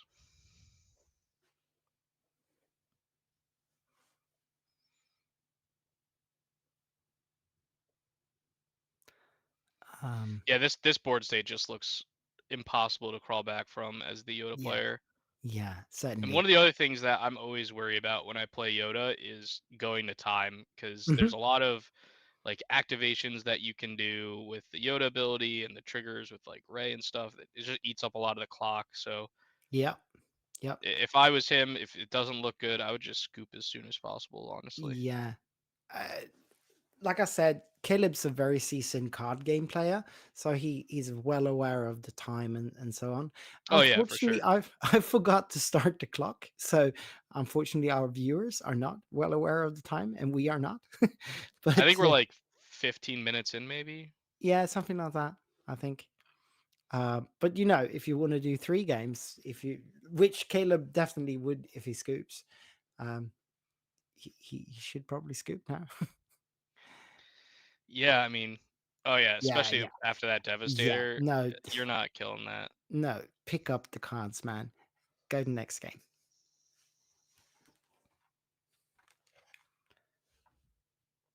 No shame in the early concession. No. He claims. Looking at the next hand, at least. That's another. That's the crumb coming back, and 4 more to base. yep, Looking at what 5 8, actually. 12. Oh yeah, 5. So is it 15 damage on base now? Mm-hmm.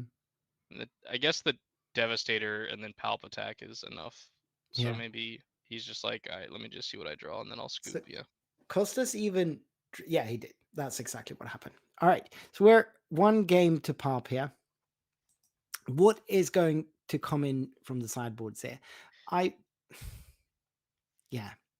Yeah, so I would expect the Yoda player to probably have like an additional crate or something. Yeah. Um, I was just gonna say. yeah, I don't Probably know a what string two else in might. main. Yeah, so the third crate, maybe pillages. Like Yeah. if you have sideboard pillages, they could be good. Hmm. Um, from the Palp player, I don't know if he plays Waylay main, but that could be a card that you might want to put in so that you could stop those early You're My Only Hope plays. Yeah. Um, Yeah. That's probably very good. I They even relay. like Relentless in this matchup from the Palp side because you're ramping to it. Hmm. It could turn off things like Force Throw that could just be like really good value plays from the Yoda player. Yep. Yep. Relentless is definitely a good card here. I think since you can get to it that fast, and I don't think Yoda can finish the game faster than you can get to your relentlesses. So Right, they not exactly. matter.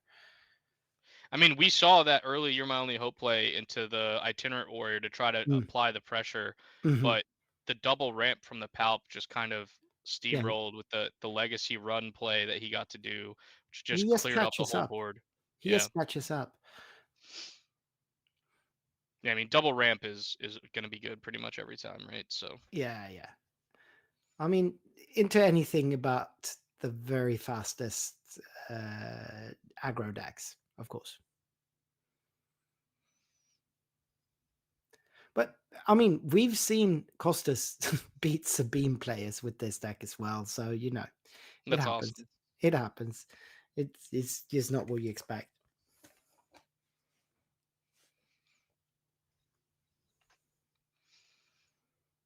Looks like they are shuffling up, presenting their Mhm. decks, about to draw. Let's see a good one here. Yeah.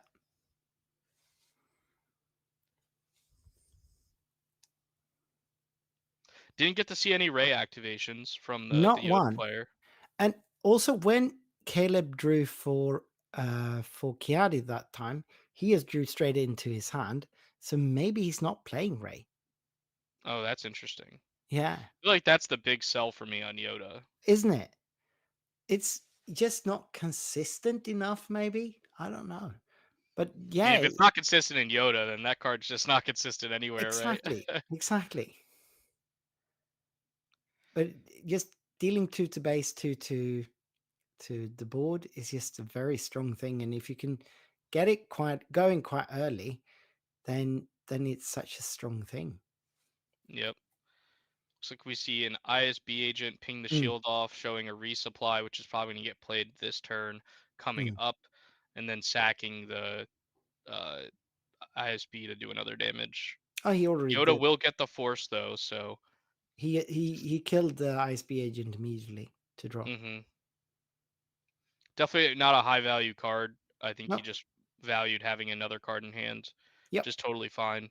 Yep. And then yeah, here's the super The laser ramp. tech, not The a ramp. resupply. Okay. Yeah, and all this heal isn't doing a lot right now. No, it won't do a lot. We might see another double ramp, Yep. attack into the secretive sage, ramp, and then resupply. Yep. That is absolutely Or I guess you possible. could activate Palp to draw a card and get rid of the secretive sage. Yeah, go to base instead. Yeah. Right, Oh, it looks he like he shows actually one. has another super laser tech in hand, so he might be saving the Oh, palp. all right. Yeah, drawing with that instead. Yeah, that seems to be what he's doing. He's got 2 more resources here. Using one of them to draw a card won't cost him anything. That would have been a really. nice ray trigger there. Deny the Yeah. card draw from the palp. Oh, yeah. But he's still got 2 resources open. It's like a And can. Cassian follow up. But not from the resources, from the hand. Yeah, it's just the Yoda deck is not fast enough to deal with this palp, and he's already double ramped. Like, Yeah. feels like the end is nigh. It doesn't it? I mean, you need much more of a board state in order to have any kind of offense right now. Yep, and then 7 into 5 again. Yeah. Do we have a Vader or a Maul? Yeah. Ooh, change a card, steal the Yoda so that I get to draw the card. Yeah. Classic palp Which player. is really double drawing Yeah. because Cassian can't kill it. So he gets to attack with it and then draw with palpability. This is just nasty. And, Yeah. and you get to ping Poe for 1 to be able to steal Poe next turn. Yeah. There's just a million cards in that palp player's hand now. This is is his hand bigger than his deck yet? I mean, there's certainly a case for that. And he is to 8 resources here. There's exactly 1 damage on Poe there. Caleb has initiative, so he can at least attack with Poe before it's stolen. The real question is, do you discard a card and put 2 damage on your Poe so that your Cassian can trade into it?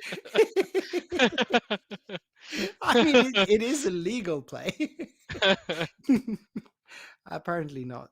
And Costas is just taking his sweet time here, getting a card out of hand. Yeah, what do you pick there? The crate, right? Yeah, the crate's got to go. I would have maybe thought about the Luke, but I yeah. But I think crate is really the win con. Luke is good, but crate is what could win the game for Caleb. Yeah, no, for sure. So he keeps trying to get some going on the base there. Costas, is that a 10? So he might be 14 total. 14 total. Okay, not 19. Oh, that's No, 2 fibers. but 2 fibers. It just seems so rough. It does, and that didn't kill the Cassian right out, but it will as soon as it's killed. Yeah. So the board is pretty much cleared. So he has this second Poe in hand that he could play to just reset the damage, but he has to wait until the palp activation. So he passes. Yeah. Kills that, and then he's gonna reset the Poe. Yeah. Good. I don't even think the palp cares at this point, though. No, yeah. It's just good enough. He doesn't have to flip here. He's the ISB agent to punish the resetting. No. Oh, I feel so bad for this Yoda player. I mean, Caleb is doing everything he can to sort of play around the palp flip here, and it's just no good. It just didn't matter. No. That is. I mean, your heart sinks when that happens. When you're in Caleb's side of the board, that is just, it feels so pointless. All your well-timed plays, all your best strategies, all your best laid plans, just laid to waste. Yeah, it's looking back at your own cards hitting you. It's always just it feels bad. Yep. And your opponent having 10 cards in hand also feels bad. It must. I mean, Yoda does draw a lot of cards. He has a healthy hand. That must be at least 6 cards in Caleb's hand as well. But, yeah. Yeah, but Palp on the board with a Poe. Mm. He can max discard like 3 times if you wanted to with that Poe. Yep. Still can't flip his leader. No. And Oh no, this turn he could flip his leader. Okay, is I he? stand corrected. All right. Yeah. Yeah,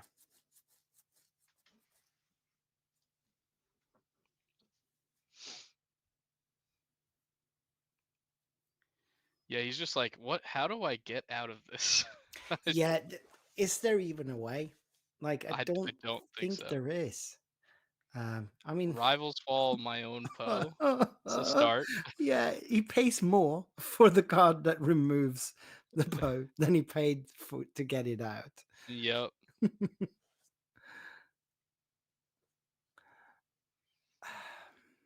Yeah. Activate Yoda. Try to find a Ray. Maybe, Mhm. I guess. I don't know. It's not gonna do much anymore. No, it's too late for Ray. He needs his crates. He needs his. I don't know.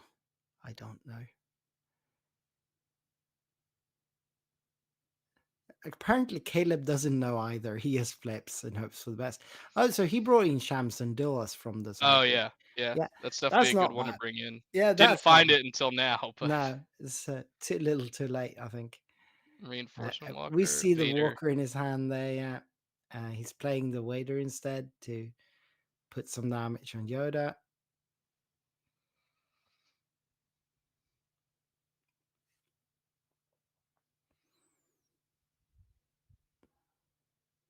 So he resolved the ambush first here, it would seem. Yeah, I mean, It doesn't really matter. it's a pacing again. And an ISP. Oh my gosh. Just throws his cards on the table. Yeah. So he's down to 2 removal events, I think. Draws into a 3rd removal event, I think. Looking bleak. Yeah. What do you even do with this Yoda? It's about to die. Yeah. I guess you just go base. Yeah, I guess. And, and there he is. Been taken out by an ISB agent. No, by a pop, okay. But then there should be some other one, right? Maybe not. Maybe it was exact. What was that? Is that a Aria I think that's Singh? Aura Singh. Yeah. Aura Singh, yeah. Yeah, it is.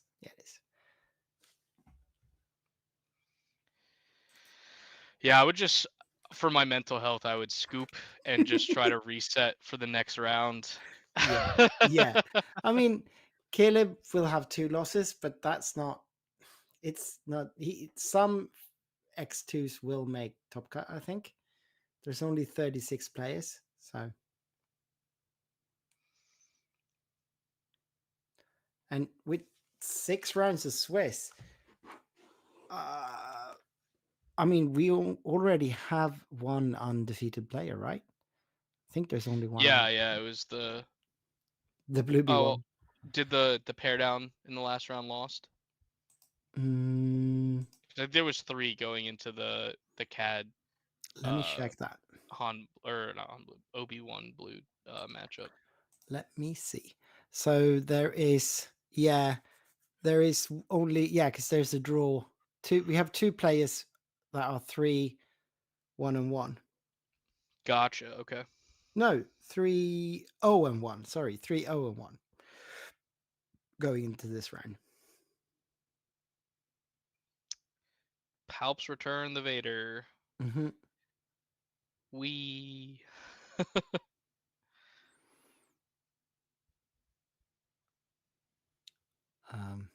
And get another Horus Singh. Why did he bother grabbing it?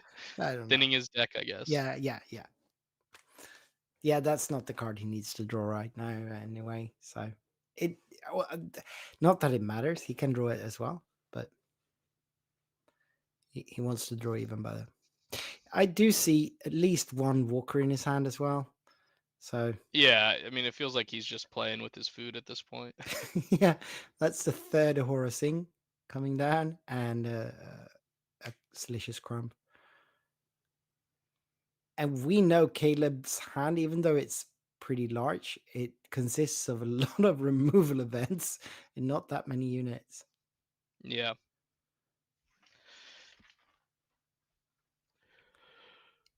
This last game we had really exciting games. Here it doesn't look.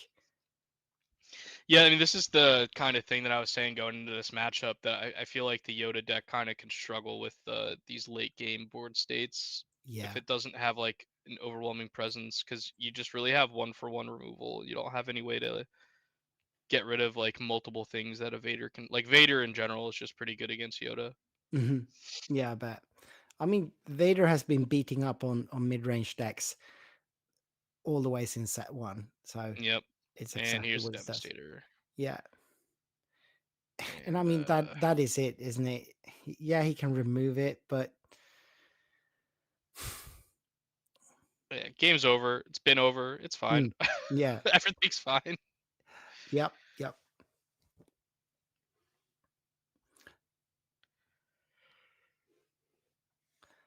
Yeah, Nikolai in chat is saying that it's brutal, and that's Definitely what is brutal. that's a what good we've been word. trying to say.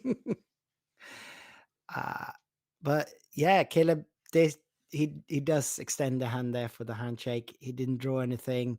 That Devastator is going to devastate, and that's it. Um. Well,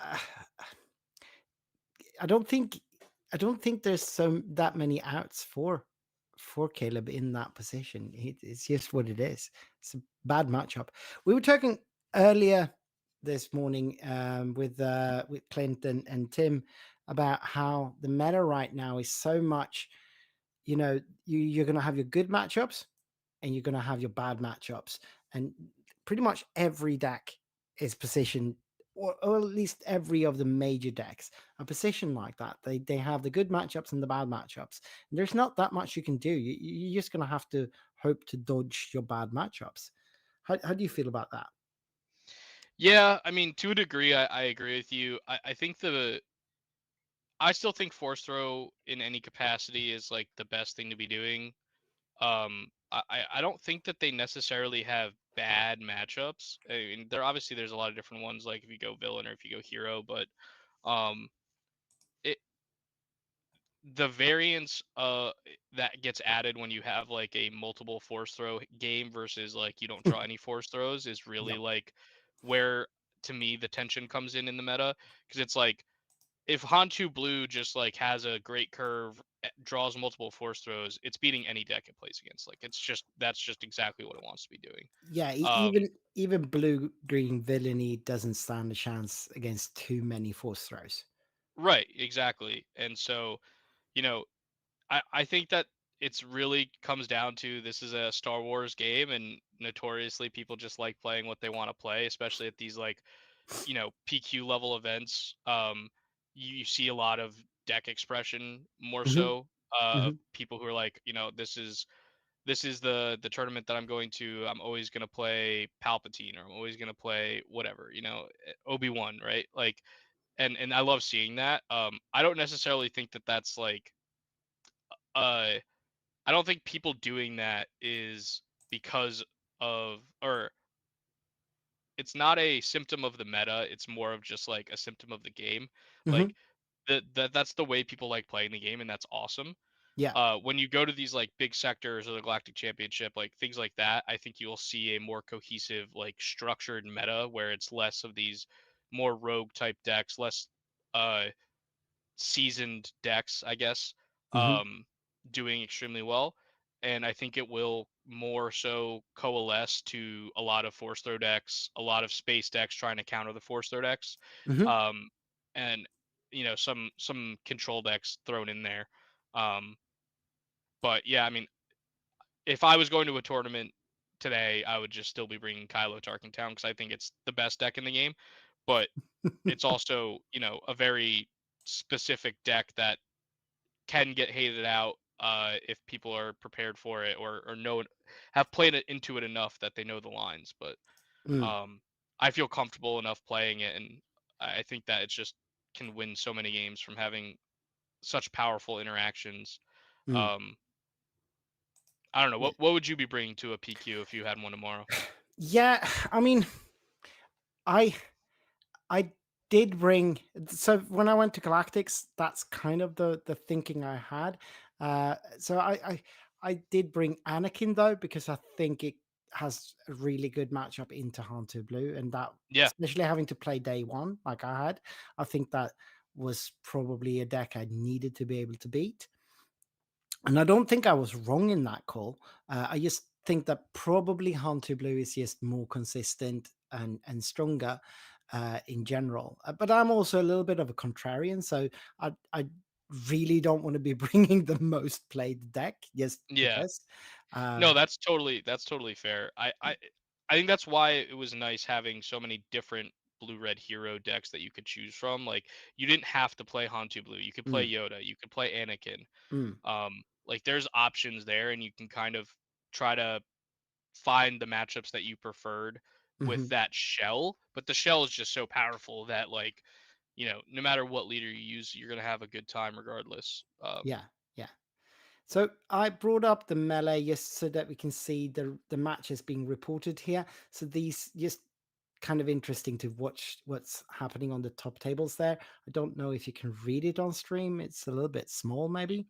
I can see what's going on. Yeah. Yeah. So we do have Jesper actually taking down Alan in that. So no, we don't actually have any undefeated players going into round 6, which is interesting for what that does to the points and what that's going to mean for who's getting into top 8 and what you need to have to get into top 8. Yeah, there'll definitely be some X2s getting in for Mhm, sure. certainly.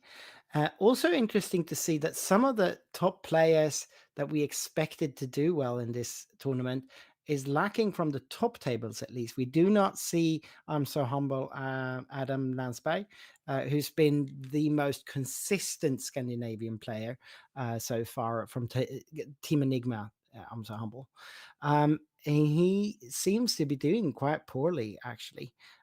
We do have Kevin Kuniswara actually doing quite all right on his Kasuda Sino deck, being up on table 3 there at least. Not sure he lost this game though.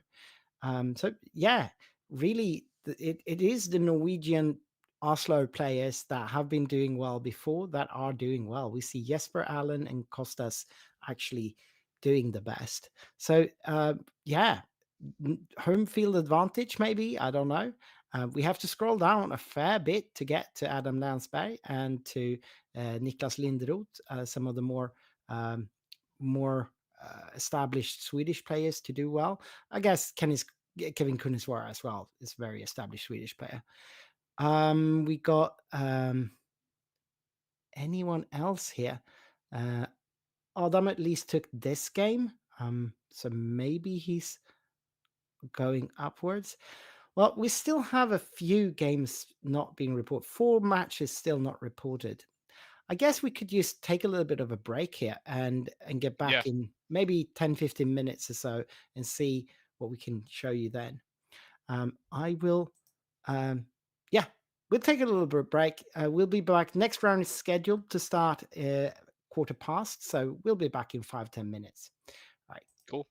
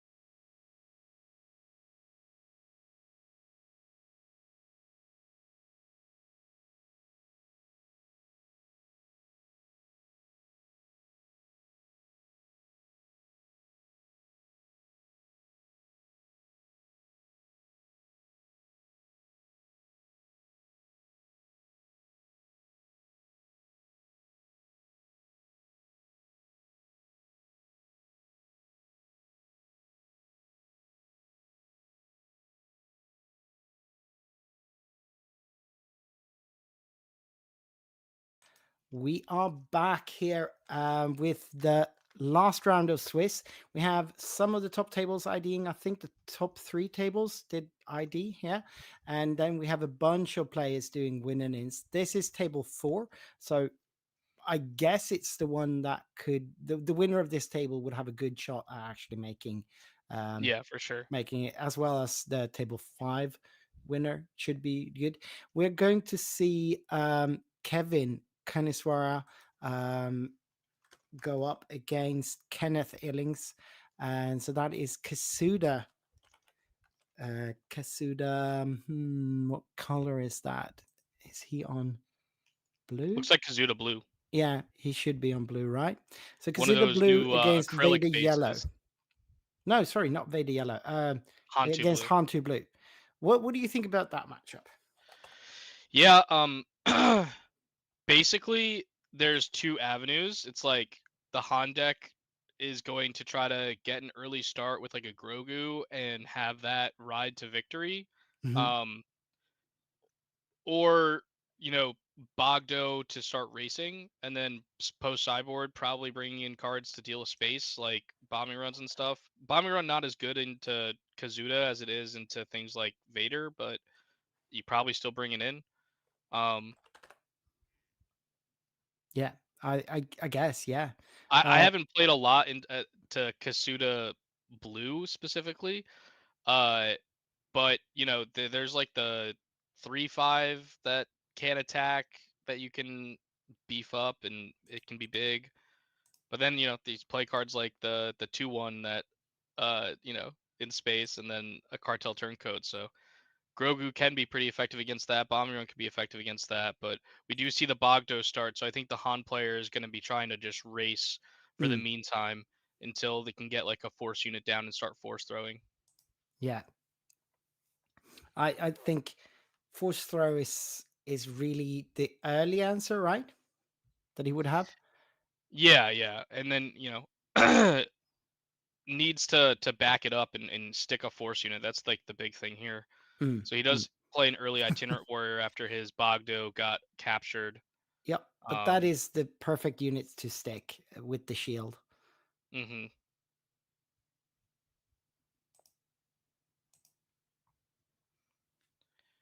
You know, 3 units to Han's 1. Definitely what the Kazuda player wants to do.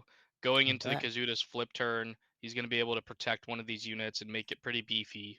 Yeah. But if he has a crate dragon in hand and a force throw, you Mhm. know, That could that's all it change takes. things. That could change things a lot.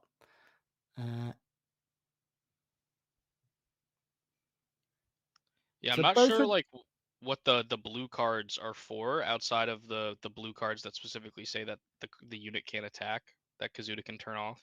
Mhm. So both of these players are 3, 2, and 0. So both of these players will need to win this, right, to get in. Mm-hmm. Oh, is that the daughter? Oh, Now that that is is a good. card that is extremely good against these space decks that try not to Mhm. interact, Yeah, especially main deck. That's awesome. yeah. I mean, he must have seen the rise of Sabine lately and just thought that this is a really good tech. Because it's Yeah, not very good against match shells than the right, non-interactive racing decks. right. And you know, we see here 2 piloted ships already. Mm, So those force throws need to start coming from the Han player, or he's not gonna be able to interact too much with the space presence, even with the daughter healing him a little bit every turn. right. Kasuda can be really fast here. Mm-hmm. And we see a lot of damage coming down. And that is also like 28 health seems like it's not that much difference from 30, but in this kind of race setup, it can definitely be a big deal. Yeah, for sure. Daughter's coming in for some damage and to get the force back to start healing. Yep, that's important.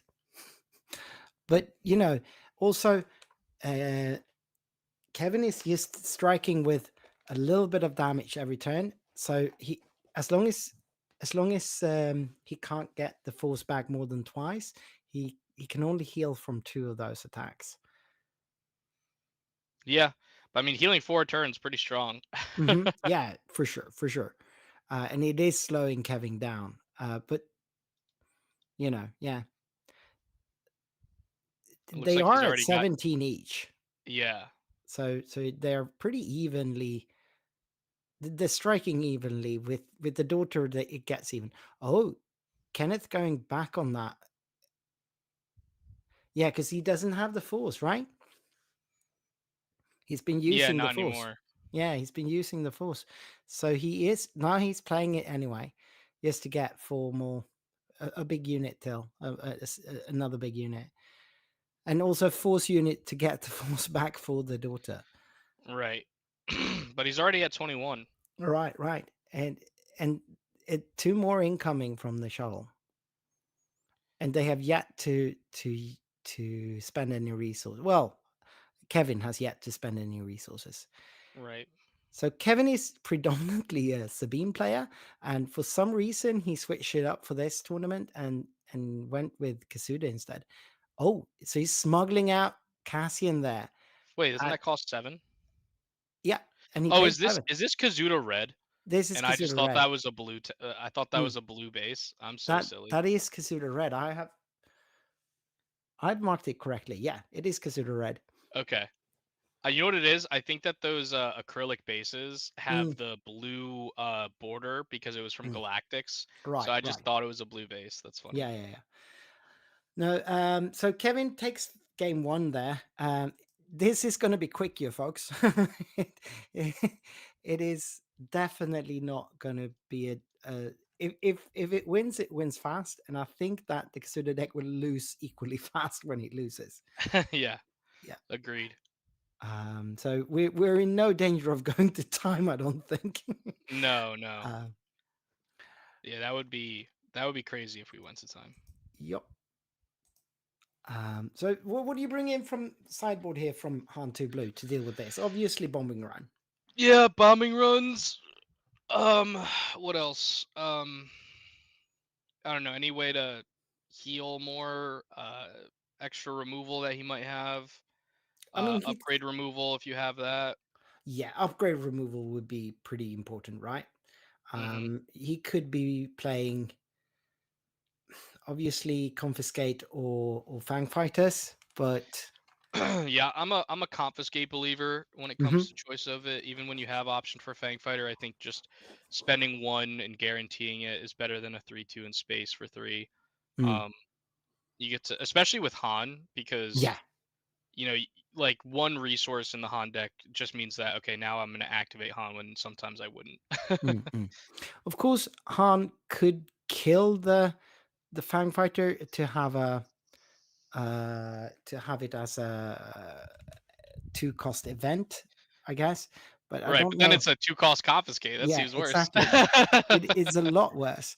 So I don't think for Han 2, Fang Fighter is as appealing. I guess in like Sabine mirror matches, the Fang Fighter has a room sometimes just because of how the curve works out. But yeah. Yeah, I don't value 3/2s in space that much, especially like against the other space decks. Like their worst unit is going to trade into it. It's not really doing much. Like you think it's going to do something because it's a space unit and you're playing as a space deck, but like at the end of the day, they're going to be able to deal with that really easily, and you spent like your whole turn playing that card. Yeah. Confiscate definitely is much better when you can play it and then also do something else that turn. For sure. And I mean, you are a seasoned Vader Yellow player from when that was your deck. That is true. So you would know. Yeah. Yeah. With Vader, I've always cared more about seeing my opponent play a confiscate more than a Fang Fighter, because the Fang Fighter, like I can just throw 2 tokens at it or something. Like it's really easy to get rid of. Right. What do you think the Kasuda player brings in? Do you have anything in a Kasuda red deck even? Yeah, not sure. Something that he could bring in for specifically this matchup outside of like, I don't know, maybe like open fires or something. I don't even know. Like you could bring in open fires to like deal with like that daughter that he cheated out, right? Mm, mm. Um Or to take care of the if you can't capture the Ogdabogdo, it could be killed with an open fire. yeah, yeah. Or if like the Han player plays red 5, which could be Mm. like an annoying card. For sure. So that's definitely. But you'd expect Kevin to be more or less main decked against Hunter Blue Yeah. at this point Oh, anyway. he could have like jam communications as Oh like a yeah, sideboard card. Like yeah, that could be yeah. interesting to try to get rid of force throws or Mm-hmm, bombing runs. for sure. So two small ships against Ogdabogdo. It's not a fair fight. I mean, Ogdo hits harder than those two Yeah, ships. exactly. That was my point. I love that little guy. Yeah. Oh, that is a broken interaction in Hunter Blue. It really is.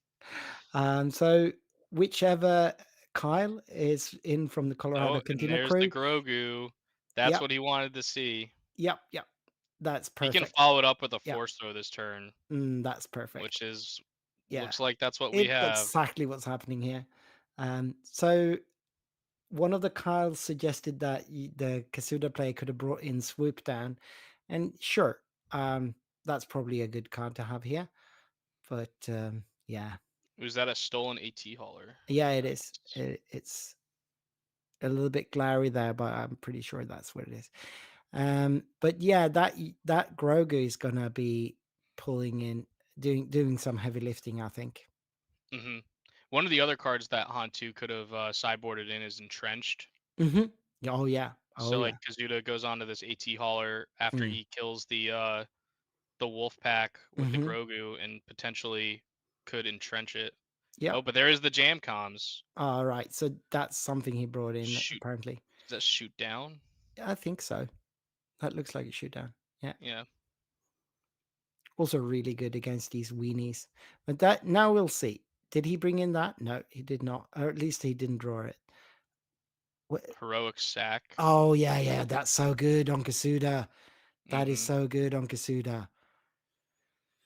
So hits in for what, Um, 9 damage? 3, 4, 5. Yeah, 9 damage, and draws a card. And draws a card. Yeah, Busted. yeah, that's busted. That's the busted interaction. So yeah, we're up to, is that 13 damage on Kevin's? Yeah, I Sorry, think it's on 13 to Kenneth's. 10, but Kenneth Han has first action here. and Ooh, he does confiscate. have the confiscate. He did bring that That's a in. good card. Yeah. This So this might actually get away from the Kazuda player because there's a lot of healing that he has now with the Yoda and then yep, damage from the Bogdo. yep, You can yep. put him to what, 21 this turn if you wanted to. So 15 plus 3, so you'll go to 18, but 21 on Kevin's base there. I think Yoda is the key there, being able to heal a little bit and then have these big units to smash on the ground. Yeah, for sure. He Mm. gets to flip his leader here, hit him for Mm-hmm. another 3. Yep, Could put 2 damage on something with Grogu or just hit 1 more to base. yep, and that's what he does. Puts it on the Falcon though. Interesting. Yeah, I guess just like force him to want to either pick it up or attack immediately with it. Yep. I mean, he can't pull the damage off of Ogdo. Then Ogdo can't strike. That's true. More likely he'll just play something with Yeah. Han 2 and then move Yeah. it after that. So I think he still has that Luke in hand and he's at 6. yeah. So Kevin would probably have a little bit of time here anyway. But does he keep that? Did he pay for the Falcon? No, yeah, he blanked it, of course, with Kasuda ability. So using Kasuda ability again, just in case there's a play to kill it, and then steals the steal Ogdo with the shuttle. Yeah, that was important. He needed that. And that is a warrior though coming in using the force healing 3. So he's So he down goes down to 9, 15. 15. Yep, 15. Back up to 18. 10 more damage. But I don't see how Kevin is going to find those 10 more damage before. Yeah, he has 9 damage on the Han side. Mm-hmm. Yeah. And gets the heal too. Yep, and that's 22. There again, we get a heroic sack. How much is that? 18, 22. 6 more damage. Yeah, he's just gonna get him in range for the itinerant warrior to be able to Yep. kill and just claim. Yep. Oh well, Kevin would have claimed already, right? Oh yeah. Sorry, they're playing extremely fast. Yeah, they are. They are. They're going at lightning speed. Yep. Do Kevin have the pump he needs to get this done? It seems like it. He did get it. So that is 2 games to 0. Kasuda Wait. gets the game. Kasuda won? Yeah. That's crazy. I couldn't That even is tell crazy. because I can't see the damage on the base. Oh, all right. Yeah. No, it's a little bit tricky. We should get 18 bigger plus dice, I think. 4 is 20. Are you sure? Because it looks like he was at 22 and he only dealt 4 damage with the. Yeah, 24. It's a 28 health base. No, wasn't he at 22, not 24? Not 100%, but yeah, maybe you're it looks right. like they're because going they to. Yeah, are I think they're going to shuffling. game Oh, 3. so yeah. they are. Oh, they're going to game 3. I was gonna say, I'm pretty sure he was like he needed a pump spell, and I don't think he had one. Yeah, because that's what we thought as well. Yeah, that's what we said. I think he was saying that like, oh, I'll swing and get you too short, and then you just kill me. Yeah. All right. Yeah, that must have been what happened. So These guys need a stream memo. They need to slow down a little bit. I feel them. I play like that, so like I respect it. It's just a little hard for us when we're trying to figure out what's going on. count those small dice as well. Yeah, we definitely need to get bigger dice to make it a little bit easier on our eyes here. That's in the future. Yeah, there was 4 dice, but it wasn't 6, 6, 6, 6, 6. It was one of them was a 4, so it was only 22.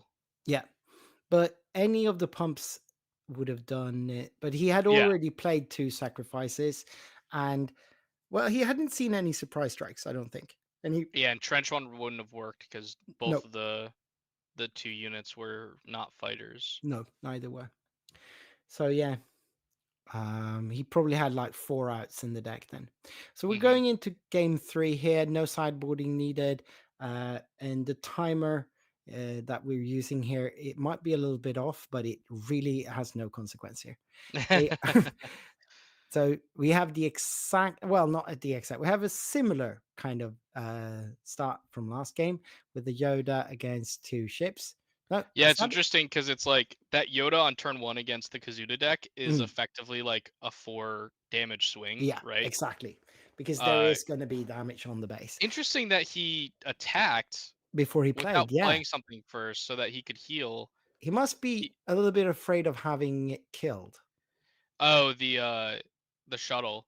But I feel like if that's what's going to happen, like it's just going to happen. Like he doesn't have to play the shuttle right away. If you attack with Yoda, you get to maybe he's going to steal whatever the next card you play is, which is like sometimes worse, right? Yeah, right. He's going to shoot down. That would have been good to play before, wouldn't it? Yeah. Well, yeah. I don't know. There's a fireball or a black one. I think that's the black one. The fireball is a little bit brighter in. I do have one of the fireballs. It's kind of more of a bright blue sky behind it. Gotcha. Yeah. So yeah, Yoda and Owen there is going to provide quite a lot. 4 every turn, man. It's a lot. That's a lot. And that's the shuttle capturing the Yoda indeed. And Owen healing the base back up. What will be the card he plays this time? Yeah. See a heroic sack getting in for 4 damage and drawing a card. Yeah, that's not bad. It looks like he does have an entrenched in hand. Mm-hmm. So I think he's trying to delay actions so that the Kazuda flips. Yep. But that is going to be hard with 3 units to 1. Yeah. Looks like he just attacks, Mm-hmm. doesn't flip, which is smart. Yeah. And then he plays. he sees some more cards, Drawing which cards is is a good strategy. fair. I heard that they are important in card games. Oddly, not as important in this game because you draw 2 cards a turn. Right. But Right. on rate, if it's good, it's still going to be good. Isn't it though? As someone who played C3PO for a majority of my SWU career, definitely agree. Yeah. Yeah, C3PO for a while there in those Han decks you guys were playing. It was just nasty. Yeah, you just name 3 and then you should always draw. Yeah. What is There that? is That's the bombing bombing run. run. That is the bombing run. Yep. Clearing out Yeah. Kevin's space And he's only at completely. 8 damage on base with 2 restore that can happen this turn. Yep. Not looking great for the Kazuda deck. Nope. Nope. This is It's certainly not interesting what we because he wanted. was kind of the Kazuda was kind of damned if you do, damned if you don't. Because if he had flipped the Kazuda to get around bombing run, he would have Mhm. gotten trenched. Yeah, exactly. No, there were really no outs for him there. I think he ultimately it was correct to flip to the ground there. But yeah, not ideal. Looking for Smuggle, see if he has a Cassian. Mm-hmm. He's not really sure what he wants to do here. He's at 5 resources. I think just rebuilding the Space Arena is his best bet. Yeah, probably. But he only's got 3 cards in hand there. Oh, that's a good one to start with. Mm-hmm. And he might have enough to playing a why not? If entrenched is in the cards, why not?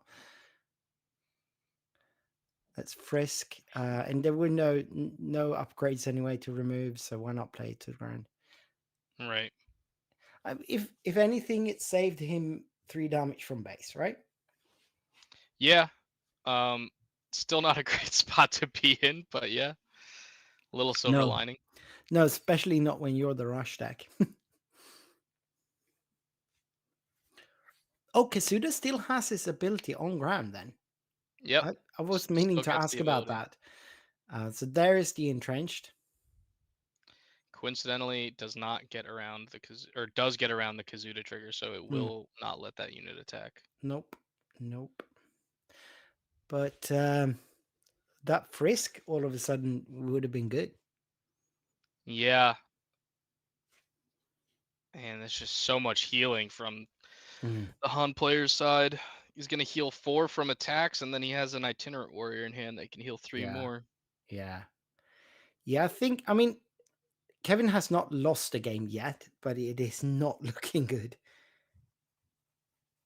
That is the itinerant coming down, healing another 3. He's down to just 5 damage on that base. Oh, he did have another frisk. That's good. That's nice. Yeah, no, that was definitely a great. And that great means play that there. they will be pretty even after this because he strikes for what +2, so that's 6 damage, 11 damage, no 9, so 4 damage. Okay, so they're 9 to 10 damage here, but with the health advantage, that is very equal. All right, another 7 damage coming down on Kevin's base, so not as equal anymore. Yeah, and he's still just healing 4 a turn. So Yep. he's got a Luke in hand. Yeah. Can deal with stuff. Yeah. Ooh, Oh, outmaneuver. Oh, That nice. could be something. Yeah. And yeah, Luke can still kill the small ship, but Ooh, he's force force throw the throwing Luke it to instead. kill. Yeah. And he didn't get He to use hadn't the used it. Kazuda attack, so he can Nope. play the stolen AT hauler. Yes, he can. Yes, he can. Oh, this is not looking good for Kevin. And that's a bombing run. Yeah. Yeah, I think Yeah. he might have had the door shut down on him now. Yeah. I don't know what he would be able to draw into at this point. They're too high in resources. Han will just outvalue anything Kevin can play. I think Kenneth got got this.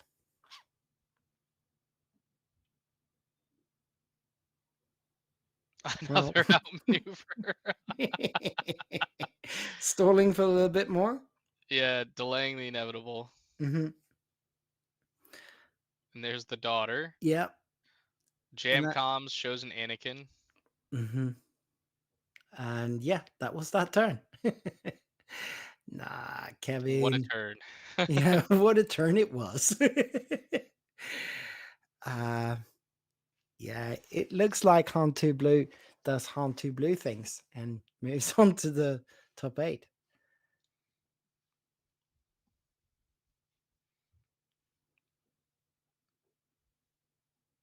Daughter striking to regain the force. And we're at 21 damage on Kevin's base. What are those? It looks like prestige cards. Yeah, that's a black one. No, that's something bigger, isn't it? No, it's a black one. And that is a pilot on top of a Han on top of it. Yeah, not even getting to use Han ability there. Yeah. This is unfortunately game over. Yeah, very much so. It's 28 damage on base, and that's the And there handshake. it is. There it Yep. is. Yeah, not much Kevin could do there at the end. I don't think he had any outs. Han player drew all his sideboard cards. You know, it's yeah. just kind of how it happens sometimes. Yep. It's why the Han deck is so good, because it's like, Mm. oh, like I'll just dodge the ground arena and I'll play in space and do all these cool things. And it's just like, Mm. yeah, but then you just gotta draw a bunch of cards with Kiadi and draw his sideboard cards, and Yep. And then deck is you good. got it anyway. So yeah, he's showing us what he brought in. Entrenched was in main deck, I think, maybe. And Yeah. bombing runs, And shoot downs, downs, and confiscate. confiscates. Yeah. It makes sense. It was some of the cards we were talking about. Shoot down, maybe not so much, but it still Yeah, that's can an remove. interesting one. Yeah, but I think it removes a unit and then damages space, right? Yeah, so it kind of makes sense, because the way that the Han player usually wants to play that matchup Mm. or any space matchup is that you're racing them as you try to get rid of their units. So Yeah. being able to kill a unit and progress the race a little bit is nice. Mm. Yeah. I mean, predominantly that has been a sort of a limited card back in the jump to light speed set, but yeah, I bet it works for this. All right, that was that matchup.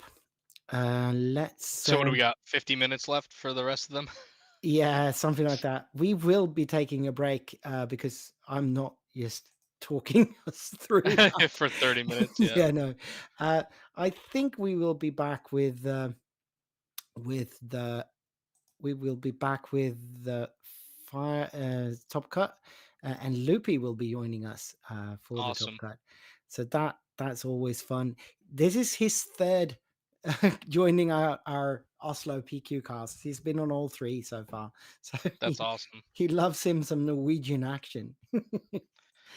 I think Loopy just loves SWU so much. He just, any opportunity he gets, that he's here for it. So I bet. Like same with me, really. Like if anyone has a stream and they need a caster, I'm always there. You know, hell yeah. I just stay up late and cast. I joined your cast. Was it Chicago, right? Yeah. Yeah, That was one of the late night streams. They were fun. Yeah, and I came straight from my own PQ in Stockholm and joined it. So it's so much fun to cast games. Who needs sleep? Right. It's overrated. Well, like I said, I'll be putting us on a little bit of a break here. Will give me a little bit of a nice breather before we will be back with the top cut soon enough. All right. See everyone in a little bit.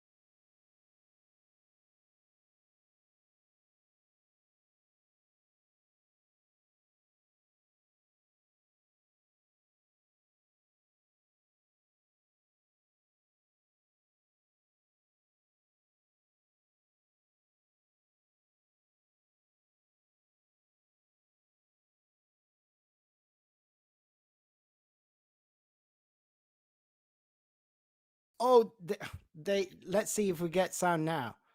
They're saying that sound was some. All right, can you hear us now?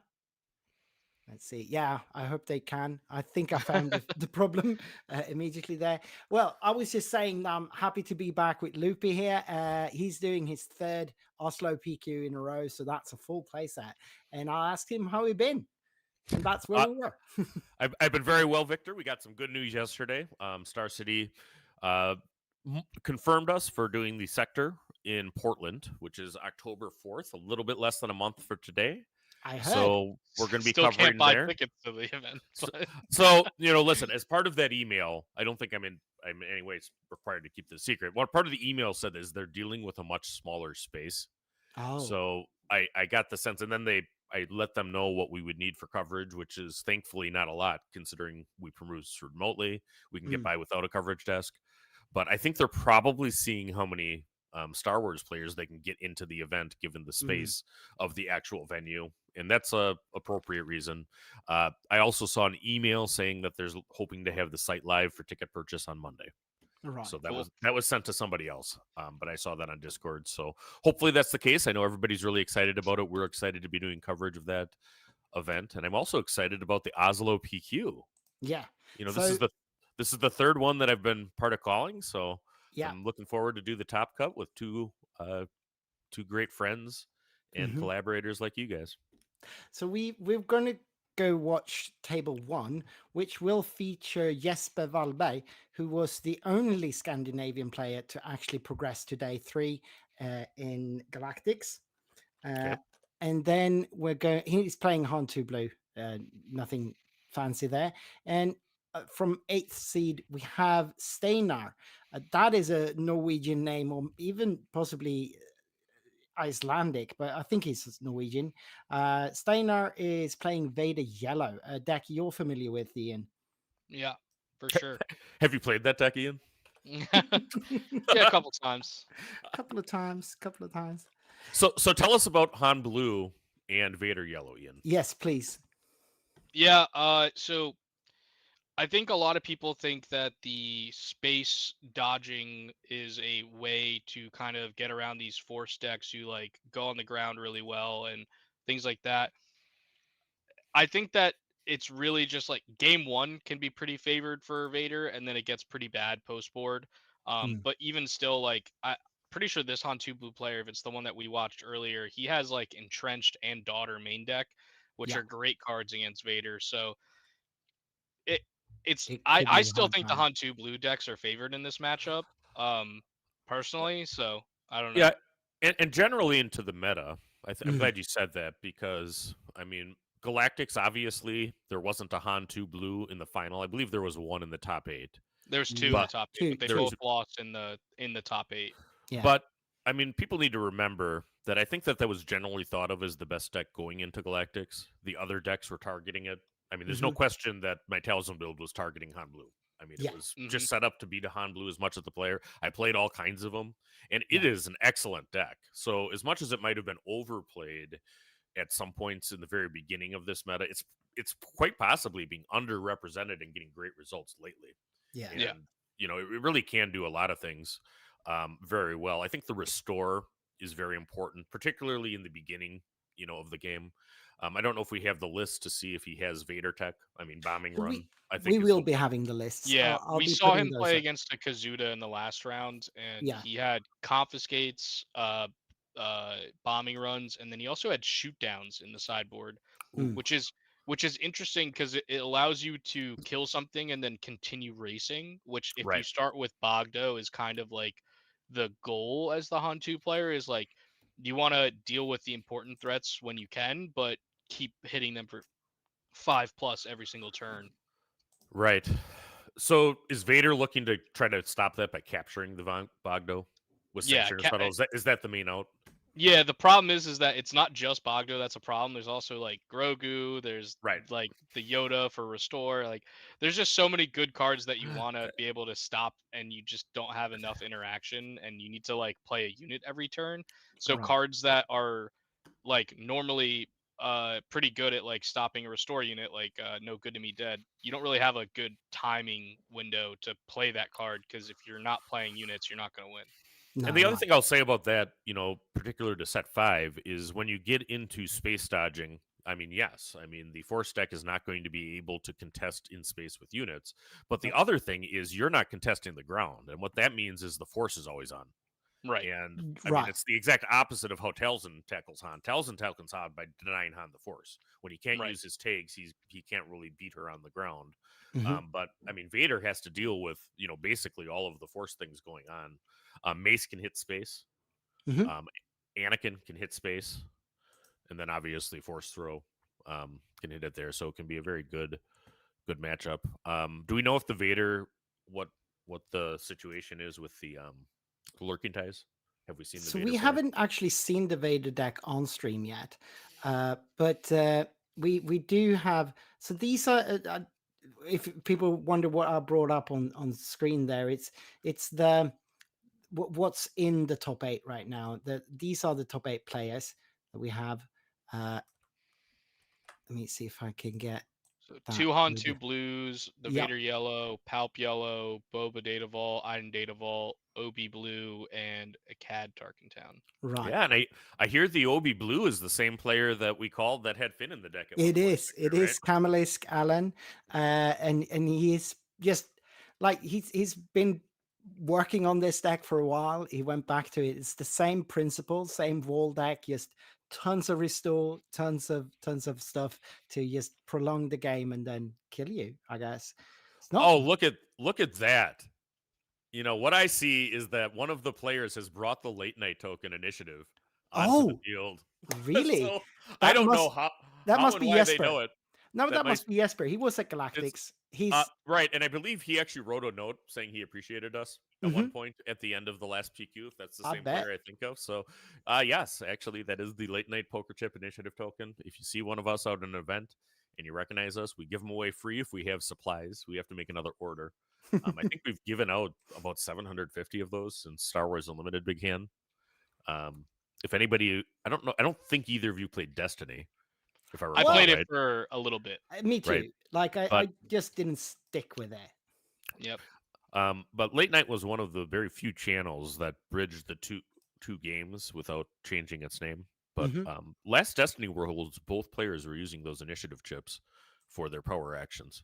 That's because awesome. they're fans of the channel and the show. So, yeah, no, I if somebody can get a message to Jesper that was cool, I certainly appreciate We that. will. And that's We will. that's actually the KTOD chip over to the side too, the Death Star one with Moff Tarkin on the other side. I recognize that as well.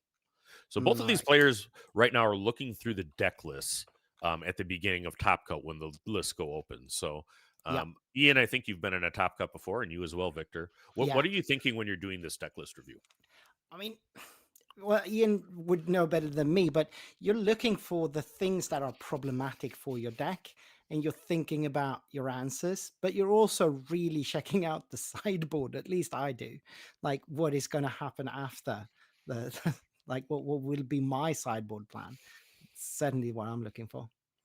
Yeah, I think it depends on the type of deck you're playing. Like, one of the things that, even though it stunk that Galactics became open deck list, one of the things that was nice for it for me was that playing a deck like Kylo that uses the discard pile, uses a lot of upgrades. I got to see, like, do they have any main deck upgrade hate? Do they have parliamentarians in their sideboard? Like, finding those silver bullets for your deck, knowing how many there are. Like, are they playing Bamboozle main deck? How many do they have in their sideboard?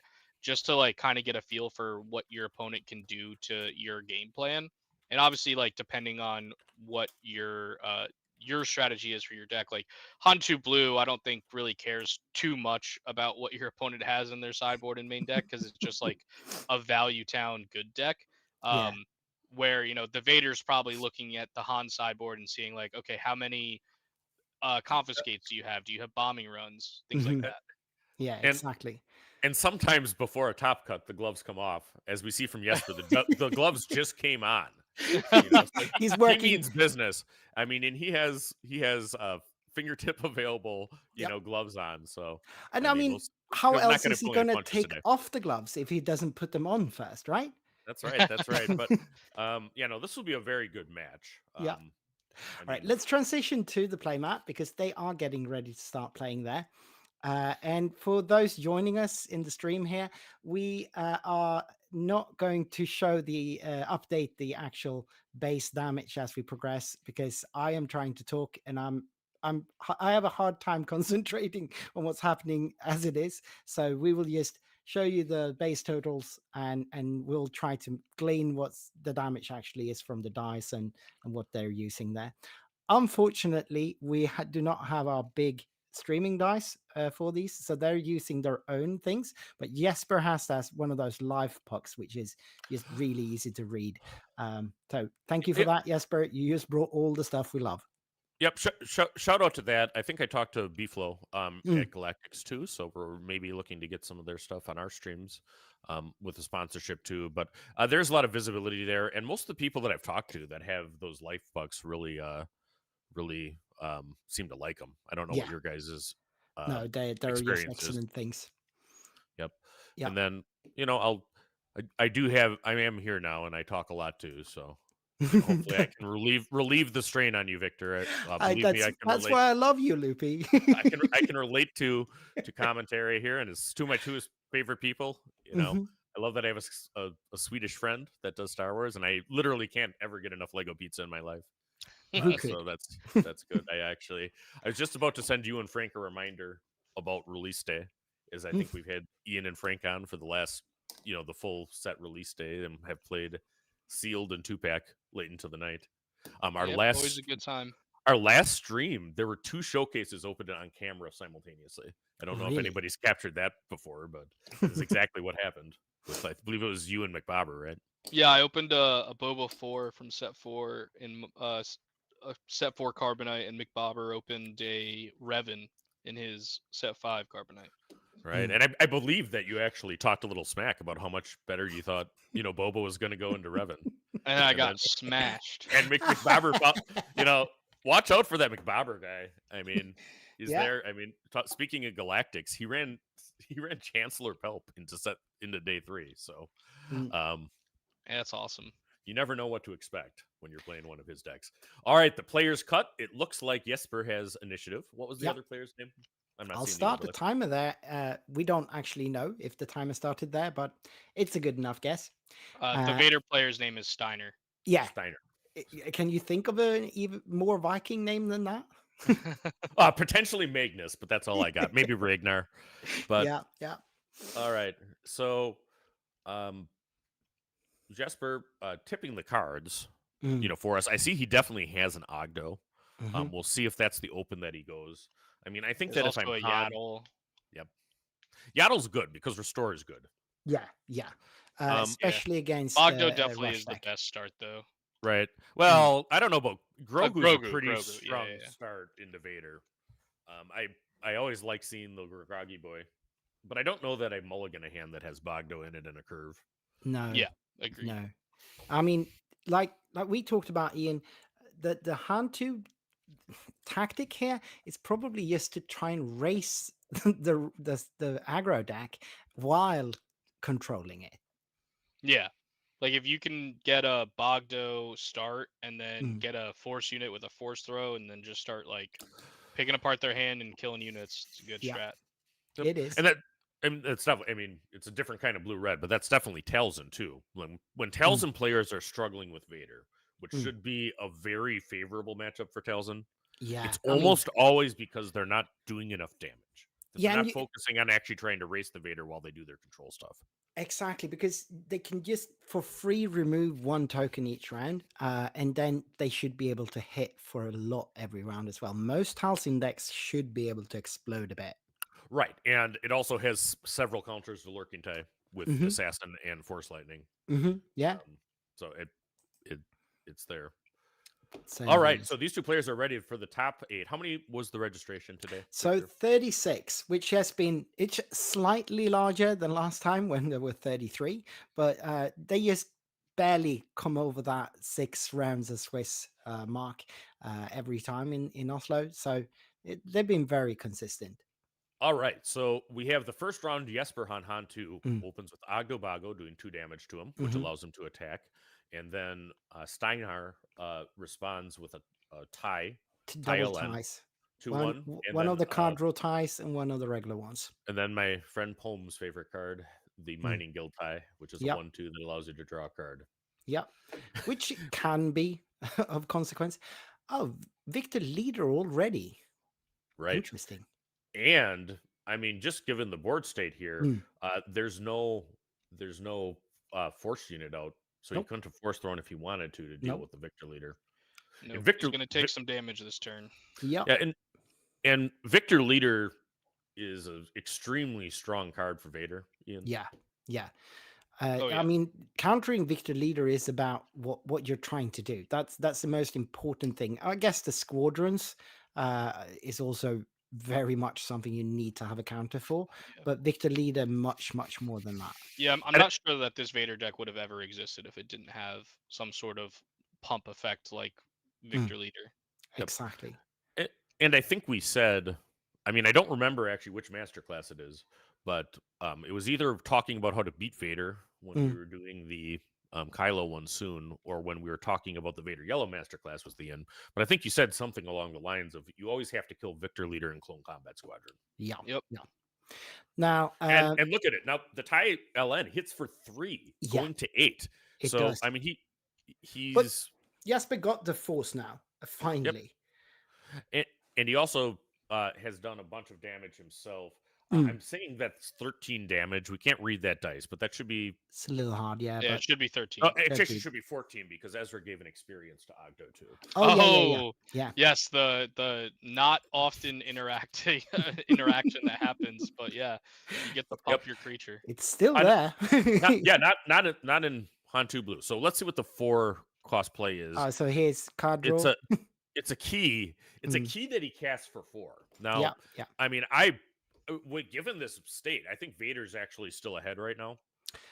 Slightly. Given slightly. that he starts by being ahead by 2 also. And he's got that's it. the He's squadron. got the clone That's the combat. squadron. So, but I would have advocated almost for Jesper using the Han action on that key. Just in case you hoping draw to a force throw. Just hoping to dig for that force Yeah. throw, because that's really the only thing I think that solves this. Yeah. He's asking how big that clone combat is. Yeah. So it's a 3/3 plus 5 for 8, Yep. and then plus Viktor leader's action for 9. Yep. But just time in to the attack, force throw crate dragon range. Yeah, exactly. and if he has force throw and crate dragon in his hand, I imagine that is the first thing that will happen. I mean, otherwise he's got to take care of that Viktor leader. Viktor leader staying on the board multiple times for and Viktor leader makes it so much harder to come back as well, because it makes all the other things stay a little bit longer. Yep. All right.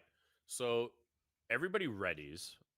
Jesper has initiative. How will he try to tackle the space arena that Steinar has played? Yeah. I don't know what he's got in his deck now. Out of maneuver. Well, he has a fell. That's a good start. So the clone combat moves to the discard pile. Still 11 damage that he's presenting, though, which not quite lethal, but it's close. That's what I like about you, and I was actually doing the math, as you apparently already did there. But 11 damage gets him to 25. He needs to get just to 28. The Vader flip, even on ground, is enough. He can't flip till next turn, though. Yeah, no, but next time.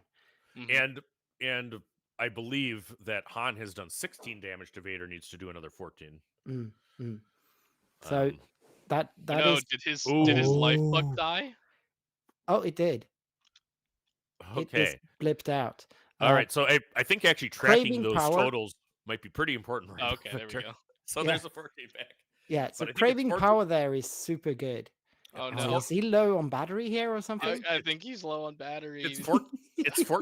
That's how it happens. It's 14 damage on Jesper's base, and it's 16 damage on Vader's base. Yeah. Let's try to get it. Maybe this is the time. This is it. And those tokens are the ones that we provided since our dice didn't come in yet, and they're fairly easy to read. We do ask everyone to use it, but if anybody's at the shop, I don't know if you have anybody on site, but asking the Vader player to use something other than the D20 might be helpful to everybody. We did, but Okay. So and actually, it's a good point. I'm going to be providing some guidance talking to FFG soon. But I think there should be some at least tournament regulations related to streaming.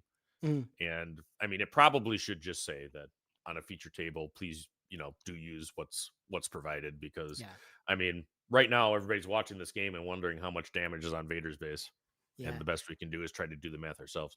Yeah. All right. So that was an attack from the tie, which do another that's 3 to 17. Yep. He's he one doesn't. short. This Yeah, he's turn. one short. Yep. Even with the craving power, he's one short. Right, but when does he get into check? So he's at 17 right now. He can attack with Victor Leader, put him to 20 or 21. And then he needs 2 more attacks, and then yeah, Han so has to two attacks, and he's got him in shack, but only by the one big unit. But with Vader, he's in shack with any of the units now striking. With Victor Leader striking and anyone else, right? Or just maybe Victor Leader. Yep. So, I mean, that's a great point. I mean, we can think about that. There. Okay. So, and I think that Han has done what, 20? It's 20 damage exactly. I think. Okay. So he'll be bringing in another die at least when he passes 20. So he did. That's a tell. It is 21. I didn't see that other die. It kind of blended into Mos Eisley. Yeah, I think I'm gonna grab my life pad I use. Yep.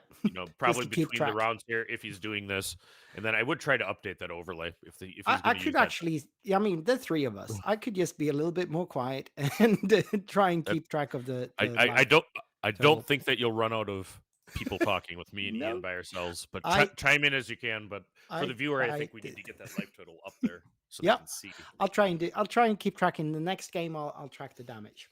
Okay, so Han, and this is really, really a close game. I mean, certainly is. And how does the math work out with Vader? So the Victor Leader has 4 health naturally, 2 from Craven Power 6. Yep. I mean, he is. And then Vader adds 5, right, Ian? Yeah. So 11 is actually out of force throw for anything in Han's deck. I don't think there's any 11 costs he could. You just run the risk of getting entrenched. Right. Yeah. But he could always just flip Vader to ground and then. And that's the daughter, I believe. Yeah, it is. No, it is. No, is it? That was Yaddle. It was Yaddle. Oh, it's Yaddle. Okay. Yeah, he only had 1 resource left, so he very needed Han to play Yaddle. All right. So, and he's still going with the TIE Factory. Mm-hmm. He's done 27 damage. I mean, anything striking will win the match. Well, right. Sorry, the game. And essentially, Jesper has to disable every unit, and I'm not sure what does that other than out of aspect, outmaneuver. But then he just flips Vader to the ground, and it's game over. Mm-hmm. Yeah, it would be because he doesn't have anything that can do 6. No, yeah, exactly. And he doesn't have any. So out of aspect, outmaneuver, and then a force throw of a 6 cost unit. It's just that easy. It's 24, Jesper, let's go. 25, 26, and then. Yeah, he was. That's game, right? He was 2 damage off lethal. Yeah. You know what? And I have a singleton that forces with me in my Han Blue deck, and that would have been good there. All right, so that's it. That's it. All right, good game. First to Vader. Yep. Steiner takes it. This is a matchup you're very familiar with. What did you think about that game, Ian? I mean, that was just Han didn't have enough answers for Vader's stuff. He killed the clone combat, but couldn't kill the Victor Leader. Victor Leader did like 10 damage worth of pump damage on his tokens and the other units he had out. So it just made the race an unapproachable climb for the Han deck without having enough. Like he didn't have any force throws. Like you really need to have an early force throw, I feel like, to have a shot here. Or like that entrenched, like we mentioned earlier. Like if you could entrench something just to not take 5 damage, whatever, he would have had an action there to win the game. But the sideboard might have quite a few answers to this. We know 100%. Yeah, he's running bombing run. We know that bombing run, shoot down, confiscate, all cards that are great in the matchup. Yeah. Like I said, like game 1 usually is Vader favored slightly. He did have main deck cards that were pretty good in the matchup, but actually I think this is the other Hantubu player, so maybe Yeah, his it version's a is little not the one different. we saw. So he Right. might not have the shoot downs or whatever, but he definitely has bombing. Oh, he's showing us. He's taking out Chirrut for bombing run. Makes sense. Yeah. And So his sideboard for Jesper is 3 shams, 2 grieved parliamentarians, 2 bombing runs, 2 planetary bombardments, and 1 rivals fall. I actually probably would bring in the rivals fall, just Yeah. because it's nice to kill The Vader unit. a piloted Vader. Yeah. Yeah. But yeah, all of the sideboard cards for Han are going to make the matchup a little bit better. Vader doesn't have like a crazy amount of sideboard cards. Like he maybe brings in Bazines to try to get rid of the bombing runs or tip the scale, something like that. Yeah, and I don't have any part-time. I think it's probably true that Han 2 improves more after sideboard than Vader. I would You bet. agree with Yeah.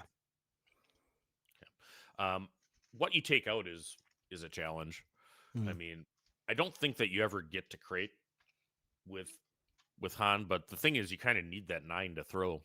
Yeah, you need it Sometimes. for force throw. So I'm a fan of keeping it in. Yeah, I think the obvious one that comes out is if you have any copies of Chirrut or any kind of ground defensive stuff. I mean, that obviously It is awkward though, because sometimes the Vader does flip to the ground, and it is nice having like a blocker for it. But yeah, you got to cut something though. Yep, for sure. All right, so and then thank you, Victor. That gives a little bit better quality to watch the board if you do it that way rather than the preview. In fact, I can probably see the cards a lot better this time. So I'll be able to call better. All right, both players are cutting. Jesper is taking initiative, as indicated by the late night token. And common sense that he would take initiative into here. Vader is pretty used to playing without it. So yep. Yeah, what's the difference? When you're playing a swarm deck, you have actions. Is Jurtle for days. All right, I see a Rival's Fall in Han's hand. Probably a fell. I don't know that I see a good open, unless that far left card is that. On Vader's hand, I do see I think that's a Lurking Tie now. So he must have them. It looks like he has a Mining Tie. Vader probably just is looking for two first turn plays at this point. Are there any other key cards that you're looking for in this matchup, Ian? I think that the shuttle can be really good to capture the early Grogu or Bogdos. Lurking TIE Phantom can be good. Depends if the Han's playing like Force Lightning out of Aspect or any other interaction for Lurking TIE, but that card is generally a good card against these blue decks. Yeah. I think that, I mean, if they don't have Force Lightning, which could be, I mean, some Hans play that, to turn on Anakin. But other than that, I mean, it's basically Anakin is an out, unless they have something like Perilous Position. And Anakin being an out is, yeah, it's not happening until the 5 resource turn at the earliest. Yeah, only helpful if you have it right on curve, right? Because if Vader gets on that Lurking Tie, now there's a gigantic problem that's probably only fixed by Entrench. Yeah.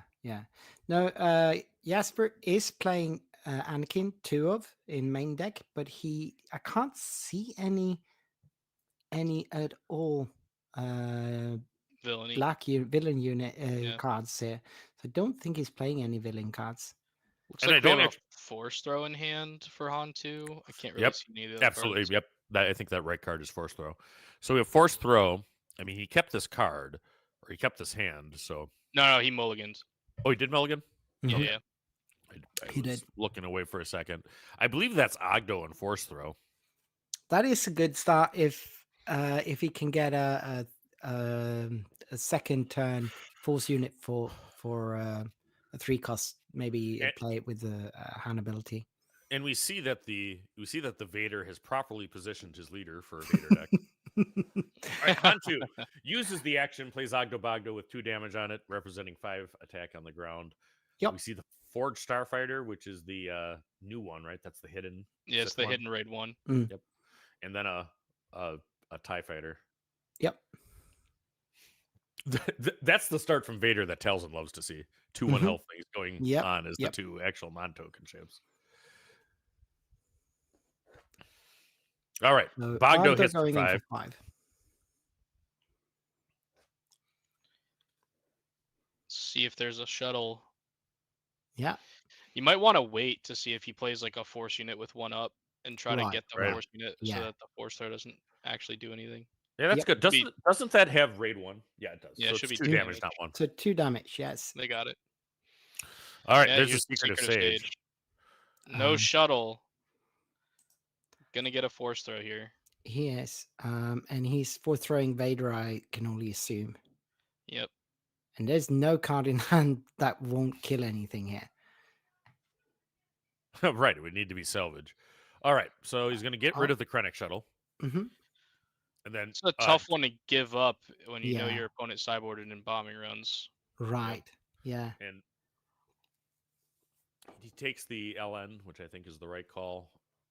Yep. And then he plays a Oh, lurking tie. So Lurking that's the line he's ties is taking. super good there. And now the tie factory will go burr. Yep. All right, so did he get the, I don't think he got the tie LN ready, did he? The tie LN got in. No. He got to strike before, so that's why he's at 4. Yep. So it's 4 damage on Jesper's base, Mm-hmm. and it would be 5 damage on Stinjar's. Yeah. So I think I'm accurate with my damage totals, but you won't see it in your view. But the viewers all appreciate that. Thanks everybody Yep. for watching online. Another force throw, and now Yeah. Oh. that's It's only got 2 cards in hand. Yeah. it's So Craven that's Power. the craving power. That is unfortunate for Steiner. He's Yep. losing. I think as the Vader player, you have to play your card in hand right away. Yeah. So you don't get the 3rd force throw and get super blown out. Yep. Especially when it's Victor leader and above. Yes. So All right. strikes for 5 to base there. And then the lurking tie responds back for another 5, bringing Jesper to 9. The Secret of Sage going to come in for 2, taking him to 12. Yes. And the TIE Fighter is going to hit for 2. So he's at 11 here. But he heals 3. Yep. Yeah, and I think that's a good use of the Internet Warriors ability, is when you have a game like Vader when you're racing, and then you can kind of get that 3-point heal in on the place. In fact, that card generally is good against Vader. It's outside of Sanction or Shuttle range. It hits for 4, and then, I mean, to the extent, Barrage can't kill it. Barrage isn't in every Vader deck anymore, but it's still in some. Yeah. Turns out shields are powerful. Indeed. Turns out. So Which is this why- is just like an old-fashioned shootout here. It's just you can do more damage fast. Which is why smart people put Infiltrator skill in their Worlds deck. I think I know one. Sure. This is an interesting board state. Anything can happen from here, right? Sure. I think that we have 12 damage on one base and 11 on the other. It's now going to it's go 8 now because he healed 3 from the Itinerant Warrior last turn. Yeah. So we'll see if that 3-cost heal plays a difference in the end. Vader notably is top decking, right? Has 1 card. He's 1 card in hand. And chooses to attack. But Jesper did too. So I think he kind of is confident that he doesn't have force throw. Because it would have gotten seen. Yeah. It would have been the coming third in for 5. Yep. Yeah, I personally love when my opponent's 3 cards in their discard are just 3 force throws. That makes me feel really good about myself. Right. Except if you've already lost the game. So 15 damage on Han's base. Han is going to use the Han leader ability, do 2 damage to Yadi. Is that blue key or is that red key? That's red key. Red key, yeah. Yep. It's another 2 damage there, going to 17. Yep. And the Viktor leader still to come in. So which unit was that? Which unit? What? The last Han unit to strikes. That Secret of Sage. That's the Sage for 2. Yep. And then Han's going to be able to flip and put him in check. Yep. Yep. He is. So this might just go Han's way because there's only 19 damage on the Han 2 blade. Who knew? All you needed was a couple force throws. Yeah. Yep. And you know, it's also the case. I mean, Vader is a very, very good deck and a lot of strengths, but it doesn't really specialize in damage from hand. No. You know, to try to get over there and finish off Han. I mean, he needs to do another 9 damage. Mm-hmm. It's the downside to playing a 6 deploy leader, right? Yeah. Right. Losing on the 5 resource turn. Yes. And that's kind of what's happening here. Even though we are going to go to 6 resources, it's just, academic. Right. All right. So Han flips.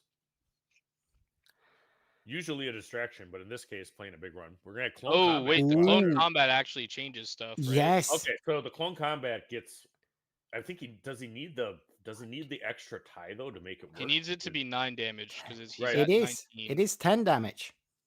Right now it's at 10 7, damage. 8. It's 8, right? 8, yeah. It is?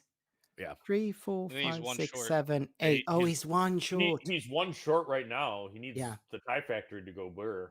But Mhm. then Do the you But he clone won't play have an Surprise action. Strike? Surprise strike would do it.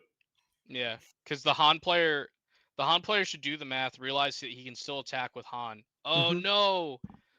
no, he should have attacked with Han. Yeah. Then the Vader can't make a tie token, 'cause Exactly. then you get to claim and kill on Yeah. first action. And now Vader is not in check. He's only on 23 damage, right? So Yeah, there's nothing on exactly. the Han So now board he that can do needs it in one. like a bombing run or something to just Yeah. not. So this is the second game where that Forcer was with me. You know, would Mhm. have been lethal, right? Because Bogdo Force is with me is 7. Yep. Yeah, he that's needs some sort of really- healing here. Yeah. Yeah. But I don't even think that'll be enough because even if he heals 3, he just attacks for 9, and then he has the Yeah. lurking tie to attack for 5. Yep. Yeah, Um, so on Yeah, the rope. he really needed to attack with the Han there.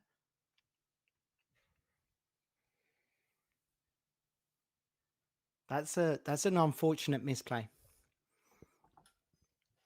Yeah, I think he might have just been counting as if he makes the TIE fighter already and was Mm. like, oh, well, it's lethal, so I have to claim. But Yeah, the tie yeah, wasn't yeah. made yet, so he had the one action left, which would have let him be able to attack before he dies. Yep. And he All does right, have a yeah, felt. that the is Elder it. Dragon. Oh, That he actually probably lives to explains fight why he another didn't day. go- You know, that's, Lives to fight Oh, no, another that's- day. That's still not enough though, because now he just attacks for 5 with lurking tie, puts him to Right. 24. Oh Yeah. no, that he's fine then. He's Yep. flipping. all right. So Vader flips onto the lurking. Oh, yeah, hoping Yeah, that there's that's the no way. 'Cause answer to now that. it's 9, or it's 10. So, and there shouldn't be any And- answers to this. And force throw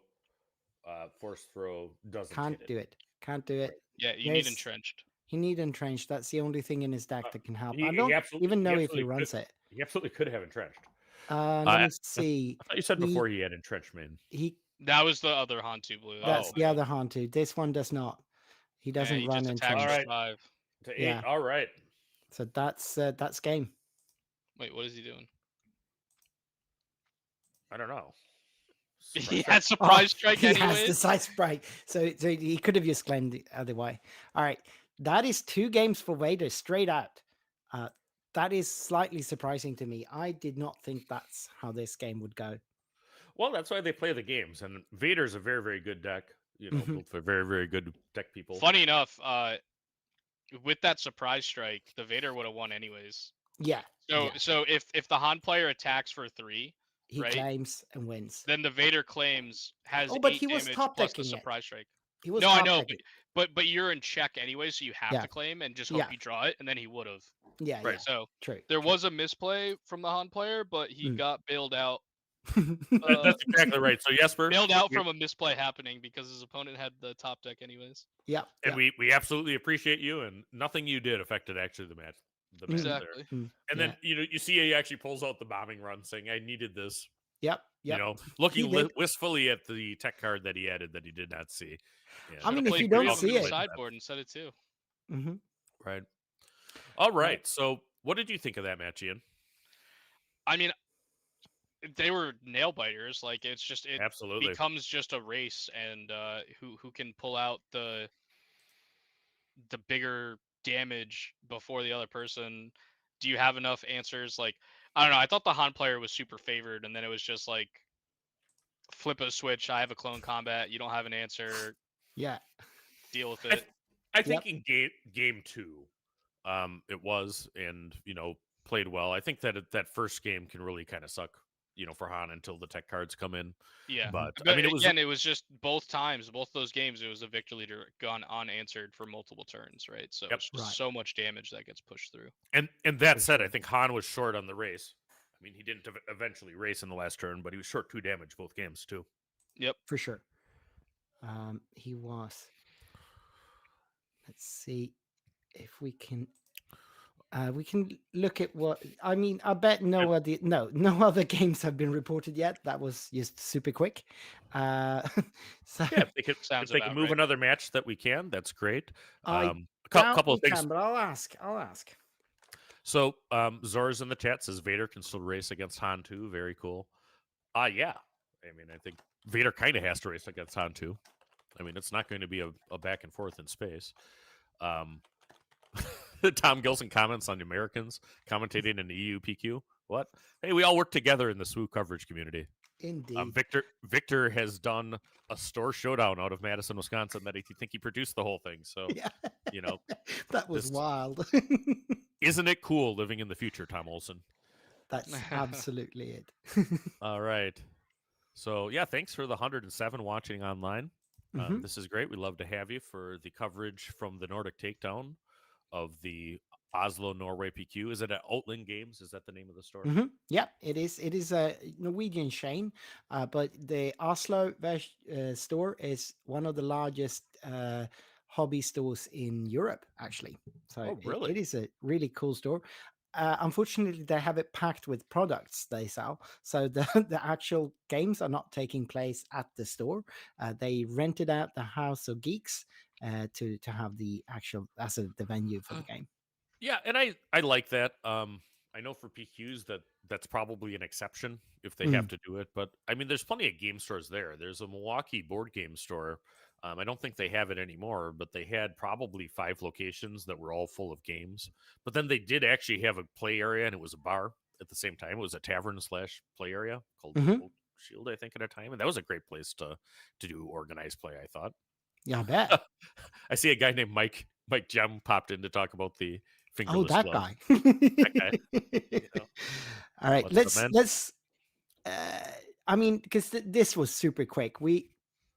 It seems like we are not able to bring any more games on, move any games. So let's just take a little bit of break and then come back early for the next round, so we can actually look at some stats and see what happened in the other games. But before we do, let's look at what the matchups actually were. Let me bring Yeah, you. I think the matchups were Palp versus Cad Tarkentown. Yeah. Palp Yellow is definitely favored in that one. You can see them on the screen now as well. Yeah. Was it Han 2 Blue? The other Han 2 Blue versus Iden. I think Iden's slightly favored there. And then Yeah. What And was then the you other one? had Costas Pop into Cad Tarkentown. Did you mention that one already? And Pop then into- the OB Blue deck versus versus the other Han 2. No, but Boba Data Vault. Boba Data Ooh, Vault. that I don't think that's I can't say that I'm going to be able to perfectly predict No. the outcomes of an OB blue deck, but No. I don't think that that's a horrible matchup if it's Boba Data Vault. And into- all Yeah, you the get to heal a HP bunch, he's right? having. into double blue, because one way to tackle Boba Data Vault is lots of restore on the ground, and that's probably there. And the Aether Sprite's really good there too. The For OB sure. Aether Sprite that And came in also, before, I like, think. he's playing so much big health units, and then Obi-Wan heals them a little bit all the time. Yep. So I think that's a good matchup for Alan. So we might actually see a Blue B1 advance into top 4. Costas won the last PQ with the Palp Yellow. Got us some really good games, but he's facing Jonathan, the 15-year-old Cad Tarkentown player that we've been following for a bit now. And that, I don't know, Palp should be favored, I think, but I don't know that that he will take it, because Jonathan, is really good. He did take one game. They faced earlier in the Swiss rounds, and Jonathan did take one game off of him, didn't he? Yeah. Well, I mean, all of these matchups, I mean, I don't think that there is any that's a given. I mean, there No. are a few things that you can see as a matchup where you'd just be really, really surprised to see Palpatine beat a Sabine. Oh you no, know, they did not But face. I'm but missing none it. of these matchups are like that. I mean, Palpatine is always happy to see a mid-range deck Mhm, there. Now, he hey, is. I just see some sleeves getting pasted on the table there. Oh, Vader. they are moving something over See, here. see, there we go. You have to Game have 3. faith Oh, in we are Outland getting Games. the Jonathan versus Costas game. So that is Cad Talking Town versus Palp Yellow. Oh, if this is a Palp Yellow, let me DM Rando Mando. Oh no, they My Rando would teammate be. This is the same deck that we saw in the final last PQ, and Costas confirmed that he is in talks with Rando. No, there's a Palp Yellow. In fact, I think I might have met. Did Costas go to Worlds? Yeah, he did. So I would not be surprised if that. Oh was no, he didn't go in the end. I think maybe. Okay, well, anyway, I one day Tim Rudet's his name, but Rando Mando is a member of the late night competitive team. But I went down and saw him at the food court, and he was there with his Palp community. It was a bunch of ones, and they all talk about kind of how the decks goes, and certainly has a lot of experience there. I've certainly played against Palp Yellow a ton. I've played with it a few times. Speaking of Mike Gem, I think he's really been liking Palp Yellow lately. He played it at one of the playtesting tournaments that they do within that tier of KTOD. So this is a good match, and it's 1-1 going into it. I know that you have some knowledge of at least teammates playing CAD, Ian. What do you think about Oh this yeah, for matchup? sure. Cad usually does struggle into Palpatine. I don't really think it matters what color of Palpatine. It's generally like stealing a big unit, and then also just having the ramp into big stuff is difficult for Cad to keep overcoming. Cad usually will win the early game and then just eventually gets valued out. That being said, sneak attacks, Ruthless Raiders, like those can be some cool ways to win post board. I don't know if he plays those main deck. Yep. But yeah, this version of Palp Yellow 2 features Legacy Run, which can be a pretty good card. Right. This is game Interesting 3. that he plays the Greedo into a palpability here. I feel like you just should always activate there. Yeah. This is game 3, so it's the deciding game. Yeah. Well, I think his choices to open that game were Greedo, and Greedo. Unfortunate. Yep. Definitely not what he wants to see. So Having no units going into this turn is not a recipe for success against Palp. Nope. All right. So Jonathan was the name of the. Yep. 15-year-old Oslo player against Costas, a slightly older Oslo player. Okay, so Costas on Palpatine plays a super laser tech. It's probably the one of the best cards in a Palpatine deck, and Palpatine uses super laser tech better than basically any other. For sure. For sure. We'll see actually what happens here. I mean, I think that actually, well, Cad doesn't run discard. If I'm Quinlan and I have this crafty smuggler looking at a super laser tech, I'm actually killing the super laser tech to stop the draw. But I don't think Cad does that because he doesn't care about force throw. Okay, we have now there are two of them and a Zuckus hitting the field. Nice play. That is exactly what Jonathan needs to do. Get some damage going. And I suspect that that's why we saw Jonathan keep that hand despite just having a Greedo. Is that he did have the combo. Yeah. All right. No good to me dead in hand. Yeah, but on this turn, yeah, he did no good to me dead there. I'm kind of surprised he didn't Palp auction the super laser. Oh, he didn't play no good. Oh, well, he does not. No, he didn't play no good. It was McClunky. He just showed it. He showed no good. Oh, okay, yeah, very good. Right. That was the he did the 2 damage from the super laser tech, did 1 more from ISB, and then McClunky to kill it. And he did get the card draw from the ISB agent later. Yeah. So it's good, and that's really a well played by Costas in a very negative series of events for Cad, who had played power play Zuckus and use 2 cards out of his hand to do that. Yep. Still no damage on base, and that is not good for Jonathan. Looks like a Bosk unit. Yep. Mhm. And Bosk is good. You certainly don't want the CAD player to get a hold of that Bosk. Costas has ramped once, having 6 resources. Jonathan can't ramp in any meaningful way unless he has Nope. Cam. All right. And then a Lothcat, which is a great card for Palpatine. It exhausts both Yeah. when played and when defeated. You can do some shenanigans with that. That's quite interesting. All right. And then we see Bazine. Bazine. It's Bazine Inception up here at the Oslo PQ. Both players are going on to, what is it, 6 for Jonathan? 7 resource round, 6 And round 7 6. for Costas. So Mm, Pelp alright. doesn't get to flip yet. We'll see if that even deals with that Bosk. I mean, sometimes Pelp players will leave a damaged unit they want to take. Hmm. Okay, so 4 damage goes on Costas's base. First blood drawn by Jonathan.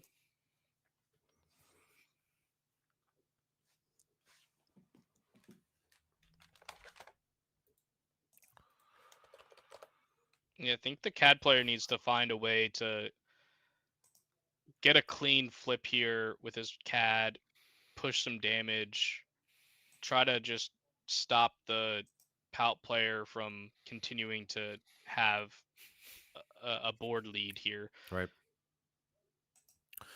And, McClunky comes down to Mhm. take care of Bazine, but more importantly, protect against the stealing of that Bosk the next turn. Yep. All right. And we saw the Palpatine player also take the Lothcat into the Crafty, just protecting his health total. I mean, I think that Palpatine strongly has the inevitability in this match. I mean, if the game goes real long. So, I mean, he's just mostly interested in protecting it. This is Cad's flip turn, so it's very Mhm. difficult to stop that with no damage. No, is it though? Yeah, it is. It is. All right. So, This looks like Jonathan has a tapped resource for some reason. He McClunkied. he McClunky. Oh, all right. Yeah. All right. So, and it is Jonathan's action. Mhm. He thinks it through. It looks like he was going through 2. Cad flips. Here's the no good to me dead that we saw before. Yep. And now we're going to have Bosk. Right. So any unit for Palpatine, Steel stack. it does probably not have a very long lifespan. Oh, the contracted hunter is oh, brutal. perfect. I think he's going to ambush Into CAD. ambush into CAD, and then actually Yeah. you sack into the Bosk. Yeah. I'm Yep, sure that's like what that. he's planning to do. Right. And then, yep. But the Tarkin Town comes into Ooh. play. And Oh, that's the actually Tarkin that's a Town's very it. heads up play. Yeah, very By good. Jonathan. I wasn't thinking about the base not being used too, but Nope. it prevents the immediate steal of Bosk, Mhm. which is very important. Yeah, he gets to use it at least once. See a Vader come down. Yeah, that could be it. Good It card, is. that. It is definitely it. So what does he pull in his scry? He's gonna get a Bazine and a Salacious Crumb, just like every other time he's played Vader. That in the seems to tournament. be his what he gets. And that is 100%. I was just trying to make the point there, lead it up. You guys jumped ahead of it. Is that oftentimes Palp Yellow is not playing a 3 cost, but it's playing a 2 and a 1. Mm-hmm. And that looks like a Sabine, but no That's Salacious definitely Crumb. a Bazine. No Crumb to follow it though. Yep. And I think what you just saw there too was Costas offering the cut Mhm. on the bottom of He did. the Vader stack, and that is what you should do. Yep. If your So opponent what do you eventually steal tells now? you that I think you What do just get rid of the CAD. you get rid of the CAD unit. Yeah. So I mean, I bet. one of those things hits for 7. Mm-hmm. And gets your Bosk back. Right. And what you mean by that is that if CAD captures the unit that Palpatine has stolen, Mhm. then it When CAD reverts back dies? when CAD dies to the owner, not to the one that had it at the time of the capture. Exactly. And that's a good point, Victor, because it's not intuitive that capture in a way counters the Palp ability, but Yeah. it is something that does eventually. And we're going to see him sacrifice poor Bazine Mhm. into Jabba. That Oh, does surprise me, but Costas right. knows what he's doing here. Interesting. He won a steel Jabba then? Huh. It appears to me that that's what's going to happen.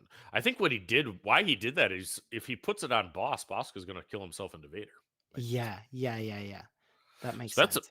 that's very, heads up play, Mm-hmm. level 2 thinking or whatever you want to call it. But he was thinking about what the effect is, because I think he's right that had he put the damage on Bossk, all that would happen is the Bossk would actually go into Vader. Yep. Yeah, and then he gets to just throw the Jabba at the boss Yep. to kill it anyways. Yep. To kill both. So Mhm. great help play. No, yeah, Costas is really good with this deck, as we saw in the last set when he took down the PQ. He is certainly, he knows a lot of the good lines that the ways to play around with things in it. But Jonathan is certainly no slouch. Like, we've seen some really heads up play from Jonathan here. And we also see him play when, he does have a Lurking Tie, which is one of the best cards in his deck against a Palpatine. Mm-hmm. Certainly. I'm pressing the wrong buttons here. All right. So So the Lurking Tie goes in. There's now 13 damage on Palpatine's base. Looking to potentially draw first Should blood be here. 12, I think. that's should actually be 12, but Yep. I should I put it at 13 because that's what they're doing? Well, I'll put it at 10 because that's what they're doing. Yep. The player's mark. Yeah. It was a sneak attack. Is it a ruthless? Oh, it is a very good. devastator. Very good. 4 damage plus damage. 9. But That you is just all go base. There's no other way you can win this game. No, he needs to. So he brings the health total up to 14, and then he strikes for 9, going to 23. That is the kind of power move he needed. All right. And that is good. That goes to 23. Needs to do that again. Yeah. Well, surprise strike on Lurking Ties, lethal. Exactly. Surprise strike. Does he have it? Does he have it? And this is a tough matchup. When I saw that reinforcement walker come down, I thought it was all over but the crime. But that shows. He does get it's to not. heal 3 here because Palp took the initiative. So all right. So he's gonna get to heal 3. And that might be very important. And Costas checks the discard pile here to see if there's surprise strikes, I guess, and whatnot. It might also be looking for sneak attacks. Yeah, exactly. Sneak attack, a ruthless raider here takes it. Yep. Sneak attack near anything if it's in the space arena and Costas can't answer it. Yeah. So he'll have to play more defensively. The reinforcement walker, card that is just exceptionally good despite being an uncommon set 1.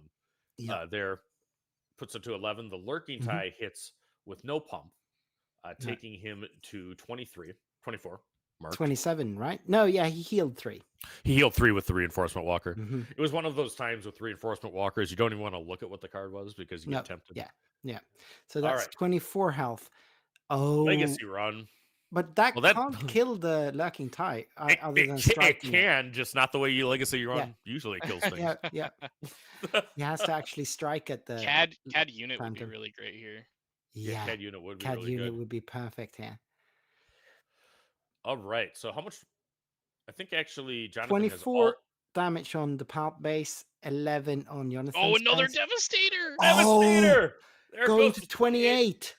Wait, so this is interesting because he could attack and get rid of the Legacy run to kill the Devastator with the Palp ability, but then the CAD claims and kills with Lurking Tie. Yeah. I think and that this is if a Palp catch. Claims he can't attack into the Lurking Tie and get the trigger from the Legacy run because the Lurking Tie only does 2 damage back to the Legacy run and it survives. That's right. Attack. Yeah, that's right. Yeah. So the weakness of the Lurking Tie Phantom on defense. Yeah. If you understood what Ian just said, it's very, very smart, but it's actually not a really feature. Important. It's a problem right now because what he needs to be able to do is claim and suicide the Legacy run. But the Legacy run going into Devastator can kill the Devastator eventually, but it can't kill the Lurking Tie. He's if got he kills the Lurking Tie, threats here. He can't get rid of both. Both of them have lethal. He needs heroic sacrifice. Yeah, and that is game. Yeah, Jonathan CAD steals won it. The game. Jonathan Wow. steals the game. And he played to his outs in the Space Arena. He played to those Devastators and the Lurking Tie. And what a match, guys. I really enjoyed that one. That was crazy. such a good game. And Jonathan, 15-year-old Norwegian kid that is just surprising us over and over again. He did so well last weekend in Malmö, and now here he is again, proving that he belongs in these tops. All right. Yeah, Austin in the chat, who's a local of mine, says, what a game. I agree. I mean, I thought when that reinforcement walker came down, that the turn looked before so that, over. before the Devastator, that I mean, it was all over but the crying. But Jonathan pulls one out of the bag with Devastator after Devastator, and then a Lurking Tie that's just not strong enough to kill the Legacy run on return. Loopy, you said after the first Devastator, like, what would it take to win? You said another Devastator. Yeah, you were right. You were right. that was exactly what it took. This was so exciting, and this is SWU when it is at its best, isn't it? Absolutely, and this is what you see in the top cuts of the planetaries. Both of these players looking to qualify for Galactics, probably both of them. Anybody wants to be in the top 32, particularly if you're in Europe, because you get your plane and you get your hotel room paid. So that's good. So that was a heck of a match. Do we have any results from the other tables? We have all the results. I just put them on screen. You'll see them people. soon enough, but we do have this was the last one to go through. So Jonathan on CAD Talking Town takes down Kostas, the reigning champion. Actually, he takes him down 2-1. We earlier saw Steinar defeat Jesper with his Vader yellow deck taking down the Hantu blue. So we have Kenneth Ellingson on the Hantu blue, the other Hantu blue, taking down Niklas Lindroth, Swedish player that is a control player. He was on the Iden blue, sorry, Iden green. Iden Data Vault. That's the one we saw earlier also in the Swiss rounds, but Niklas lost here and is out. And then we have we were speculating how Boba Data Vault would work into Blueby one, and it turns out that Data Vault can take down the Blueby one because Sindre Aspas did win 2-0 against Alan on his Blueby one deck. So unfortunately, we're not going to be able to feature the Blueby one deck here on the stream anymore. Dang. Yeah. All right. Well, that's good. I want to see this CAD player. I want that Vader player. I thought took excellent lines. Yeah, he that did. Went to the first match that we had. So I mean, this is talented, and they're vying to be the king of Norway until the next PQ, or the king from Oslo, right? Yeah.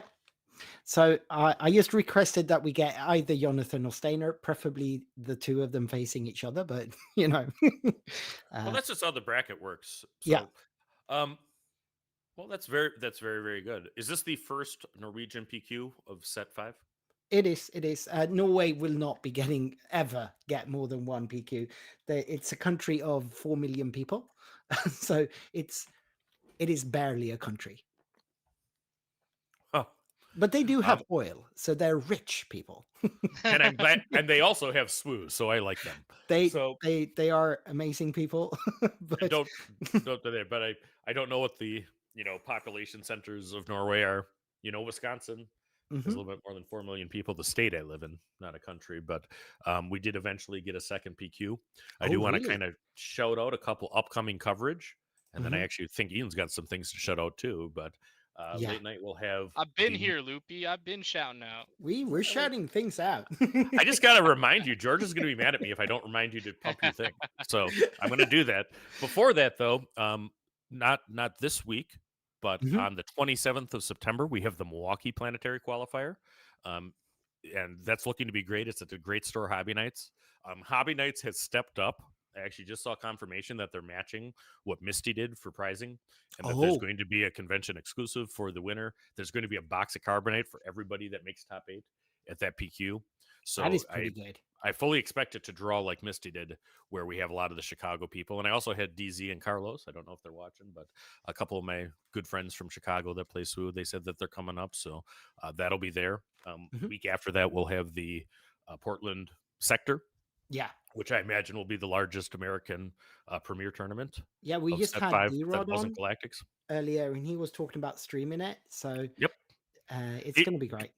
D-Rod is working with us. It'll be on his channel in late night, and then we'll see if it's anywhere else. But we just literally got word yesterday from SSG or Star City that we'd be allowed to do that. So yeah, no, a lot of exciting stuff here. After we're done, I know that C Raptor has a stream today. Who's a great he's friend. He's doing the limited PQ in Dallas, I think, somewhere in Texas.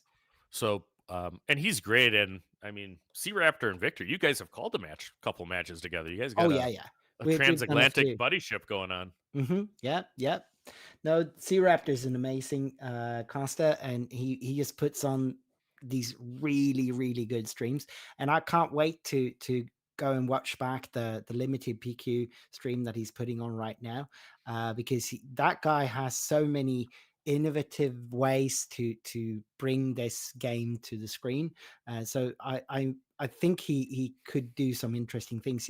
I know I was part of the cast for the Chicago, or Niles outside of Chicago, a limited just PQ call it with Chicago. you guys. Yeah, and with you guys. Just call West Bend Milwaukee. Yeah, West Bend is about 20-30 minutes north of Milwaukee. So it's not technically the same city, but it is the PQ associated with the Milwaukee SWU scene, and we're glad to have it. Yeah, but there are some interesting sort of what would you say? Interesting challenges to casting a limited PQ, and I think there's some room to do some really cool stuff with that. And I think C Raptor, if anyone, is the one to bring that innovation, right? Yeah, we're working on it. I mean, we talked a little bit after what Late Night did. I talked with some length, and I mean, at least us in the coverage community are really hoping that Star City gives McClunky Games the rights to cover the Philadelphia limited PQ. I know that they want quality streaming. Yep, and I know that they're looking for it, and then there's some challenges, related to apparently unions and the venue that they're having to tackle, but we hope they figure it out so that there's going to be coverage of that, because that Philly PQ is going to be a heck of a time. And absolutely, we hope that Viktor comes and joins us. I'm always eager. I am. So, do we want to see Boba versus Cad, or do we want to see Vader versus Han 2? That is Boba versus Cad, because we just saw Vader versus Han 2 in that first game that we watched. I concur. All right. So Cad it is. Before we get to that, Ian, what's new with you guys? Are there any new shows or anything like that coming on? Yeah. We got Cardboard Chefs coming. We did our pilot episode yesterday. It was phenomenal. It's been taking a little bit because we are doing a whole it's going to be a live show, and we had to get all the assets for the stream to make it look nice. And it's like 4 judges, Jeff Creasy hosting, me and George as the 2 mainstay chefs, and then a 3rd guest chef. So just getting all the schedules aligned so that all of us can do it at once is also a little bit tricky. So but it was a blast doing the pilot episode. I think it went really, really well, and we had some good feedback internally from some Bothans who watched for us, just to give us some good critical constructive criticism. Yep, and I think that's awesome. I love when people do things that aren't already part of the scene. I mean, you tend to run into their niches. I commend doing anything live. I mean, Late Night is the live guest show on Friday nights and has been for a long time. That's actually where we started, and we do live coverage. And I mean, I always tell people when they're looking at somebody trying to do a live event, this is a different level of difficulty than recording something and putting it on and after the fact. Sure. Because I do that too. The master classes are recorded; they're not live, and it gives you a lot of flexibility you just don't have. And I thought it was cool when Tada kind of adapted around the whole show. That show is so much fun.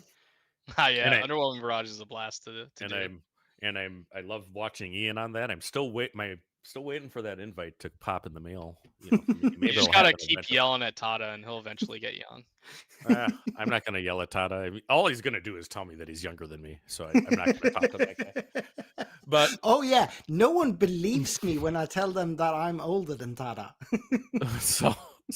but you know, it's great, and I'm sure it's basically Iron Chef is what it is, right? But Yeah.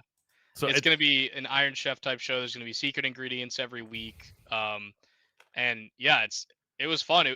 We only have like 20 or 25 minutes to do the live deck building with the spicy cards that we have as our ingredients. And the first one went really well, and it was fun doing the deck build, and we all had different decks, which is awesome. So as part of that, do you actually play out the decks, or are you just judging them in theory? So it's mostly going to just be judging in theory. We think that eventually what we might do is like 10 episodes down the line or something, do like choose your favorite deck and then do some live gameplay to see like which of these decks actually had any real gameplay ability outside of that. When you get to that part, hit me up. I can help because that's what we do. And actually, you would know because you pop up for our release stream every time, you know, on Late Night Knives. So you got kind of the gist of it. Yeah, no, that'll definitely come at some point, but well, because that's the thing, you know, I'd be interested in the follow up to all of these, Ian. You know, maybe not the live show, like do the judging of the deck from the experts when it happens, but then actually play out the matches using the deck and see who actually wins because the theory doesn't always align. I've built lots of decks that I thought were going to be really great, you know, and to use the things. I mean, they usually do what I thought they'd do, but sometimes it's not good enough to actually win the game. Yeah, no, exactly. Like I think the deck that I built yesterday for our little test pilot ended up being like a Canaan yellow deck with like Pounce and a bunch of creatures and stuff. And it was definitely not a good deck, but I tried to use the ingredients to the best of my ability. Yep, it's good. It's good. All right, so they're exchanging their deck lists here. Where can they watch the SWU Chef show? Let's look at them. We can bring them up here. So let's have a look at Jonathan's and Syndra's deck list. So let's begin with Syndra's deck list. I'll have that in. Oh, why am I? Yeah, not... just if anybody wants to check out Cardboard Chefs, it'll be on the For the Network YouTube page. So go check that out. And if you don't want to miss it, give them a like and subscribe right now. Yeah, you should. You should make it so that George is happy with Ian here, who's doing commentary. You know, he sees a bunch of subs happening right now. Ian can take credit for it. I mean, that's what we need. I see Jeff Creasy in the chef. Did somebody say Cardboard Chefs? Jeff is another great friend and collaborator. Has really been a great resource for coverage. Yeah, and he is the host of Cardboard Chefs. Absolutely, and he actually resembles a Viking. Victor. Yeah, I don't know if he does. If you met Jeff, but he is. I met Jeff. he is not a small dude. He is not. He is a fairly intimidating guy. He is a guy that, but you know, a lovable dude. he's a teddy bear at heart. Yeah. He's a very. We have the deck on screen now. So this is the Boba Data Vault deck, and I don't see anything out of the ordinary here. Do you guys? Is there anything that stands out to you? Well, as soon as I can, there I go. I was able to find it up on YouTube. So Boba Data Vault is typically more space than ground, but certainly has a mix. In the very beginning of the early games, it looks to me like he's main decking salvage, which I really like. I do that in my Boba Data Vault deck. I believe that's the card in the. And this is the card deck. Which one do you want to watch? I was talking about the Boba Data Vault. All right, sorry. I can only see using YouTube with a delay. All right. You're showing me for sure. So it looks like there is Bamboozle in the main deck, which is going to be very important. So I'm going to DM you something here quick, Victor, on how you could make it so that we can see those deck lists to talk about them. Sure. At least stream gets to see them. And that's, I guess, the important thing. You use OBS or Streamlabs? Sorry? Do you use OBS or do you use OBS? So that that game that we just watched against the Palpatine, Mm. there was one sneak attack in his entire deck. Oh And yeah, yeah. that's how he And got there with the double devastators. Yep. Do you feel that card played well that match? Oh man. I don't think it could have played better. Yeah, I agree. All right. So they are shuffling up now. So they seem to have studied enough. So maybe we have as well. Let's transition to the gameplay here, and All then right. for in between the but when they are sideboarding, let's see if we can maybe bring the decks back up then.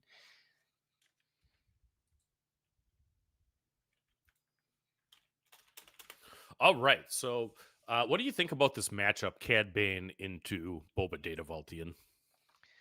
So if you ask anybody on my team, these are like the two decks that I hate the most in all of Star Wars.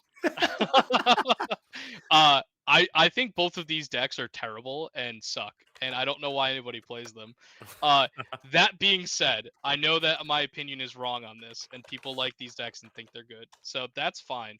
I have no idea how they play each other because I would never be caught dead playing either of them in a tournament.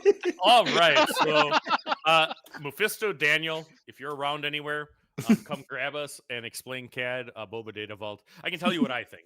I mean, I think that CAD has an obvious advantage in the beginning of the game. Boba Fett plays a lot of units that don't have a lot of health, particularly in the space arena. The Right. pings can mat it up. I mean, he's got to land a good Tarkin town.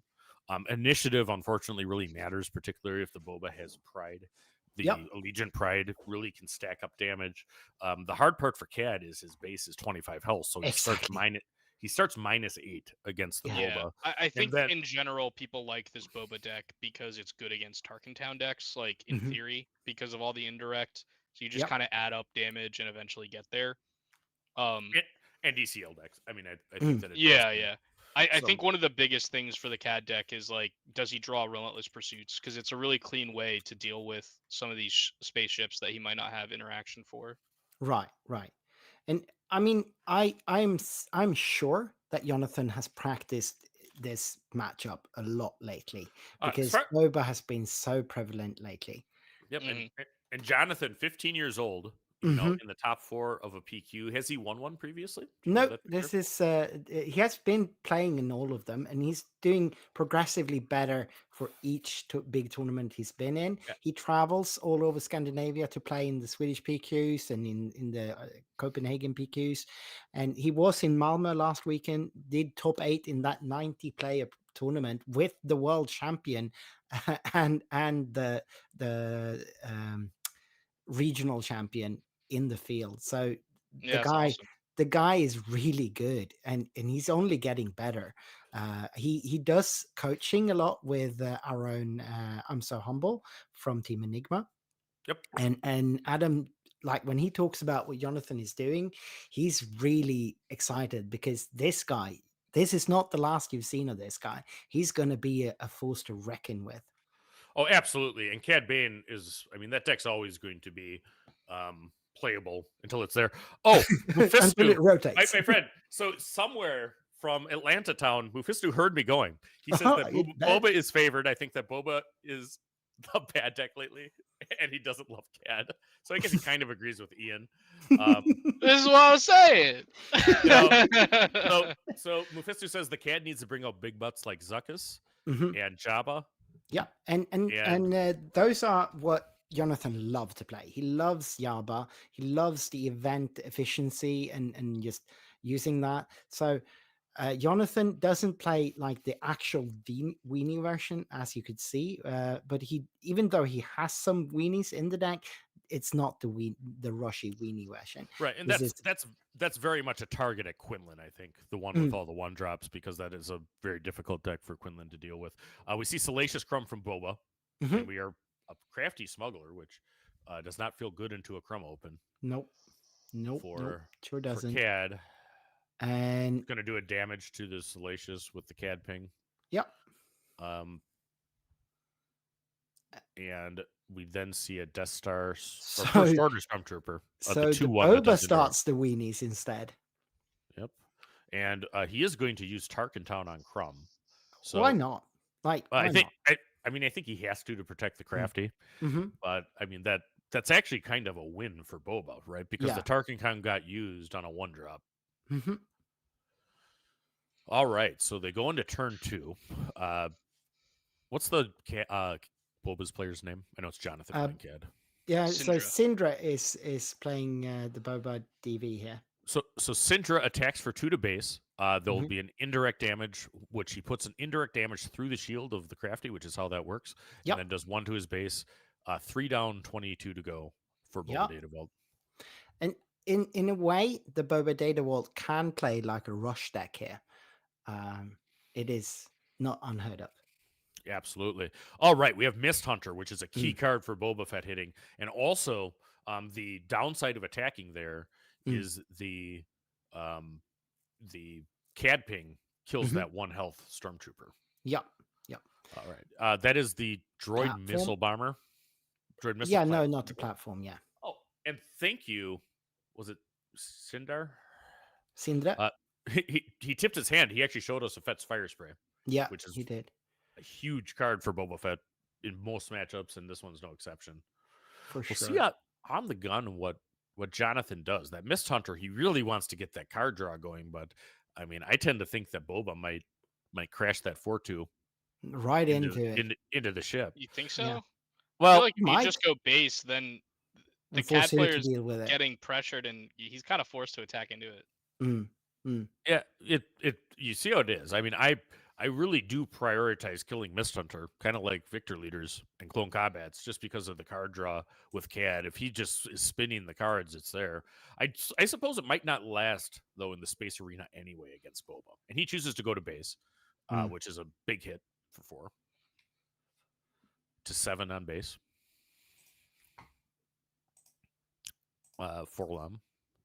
Oh, sorry. Wrong base.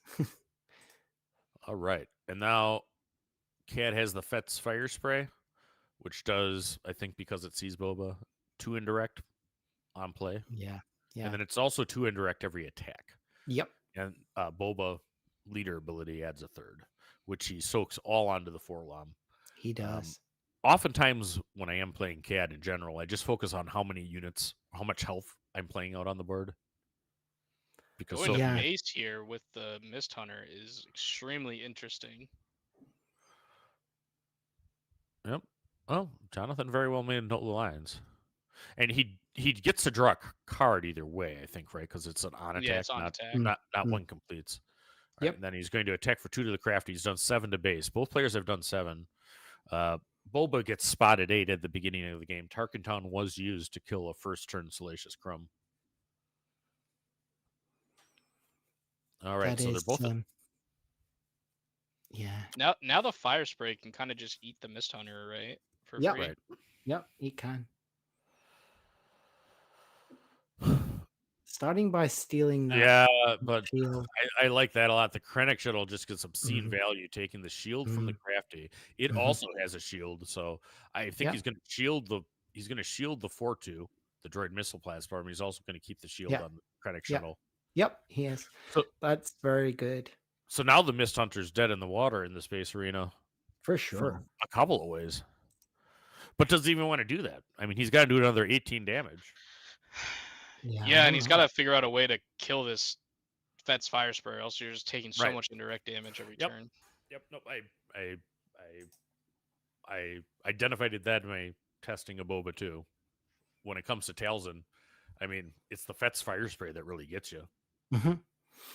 So this Suckers here is going to be able to eat a bit of damage, of course, but and you know, he does have to put the Fett's Fire Spray the damage on it, right? Because Cad isn't indirect. Nope. It is actually 1 damage, so it would pop a shield. So he does that. The droid missile platform takes care of the Mist Hunter. The Fett's Fire Spray swings in for 4 with another 3 indirect, essentially. Yeah. So he's just showing us there.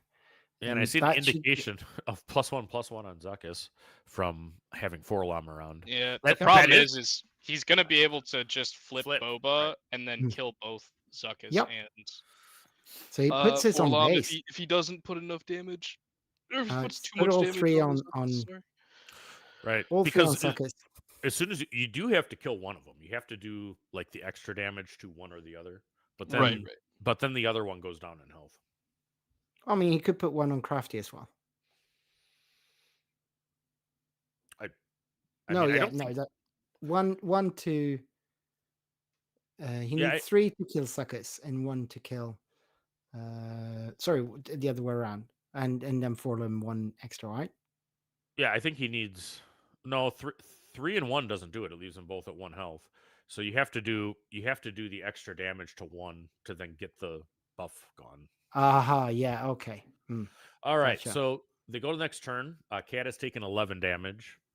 Boba has taken 14, And that and looks, it looks to be that the differential in base health is might making a be difference. might be a big difference there. And actually, I'm expecting, prefacing too, creator named Mo the Monster, who's a very good math guy, did an awesome video. And we should actually have some content in the relatively soon future about why Data Vault seems to work when in Magic it's probably a bad card. All right, so Boba flips onto the Krennic shuttle, kills Zuckus. Yep. So Forlom, he can't get both because he had No. to do all 4 damage to get the Zuckus. And Cad is looking for a response. I mean, he really, really needs a no good to be dead here. That would probably be very good. And that's Looks a like it's just a McClunky. McClunky. Yeah, It so he gets gets rid the- of the Gets the fire fire spray, spray, but this one's gonna sting. yeah. And you might even see a barrage before that. Well, probably not with only 1 health on board. We'll see what happens here. If he attacks with the missile platform, that tells me he very well may have barrage. That's what he does. That's what he 15. does. How much does Boba add for? So that's hitting for 7. Yeah. Yep, it's for 7 right now. All right. Hyperspace Cube, that is Carlos, another CAD aficionado and a For great sure. Bothan and great friend, who hopefully will be at that Milwaukee PQ, was looking for a boozle out of CAD there, which is obviously Oh, what you need. Bamboozle would be great there. Ooh, the cartel spacer is a big hit. tapping him down. Nice. Buys him a turn at least. Oh, Planetary bombardment. Well, it's not yeah. so Let's just back up our It's cards, 8. boys. It's 8. it's 8. It's 8, so he can put 2 on the cartel. Well, I mean, you could put 3. You might want to put 3 on the I cartel. think you still just scoop up your cards.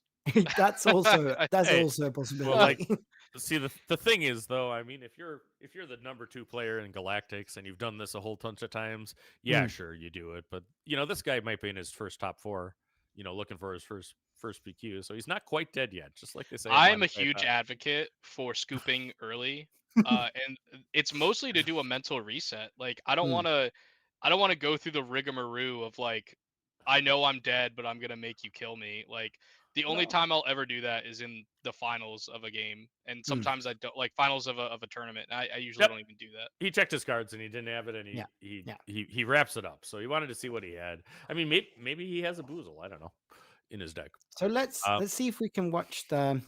I won't be able to make it any easier for you guys to see it, but I'll just bring us over just real put it quickly up to the decks here. and let it sit there, because about a minute and a half after you put it up, I can see it on YouTube. I'm watching that for the comments. So I will have us watch the CAD list here first. And in the sideboard, he's got 2 Devastators, 1 extra IG 2000. So he's running 1 main deck and 1 sideboard. And he's running 3 Phantoms, and he's running 2 No Good to Me Dads. And I think he's got 1 No Good in main deck. No, not a single one in main deck. Yeah, I would bring in the no goods and maybe the IG, sure. but that's about it. Yep. Not the That's right. Devastators, huh? It's No, too it's too slow, late. right? It's too It's too slow. late. No, Cat's got to be fast. Cat's looking to do it. He does have Boozle in his deck. That's actually what he was searching for then, because we see that main Probably. deck. That's obviously a very good card here against any pilot deck. I think I'm with Ian. I bring in the no goods. I don't know. I don't know that I love the lurking tie into Boba. No, In fact, No, I think it's no, no, no. I think it's bad because No. it there's so It many does. things. the in only space nice arena. thing about it is that if you play it and they don't have a space unit to attack into it, they can't really play fire spray on the 4 resource turn. That's it. I mean, Sure. I'm looking at that IG 2000. That I might do. Yeah. That makes sense. It's because- got a health pool and it pings and Yeah. it does a thing. And we know the Boba has at least the 1/2/1 unit. But Yeah. I mean, he has a lot of units that worked out of space. Like that last game, that droid missile platform sat with 1 health for a long Yeah. time and actually. But even survived if the it game just with pings the Fet's fire spray, lets you Right. attack into it the following turn. and that was my other point. You just need bodies in space Yep. to deal with some of the high threats there. For sure. So that's what I'm thinking. What about that Cad Bane deck, Here- Victor? Here's the Boba deck. Sorry, the Boba deck, Cad Bane sorry. deck? Nope, the Boba deck. I meant Yeah. you. So- You understood what I meant, not what I said. Good. And so what do you bring in here? Do you he's got, what is that? There's a red event that he's got 2 of that I can't I think it's really make Force out. Choke. It's That's Force Force Choke. Oh, yeah, not too good. And that's a Honestly, none of these cards seem super appealing. Like, salvage, maybe? maybe just because he kills stuff, but it's not like he's Yeah. discarding you. Well, I mean, the other thing to look at though is what you are taking out. Yeah.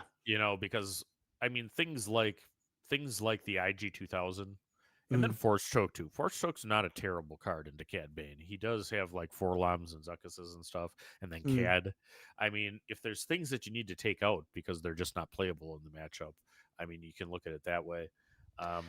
Yeah, I don't know. I mean, it's pretty good. I don't think you want to cut. You the could cut Ruthlesses out. the Fang Fighters. They're not doing a lot.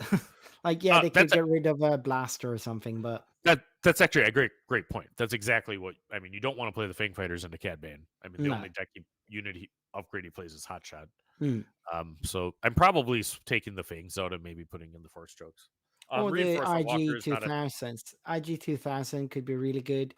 He will be trying to mitigate some of the damage onto his units, and then the IG comes in clutch. yeah. And if you're looking at this, Mephisto or Yoda Killer, you have any ideas? Please. Into Cad Bane. enlighten us. I think you might want your walkers against Cad.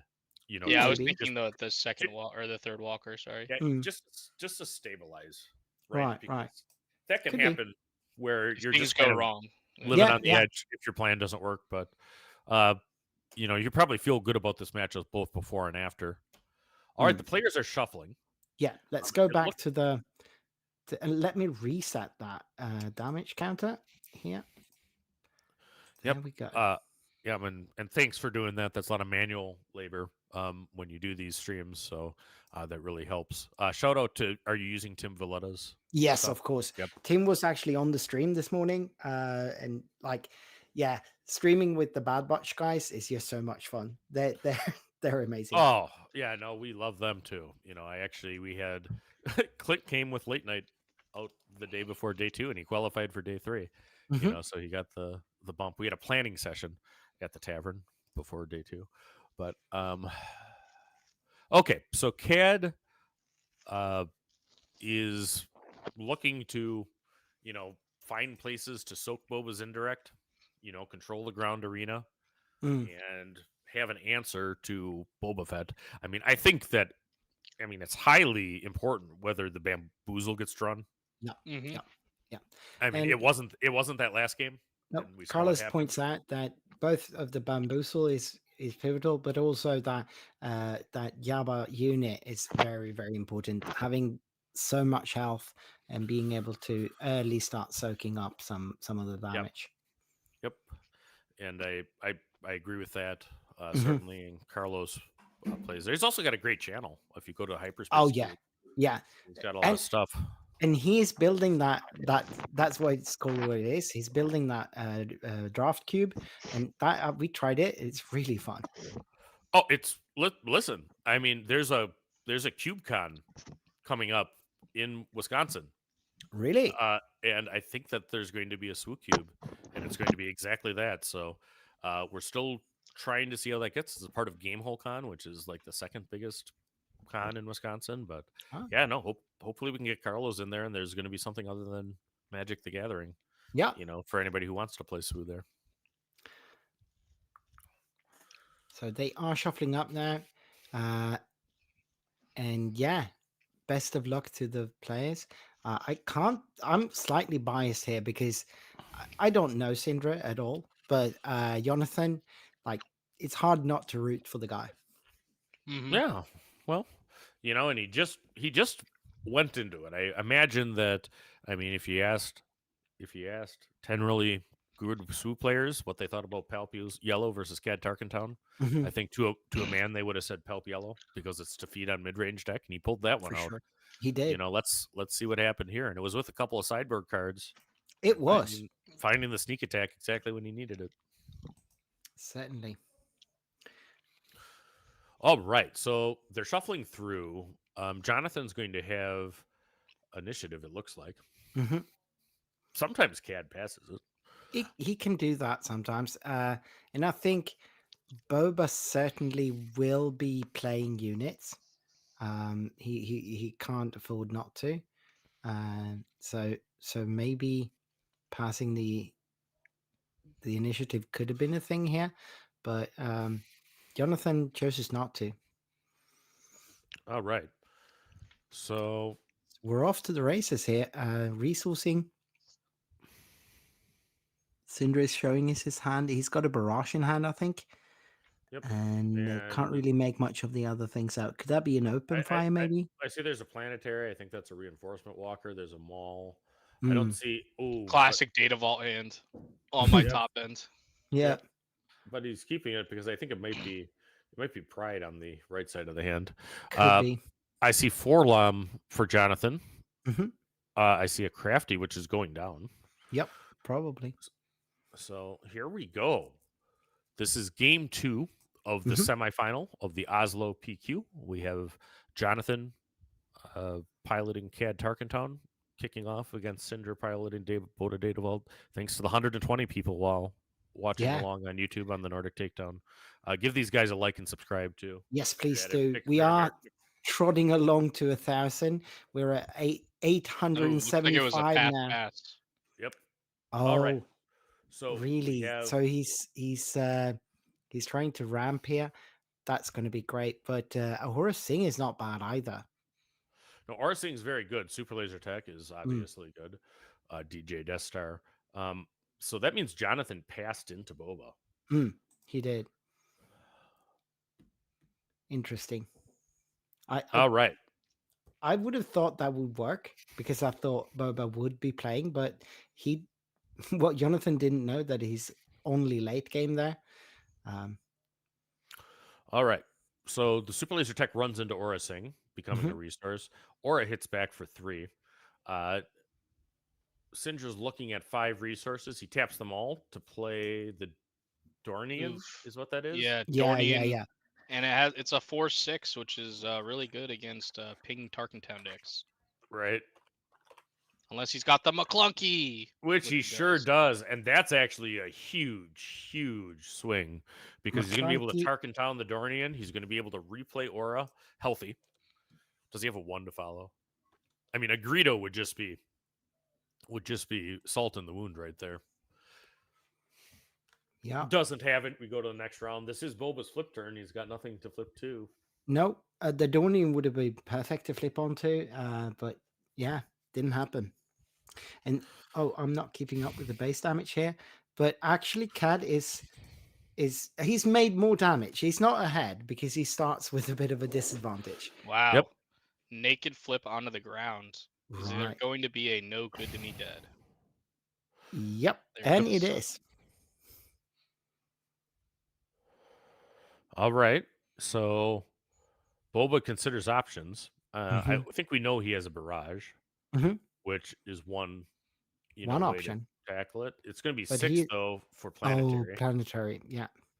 Yeah, I think he'll probably put 3 on Aura and 5 on the base to 6. Yeah, that makes sense. Colgezar in the chat asks, "What's the other semi?" It's Hantu Blue versus Trader Yellow. Yeah. All right. Relentless Pursuit, just to get the shield. Yeah, I mean it works. It will keep Ahura around for a bit. It it does signal though that Jonathan's hand is not exactly what he wanted there. Yeah, I'm not sure I would have just been like, here's 3 resources for a shield, especially when Yeah. you're about to flip CAD. Yeah. I mean, No, yeah. I'm surprised he didn't play Forlom, probably with no ambush, but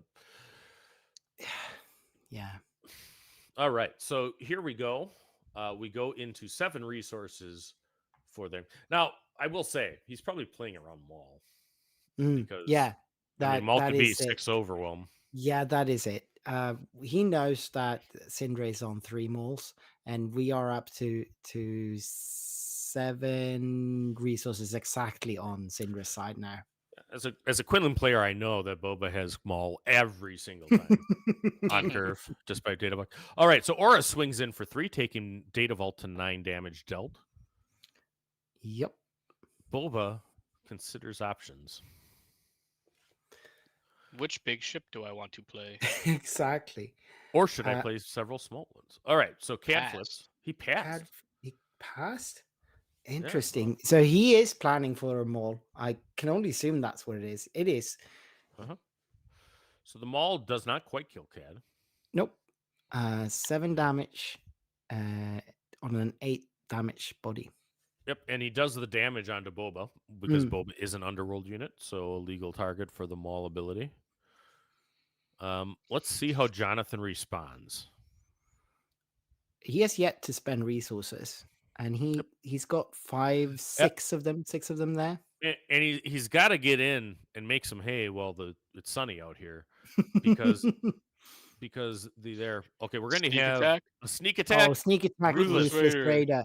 That That's is good. I think he's going to actually kill the Maul. Yeah, Maybe because he he puts 2 I on don't the know. maul. I kind of am advocating to go face here. I don't love it. I prefer he actually just goes at Data Vault space. Yeah. Actually, maybe he just puts the damage on Maul no matter what. Yeah. All right. So bring him closer. It does 11. I mean, sneak attack Raider represents a total of 8 damage and then 4 damage. And to that's unit. what he's doing. He's going 8 to base. And then the Raider dies and does another 2 to base and another 2 to, I guess, Maul. I guess Maul. All right, so he's 21 damage, needs to find another 12. Does he Yeah. have another sneak attack Devastator in his hand? I think he's only got 1 sneak attack in the deck, so it can't Yeah, be only that. one sneak. Yep. That was the sneak. And he's putting it on Maul. Making think it so after- that Maul After can't this really... top cut, Jonathan might be moving up to 2 sneaks in his 60. What do you think Yeah, at about least that? find some way to stick it in the sideboard, man. Right, right. yeah. It has been absolute gas for him in these 2 games, at least. All right. So 8 resources. That should be the Walker that we saw earlier for Sindri then. Oh, yeah. I mean, this is what we were talking about. Need to stabilize. I don't think that's the play on the gun. But he's got to try to hang on here and prevent that last 12 damage. Any healing is good. I mean, he has Barrage, though, too. Maul is going to attack 6 overwhelm.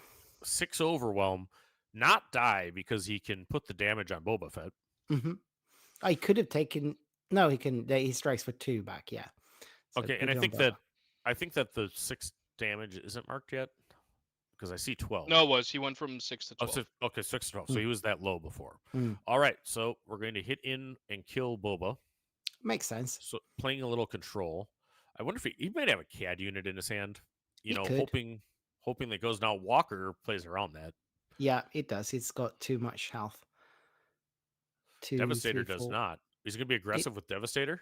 That He is a Devastator, and that might be punished if indeed he does have a... Yeah, if he has the so CAD, bad. it's It absolutely is. perfect. He's begging. Do we see Cad Bane hostage taker right here? Mm-hmm. I don't see Cad Bane hostage taker I in his do hand. not. I mean, if you squint enough at a Zuckus, does it become that? Yeah, but no. Jonathan's in a pickle here because 15 damage on Baith is not nothing. That racked up quite fast. It's not nothing when your opponent is representing 16 more. Yeah. Jonathan's gonna have to find something. and he's only got 3 cards in hand, and none of them looks like they're the answer to this board state. He's considering playing. Is that a 4-loom, right, in his hand? I think he's got Forlam and Zuckus in his hand. Yeah, so 4-loom could sacrifice into And I Maul. think he's got Forlam, Zuckus, and now there are 2 of them. And now there are 2 of them is not helpful in any way. Nope. Doesn't have the resources for it. For both of those. He has claims. He's a claim and draw cat. I think that's the right play. Yeah. No, I don't disagree with it. And he does not. So he scoops it. All right. So great play by Syndra. Holding serve with Boba Data Vault. That second game, really CAD came swinging out the gates. You know, got the base up to 21, but couldn't deal with the Maul and the Devastator at the same time. No, we're going to see their sideboard him. He's taking out the no goods to be deads. He added in Devastators. Interesting. Is what we saw. What do you think about that matchup, guys? Yeah. Boba doing Boba things, CAD doing CAD things, just not enough CAD things, I guess. I don't know. All right. It felt like the CAD deck just like it has such a hard time dealing with giant things, and that's literally the point of this Boba deck is like I'm just gonna play a big thing every turn. And if you don't draw that CAD on curve, you're not gonna be able to do anything about it. Nope. All right. And Victor, if there's a way to send a message to the store, to the extent they don't know, but if the other game is going to 3 and it can be moved, these people want to see Star Wars. They don't want to see a waiting screen. And we'll talk about debriefing the rest of the matchup. I think Jonathan expertly played. I mean, I thought he was toast into that Palpatine when the Walker hit, and he found a way there. I think he played very, very well in that matchup. Just not quite enough oomph to get over the extra health that Data Vault provides. Yeah, I wrote that in the wrong. I'll try to get the game moved over. I don't know if we can, but if possible. And I hope Jonathan keeps coming back. I mean, as Victor said, he's been improving every PQ. So that's the semifinal. And last turn he was in the quarterfinals. Last weekend he was in the quarterfinals. This weekend he's in the semifinals. So watch out next weekend in the finals, folks. Yeah, Cad Bane and Jonathan is coming your way. So I have confirmation both semis are over. So this is going to be a 3-minute break, and then we'll move into the final. And let's see what the final is, because I have not checked yet. Let me bring the bracket up for you people on screen in just a second. I will have to just move this over here and then change this to this. Neither of them are reported yet. Okay, so I can't tell you what they are just yet. Let me see if we can get. Oh wait, so we will have Han 2, Kenneth on Han 2 blue against Boba DV in the final. So apparently Kenneth took down the Vader yellow. So the poor Vader yellow had to face double Han 2 blues in first the quarterfinals and then now in the semifinals. And Kenneth Ellingson took him down. So we're going to have a final between Syndra Aspos actually, and Kenneth Ellingson. That's going to be Han 2 blue against Boba Didawalt, but it'll be a short break before we can show you that matchup. They are taking a few minutes. Like Loopy said there during the stream, we are right now at sitting pretty at 875 subscribers, and we would love it to be pushing 900 at least by the end of the evening. So please do like and subscribe if you do like our casting here. We have a lot more coming up on the Nordic Takedown. In 2 weeks' time, we will be streaming the Helsinki PQ. That will be the first time we get to stream from Finland. And then in October, we will be streaming the Swedish PQ from our home arena in Skövde. which would be the Mana Torsk, where we have the container brawls usually. But this time we actually got a PQ from there. So yeah, that's what's coming up from the Nordic Takedown. Yep, very good, and it's great stuff. And they also get great guests. I mean, one thing I've learned about the Nordic Takedown is, right. I mean, I believe you have, you know, lines into people, several master classes. You know, I think that you've kind of helped me track people down because you had them interviewed after on your channel too. So yeah, we appreciate that, and yeah, great content all around. Yeah, no, our last weekend stream from Malmö Game Week was just it was such a blast to be on site casting again. We haven't done that in a whole year, and just be able to grab people coming off of their games. I was actually playing day one, and just on the other side of that, being able to storm the stream and so just kind of raid the streamers and pop in for a quick one in between rounds. So much fun. So much fun. Sounds like something I would do. Yeah. All right. So, do we know? You said that the Vader one. So we're gonna have an entertaining battle in space. No. Han 2 won. Oh, Han 2 did win. Okay. So, are we going to take a quick break, or do we want to start talking about what the final is going to be? I don't know what our timeline is. I think I don't they see just took 3 minutes break before they started, so it'll be on any second now. We might just as well. All right. Stay on. So I've played some Han 2 Blue. I've actually played quite a bit of it set 2, and then, you know, not actually probably 100 games in set 5 too. What do you think about this matchup from Vader's perspective, Ian? You mean from Han 2? Han 2. Yeah, Han 2. It's just kill everything that the Boba player plays. That's like the name of the game. You just got to kill everything that they do. Your removal spells are the most important thing. If you can't interrupt the Boba flip, you're probably going to lose. Entrenched is really good if you're playing that. So the Han 2 Blue player that is going to be in this one is the one that's running the entrenched main deck. Yeah. And also the daughter. The daughter is a monster in this matchup because the daughter, sure. you'll typically be able to get the force multiple times in a round by the time you get to the Boba flip, so she can represent a lot of heal. There's some weird tension with Han 2 Blue against Boba Data Vault because you're cheating things out and putting damage on your units, but then you need to put indirect damage somewhere.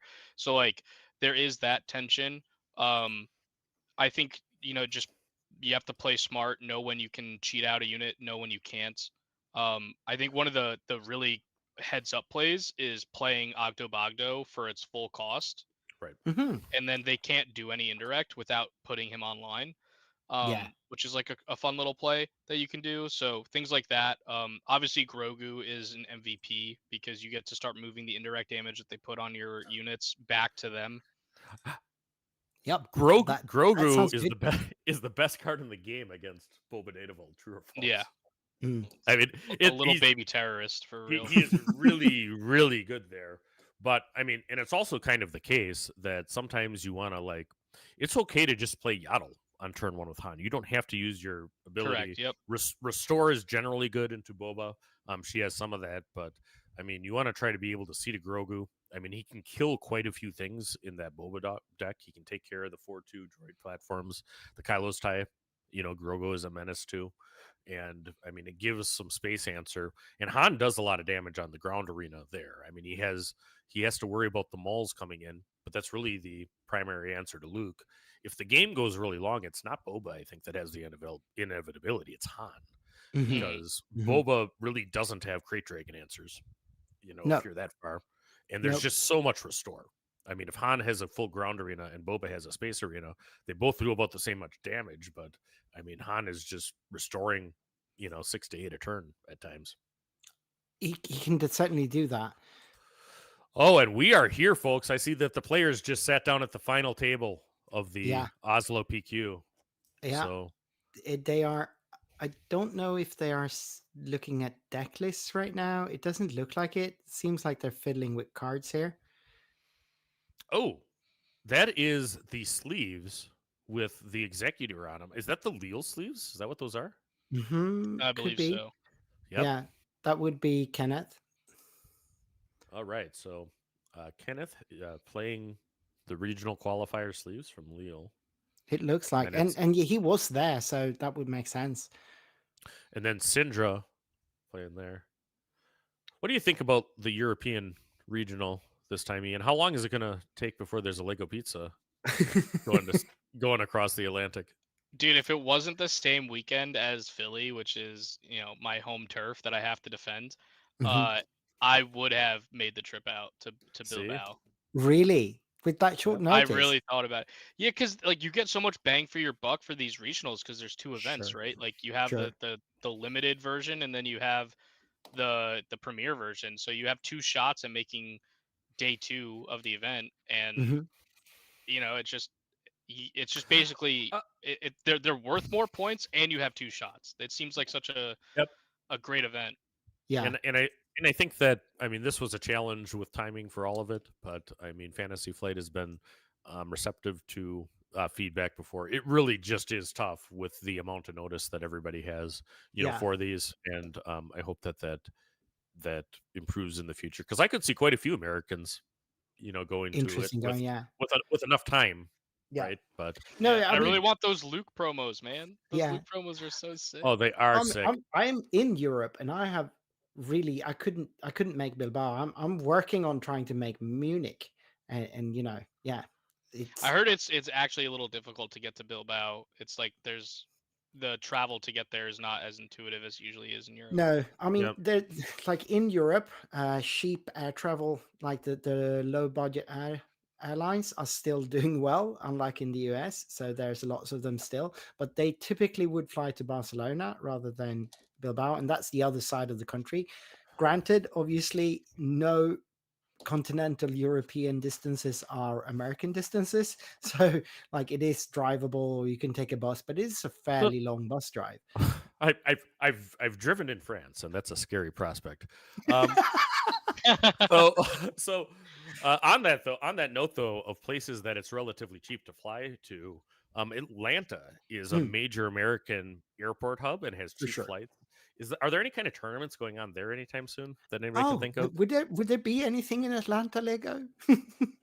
Yeah, we have Seattle 2 coming out in November, right after Set 6 drops. Super excited for that. First tournament of Set 6. I think it's $12,000 in prizing. There's a 3v3 tournament the first day, and then a 1v1 main event with both of them playing out the top 8s or top cuts on Sunday. I'm super excited for that. Seattle was my favorite event so far of any Star Wars thing, maybe besides Galactus. Galactus was pretty awesome, but but the really excited. 3v3 format is such a I'm so and it's trilogy premier bands too, so you can't use the same cards. You can't have two force throw decks. So right, late night is fielding 2 teams for that too. So we'll see you there. Yeah, all right. I wish I could be going. I wish I could. Here we go, though, folks. We got to talk about games happening right now in Oslo. We have a Kylo Silencer on Kylo there, Kai, and then Yaddle. Yaddle coming out. That's Prestige Yaddle, but Syndra breathes a sigh of relief that it wasn't Grogu played in response to the Kylo tie. Mm-hmm. Yep. Mm-hmm.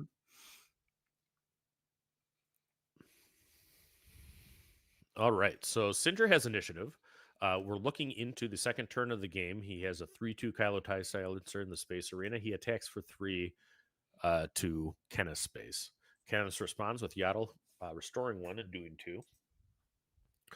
And Syndra's got to play a card now. It will be a super laser attack. Super laser attack. That's really good. Force throw. That's a good card. Force throw of the I can't see. Kenneth hasn't tipped his hand, but this might be one of those lots of force throw games. Yep. And All that right, is they give him the force silencer. Very good. They give him a force token. Mm-hmm. Oh, and he's got there he is. And there is Grogu, the baby terrorist himself. Yeah, and this could be it. Like this is not over. Haven't you learned yet, Victor? We got the game's not over till it's there. There could always be a sneak attack devastator coming across the way. Let's go.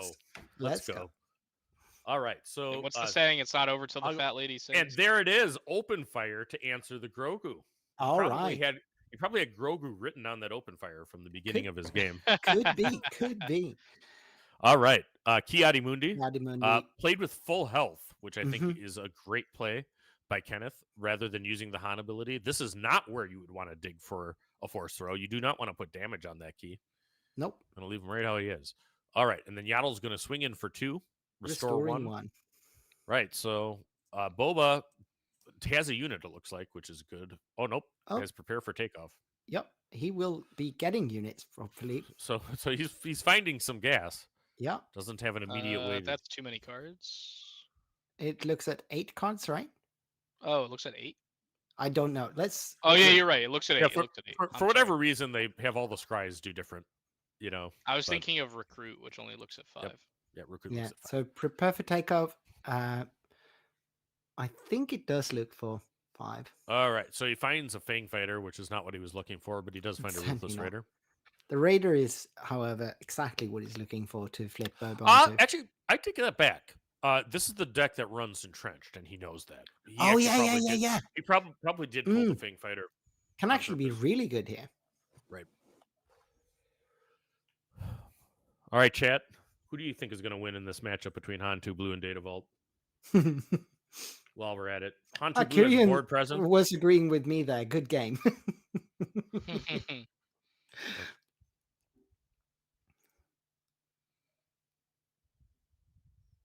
All right, Yaddle comes in. Yep. Yaddle has restored 3 and done 6 damage this turn. And that For this means game. that the hand 2 base is absolutely free of damage. That changes in a whiff with Ruthless ping it for 2. And Does he killing have Yaddle. an answer to the Ruthless Raider before the Boba flip? That is the question. Well, looks like it. He Yep. does. He does. Watch for flying Lukes. And the Kiadi will perish in the aftermath. Why? Oh, yes, because because of of the ping. No, yeah. Oh he- no, not no, really, not I'm yet. sorry. I Not thought the yet. first 2 damage from the Ruthless that was on killed the the Kiadi, Yaddle. but it was on the Yaddle. Yeah. Yeah. Yep, it was on Yaddle, And then right. the ping from the Boba trigger Yep. gave This is a one- great but turn but, for Han. but though. you're exactly correct, because the Kiadi does perish in the aftermath, running into Boba Fett. Yeah, but that's so much better because now he can Mhm. kill Boba with the Han when he Yep. flips And his leader. And there also might be another Kiadi. Mhm. Yeah. 4 left, so that's 100% possible. Han has 4 resources, taps them all for you betcha. That's Kiadi. Yep. Draw some more cards. We like when you tip your hands from time to time, players. I can actually see a little bit more on the full preview too. So yeah, and that's just there. There's so much gas here. I will Mhm. have the great distraction Han Solo leader, Mhm. go in and Yes, probably take out Boba. take out Boba. Yep. Yeah, that was the first masterclass for Han 2 Blue. I guess the only masterclass that we've done for it. But a lot of times you just want him to die, right? Because he's a liability if they can kill him right away. Yep. But yeah, Han's in great shape. I think Han has the inevitability in this match. He's got so much gas in his hands. Both players have a ton of cards. Mhm. But I mean, 1, 2, 3, 4. I think there's 8 cards in Han's hand and Could be. 5 in Boba before resource. And I mean, even though they have almost the same amount of damage on their bases, but like you said, Boba does he's just want to race in this matchup, and that's not enough right now, right?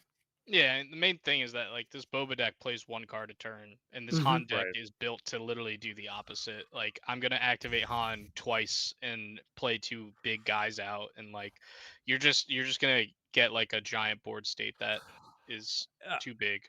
Yeah. Right. And Yeah. I mean, we'll see. I don't know. We'll see Luke Skywalker this turn in this matchup. Kiadi does 4 to base. Taking Did Data Wolf to Boba 10. pass? I must have, which No, he had initiative. It's on the Uh, Boba side. Oh, it is. Oh, that's the Force token. He's just passing. He is. Yep. Why? oh, I guess we'll find out, Victor. I guess we'll find out. All right. So Kenneth taps 2 for Grogu with damage on him. Hmm. Is there another open fire? Possibly. He's just 2 passing more. again. Yeah, I would have 2 just more. claimed, man. Another. Okay. And there he did claim there. So What is probably going unfortunate, on? probably unfortunate variance. Mm, I mm. mean, is all I What can happens imagine. with Data Vault? He got data vaulted. Yeah, He got data vaulted. I mean, But he's got like 5 cards. How did you get data vaulted with 5 Yeah, he's cards? got insane. I think I saw at least 2 Devastators. Yeah, There. I know that one of his cards is a Fang Fighter. right. That Yes, and that that one I does could nothing. see not playing. I as mean, just legal. play it out at a certain point. Like, I don't But know. Here comes a Devastator. Mm-hmm. Taking 1, out 2, Han, 3, 4. and what is that? 1 damage to base. I think it's Yep. 2 damage to Han, 2 2 damage damage to to base. base, yeah. So goes to 10 there. Yep. All right. And then how will Kenneth respond? Fell the dragon, attack for 1 million. All That's right. what I would do personally. Starts by healing a little bit. So in the teaching aspect of there, he actually almost attacked with Kia, then went back and Yaddle. Yaddle should always be sequenced first if you have Kia. If you have because the they're both option. Jedi. Yep. I mean, he's tapped out. Mm-hmm. That's there. Exactly. Grogu does there's not nothing attack. Grogu uses his ability to do 2 damage to the Devastator. Mm-hmm. And we're What going is to he have 1, playing 2, here? 3, 4, 5, 6 for Mace is the Mace place to kill it. to That's kill the enough. Devastator. Uses the Force. Kiadi attacks for 4, restores 1. And gets the force back. So And that's gets the force back. 19 damage on the This game's Boba over. base. And I think this game is over. Yeah, It was over a couple turns ago, but exactly. Yeah, pretty it's much not. when the Boba got dealt with, I think. It's not good when you don't do anything with 7 resources. Yeah. Mm. Yeah. And that's And then Data you Vault flip being your Data Vault, I leader guess. to the ground only to be pretty much taken out immediately. I mean, he kept this hand. Like, he could have mulligans. Yeah, He kept the hand, didn't he? he did. That Yeah, had I like think a so. bunch of big stuff in it. I But think also, Or was so. that last he had game? to I don't remember. He had to prepare for takeoff. All right, so we're doing 8. Looks like. So that's going to be a Devastator. Right, taking kill off Ki. the Kiadi. I don't know about 19 damage. He's got 9 more coming. Mm. So you can put him at It's gonna be 28 this turn. 28. well, Yeah. right, and it's also another 2 restore. Mm. Yeah. Which is important. That prestige Yaddle is prestige indeed. So they're debating on where the damage went. So one of the so it's the Boba response there that gets him. Right, but because he has Devastator out, the Boba player gets to put it wherever he wants. Yeah, Right. exactly. And then restoring and making a lot of damage, taking us to 27. Grogu's attacking for 1. Yep. Why Get not? wrecked. Why you not? know. Did he heal off Grogu? Grogu's not a Jedi. He's Not a not. Jedi. He's not. He's just Force. Yep. There you go. They caught it. There they go. But people often forget the Yaddle restores, but it does have to be a Jedi. Mm. All right. So now Han will start playing cards. He's going to play Ogdo Bogdo. With 2 damage on it. Yeah. Well, I mean, Devastator's out, so Mhm. you can't do the mind games that Ian was talking about pre-match.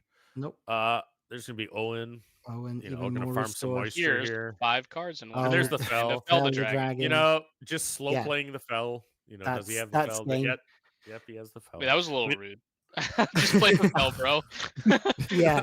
Just end Yeah. the game. Yeah. So, they've been playing a while. Mhm. No, I know. Yeah, I'm just kidding.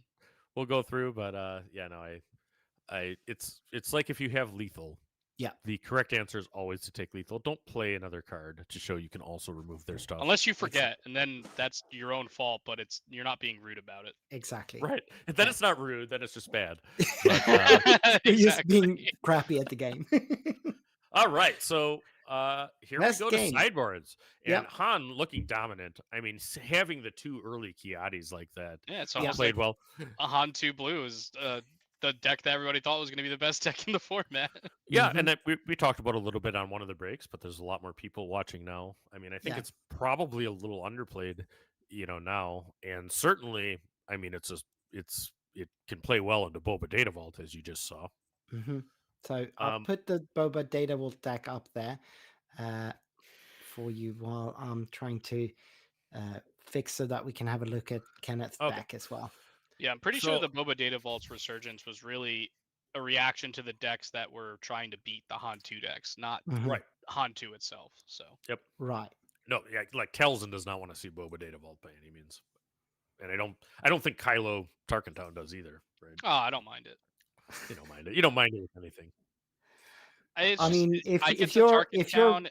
Lego Pizza, maybe you don't mind it, but I think a lot of other people do. Yeah, everybody else playing Kylo Tarkentown, that might not be an easy matchup. Yeah. All right, so sideboarding for Boba. I mean, I think you do two things. One is you look at cards that need to come out. You do not take the Fangs out because although Han doesn't use offensive upgrades, I mean, they tend to use entrenched defensively, and we know that this one has entrenched main decked. So I think that decision point keeps the Fangs in for the Boba player. If I'm Boba, I probably want my Force Chokes. Yep. Coming in to have extra answers to deal with Grogu. I mean, we saw an open fire on the first one, which kept that game from getting way out of control. Yep. Let's have a look at the Han Solo deck as well. And it'll be on your screen in a minute here. But he is running 2 bombing runs, 2 confiscates, 3 pillage, and 3 which one is shoot down, right? Yeah, it's the shoot downs. Yeah. I really like pillage in this matchup. Yeah, me too. Yeah. Yeah, If I you can destroy the hand of Boba, that's just going to be game, right? Yep. And I think for that reason, I mean, just kind of counterplaying, I mean, the salvages might stay in. Maybe. And absolutely, I mean, it's salvage in there to counter force throw in the first place. So I mean, it's probably there, but I mean, the prepare for takeoffs and the salvages and anything to restore your hand, because I mean, I think that he's going to be expecting to be discarded post board here by Han. How do you like the shoot downs and the confiscates here? Because they're obviously aimed at the space decks. Confiscate you play. Confiscate you play against Boba Data Vault. I mean, I guess the shoot downs are for space decks. So They should be.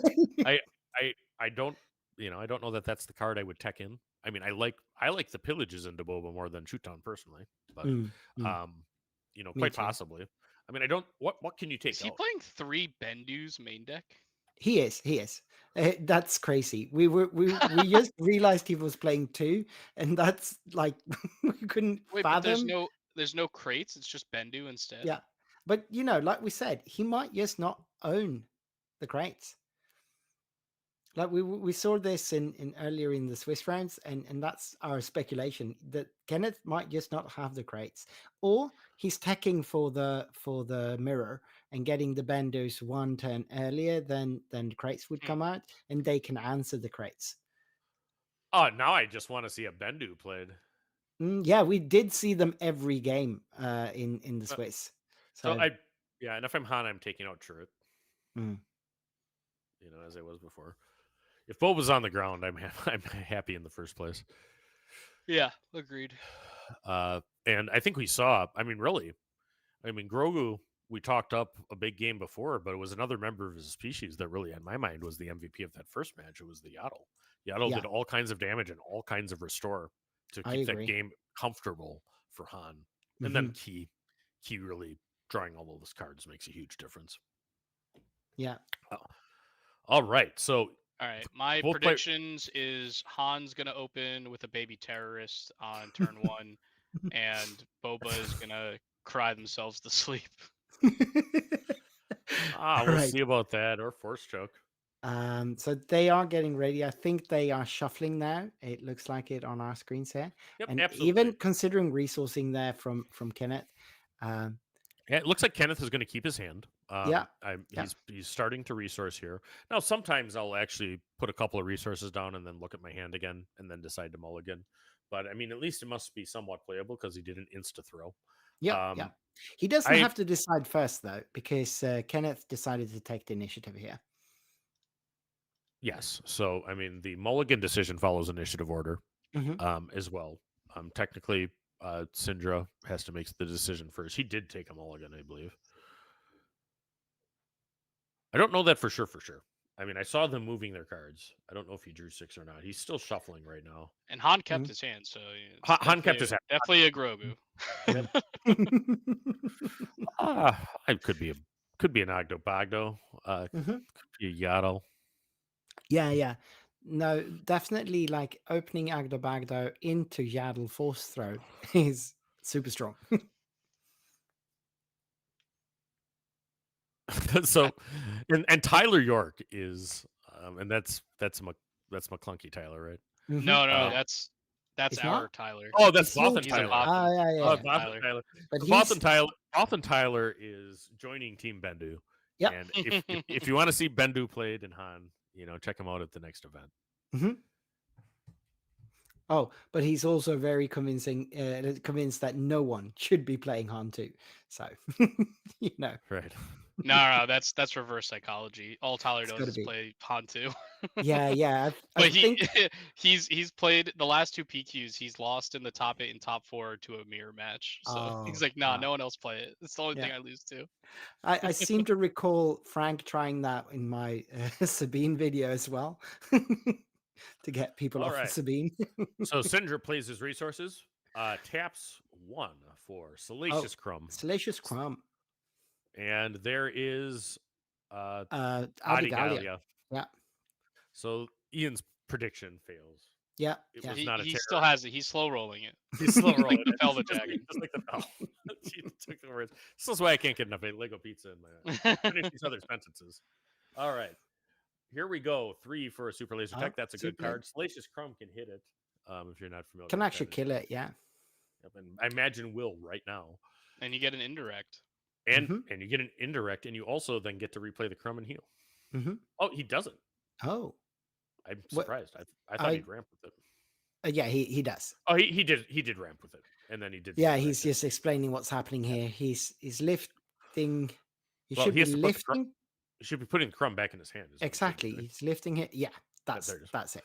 All right. Uh, Kiadi comes down for 3. Mhm. For 2, draw 2 cards for 3. What do you think of that value, Ian? I'm That is one things I damage from cannot say on stream. The way that There this we- value makes me feel. you heard it here, folks. That card's great. Yeah. It's apparently a good card. I'm surprised he didn't replay Crumb. I guess he doesn't want to get it crushed by Key. Maybe.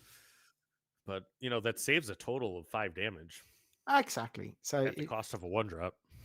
it could actually not. It could be a good idea to have played it there. He had the resource for it. He might have wanted initiative. Yeah. Right. Yeah. So, plays Oh, the that- Dornian. That's the Dornian again. So, and it's a difficult card to remove. Let's see if he's got it out this time. Last time he found a way with a multiple of cards. You really want to kill that It's like Dornian a if all force possible. throw. Yeah, one Oh, is a force good. throw. That's a good Yeah. one. But Oh, it's he's choosing it's his opponent. salacious. That means he Yeah. has another force throw. Mhm. It sure does. Sure does. That's how that works. Oh, it's still alive. 3 It's force throws? Just barely. Can we get the 3rd force throw? Or- Has I It's- think he was a little greedy with that one. a little bit.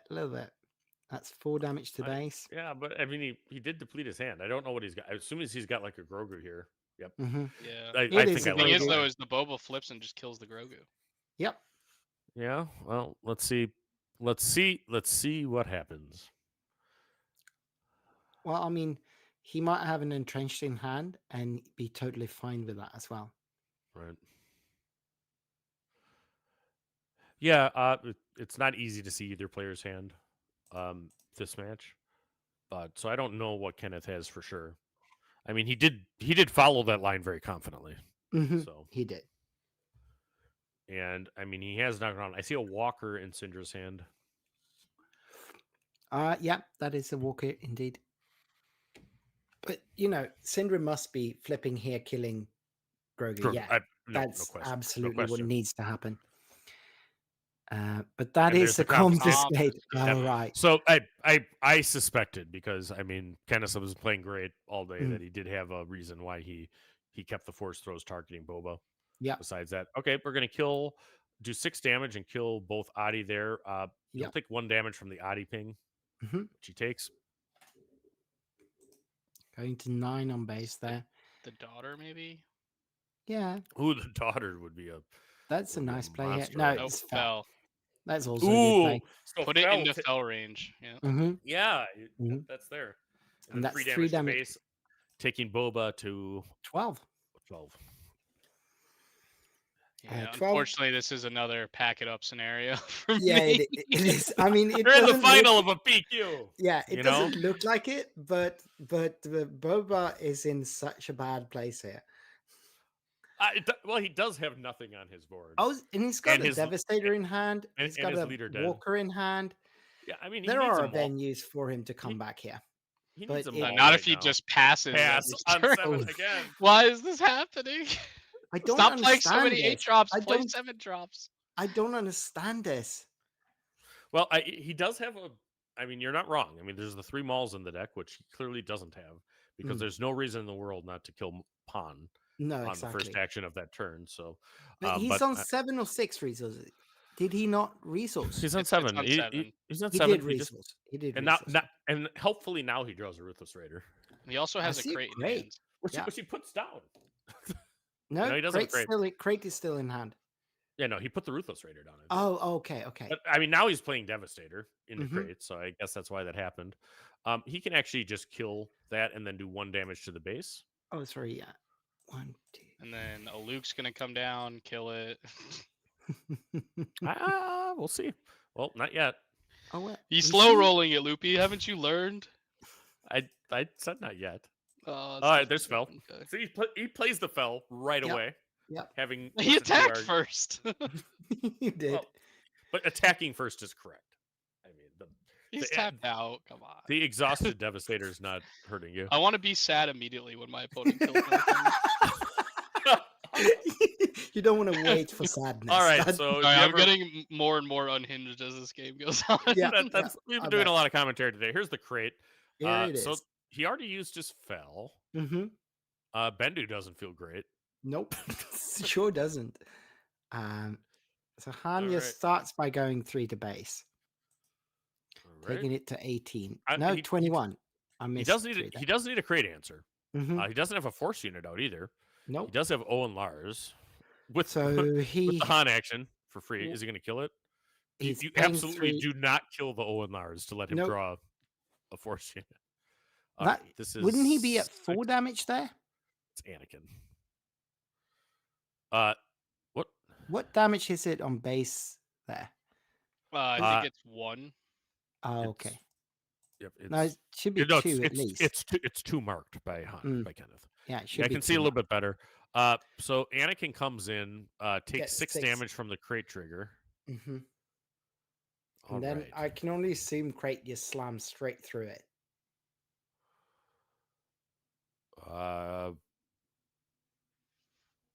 Probably. You know, overwhelming 9. I mean, what you really want is barrage. If he has barrage, Yeah, then I think Kenneth is in a lot of trouble here. Yep.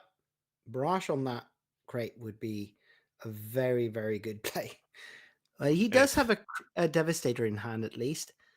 And the Walker, we've seen it's still there. Yep. So Syndra's taken 21, but has a Mighty Crate Dragon and Initiative. Mm-hmm. Thinking through his options. Yep. He's playing Okay, so something. he's placing a card. It looks He's like tapping a lot of resources. So that He's could playing be the Rage, Walker. Walker. No, it's the No, Devastator. Devastator.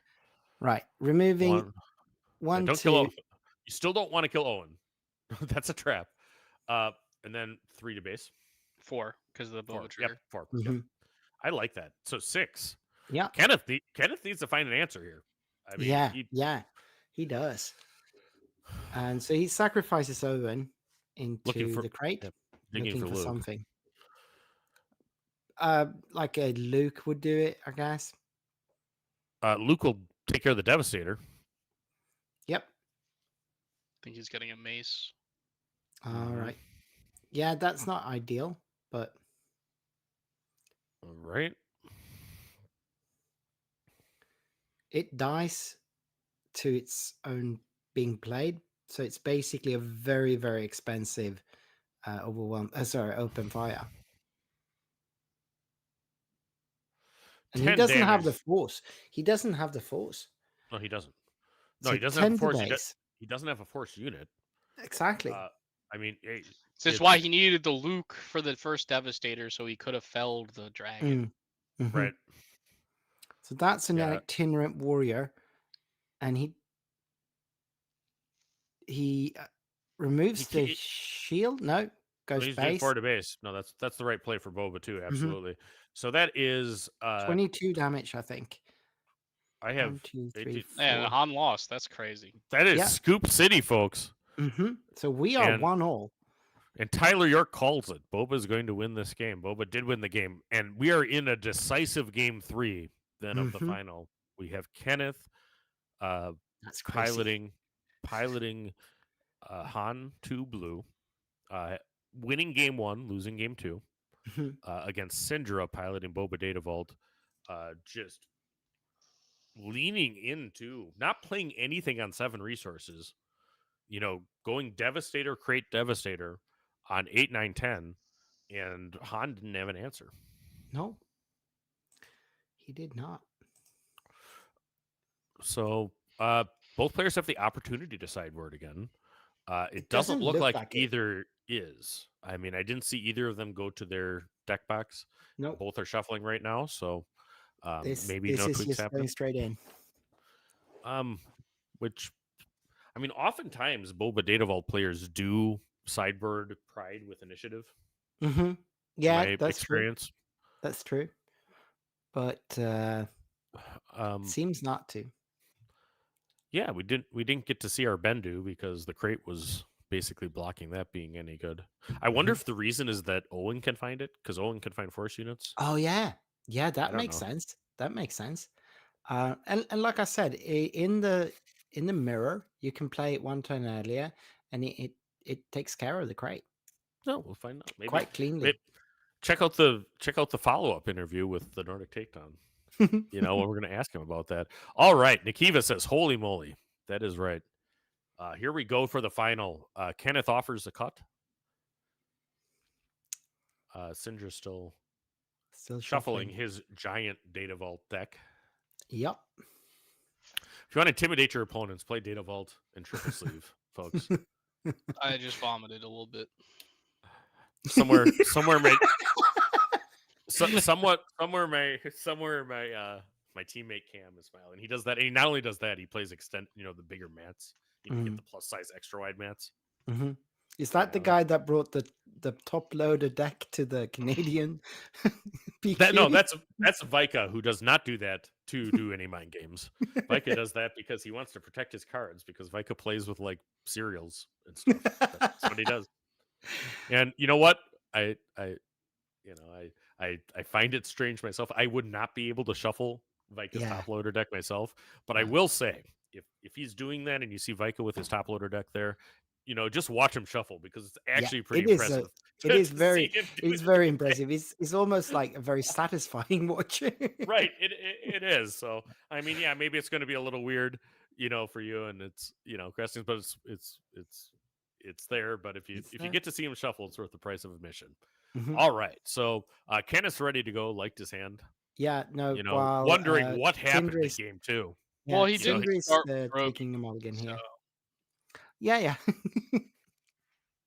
I mean, he did have a Grogu that then got killed by the Boba flip. Yep. I mean, I think not being able to remove the Dornian was really the because as much as what happened later, set it up, but that took out the Grogu. That was a key play in the game too. Well, yeah, he had to use he used 2 force throws and a fell the dragon on one card. And a confiscate. Yeah, and the confiscate. So that's 4 cards. That's 4 to 2. And he drew 4 cards because of Kiadi, but it's still you only have so many fells. You only have so many XYZs. I mean, he might not have had a 6 to self throw. Yeah, that is true. That is true. But yeah, maybe then you draw and wait and do it next turn. Just claim and play something big instead. Well, I mean, big enough. Maybe the strategy is just not to do anything on 7. Maybe that's what we've learned. We've been playing this game wrong this whole Yeah. time. we All right. just don't know. And he's Okay, starting Oh out. yeah, And and it- the very very fun turn 1 play of Prepare for takeoff. for takeoff. Hey, listen, he knows his deck. He's following his strategy to the T, and he's totally countered that Yoda because Yoda cannot restore when you have no damage on base. Why is he That's shuffling true. before he's looking at the cards? That I'm is so confused. interesting. He's for good luck. All right, I see a Fetch Okay. Fire Spray. I imagine that he's going to do that. Oh, a TIE bomber that he could have played on turn Mm. 1. So He that's got- fire spray is really good though. So that's a good pull. Well, and the other thing though is that does put you, it's still a +1 to your hand, which Yeah, might come into play later if you have force throw fodder. force throw happen. Yep. So, I mean, I think we found the line that actually got there. I mean, Han might not have an answer to crate, and then just play your 1 bomb a turn. Hmm. Yeah, no, that's what he does. All right, here we go into turn 2. Kenneth leads with initiative, attacking with Yoda for 2, getting the force, super laser tech. Yep, just getting the ramp on. Kiadi makes the most sense to me. Yep, And there it is. but the Kiadi can be then killed by the Yeah. super laser tech. Yeah, Mhm. I feel like if I had an itinerant warrior or something, I'd rather play that, but he probably Right. just didn't have anything else. Might now with the extra cards from Kiadi and then 2 more. Yeah, at this point, it's just like mission briefing. 3 cost, draw 2 cards. Yes, And that's a card. Kill a super laser tech. It's a card. I've never Yeah. seen it played outside of Previlsla, but Exactly. not even sure that the 501st guy plays mission briefing even there. Okay, so super laser tech kills Kiadi Mundi, becomes a resource. It does not go to the discard pile. It's been a long day for Syndra. Yeah, Playing he very, laughed very a little well. bit at it himself there. Yep. Gets the force back and deals 2 damage to base. Mm-hmm. Sure has a lot of cards. I think we're gonna see a Fetch Fire Spray here. That's a That- pretty good card too. No, It's actually it's the no, shuttle. A shuttle. I think the shuttle's actually maybe better too. It's shielded. That's really good. Yep. That's a Pillage. pillage, right? Yeah, but that it's a great card in the matchup. But I mean, Syndra's been preparing for that. Yep. He's got a full fistful of cards there, and he's drawing some more here. That was a And the thing- ruthless raider. Yeah, and the thing about pillage is he doesn't develop his board at all. No, yeah, So that exactly. was a good turn for Boba, I think. I agree. Obviously the Yoda there swings for 2 in a sense. Sorry, well, it swings for 4 in a sense, whereas the shuttle only swings Yep. for 3. And I like his sequencing here. Mhm. I like his sequencing with the Ruthless first. Yeah, killing that Yoda. There's Makes not a sense. whole ton of things that can kill that shuttle in Yeah, Han's no, deck. certainly in not. fact, I'm not sure what it would be. Plays an Owen to Certainly skull. not Owen. Yeah. Well, I mean, he's making the Boba flip feel inefficient, right? Because he can only do 1 damage. Mhm. Yeah, and it's kind of a. He passed. Oh, he did. He did. Must have. Yeah, he did. So Boba flips onto the shuttle.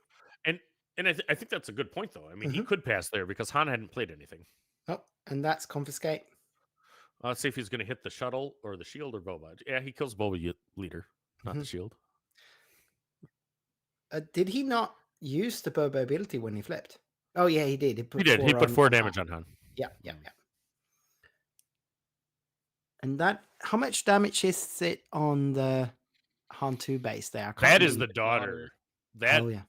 That is a great card for Kenneth to see. Yeah. Is that right here. 6 Not a- damage on base? It is Yes, now 6 on Han. It's Mhm. now 6 And damage going on to Han, 7 and on- 7 on yeah. Boba. Yeah. Boba has Syndra piloting Boba has a Ruthless Raider and the Krennic shuttle. Mhm. I forget its name all the time. Yeah, Han Solo has a leader with 4 damage, Owen Lars with 2 damage, and the daughter with 2 damage. The daughter has a passive ability, use the Force, and heal 2 damage anytime your base takes damage, I think is what it reads. Mhm. Yeah, it's nice that he was able to get the daughter out before the 7 resource turn, because as we know, Boba doesn't actually play anything on the 7 resource turn. So he gets to get the full 4 heal here. All right. Well, yeah, no, for sure. Know your opponent. All right. So the daughter swings in for, what is it? Is it 4? 3, right? She's a 4/6. Yeah, it's 4. Oh, 4. So to 11. Boba's turn looks to be playing. I mean, a Maul's He's pretty debating about playing a card, and I'm confused. good. All right. But he didn't, he didn't. Attack first. Let's be reasonable. Yeah. Yeah, I like Han's lines here. I mean, I like the Owen into the daughter. Mm-hmm. We have Fett's Fire Spray, coming down. So he does the indirect onto Owen, which is 100% the correct play. Yeah. Han still can loop. Don't forget to do the trigger, brother. Is he? What is he For the doing? daughter. Oh, no, he's doing it.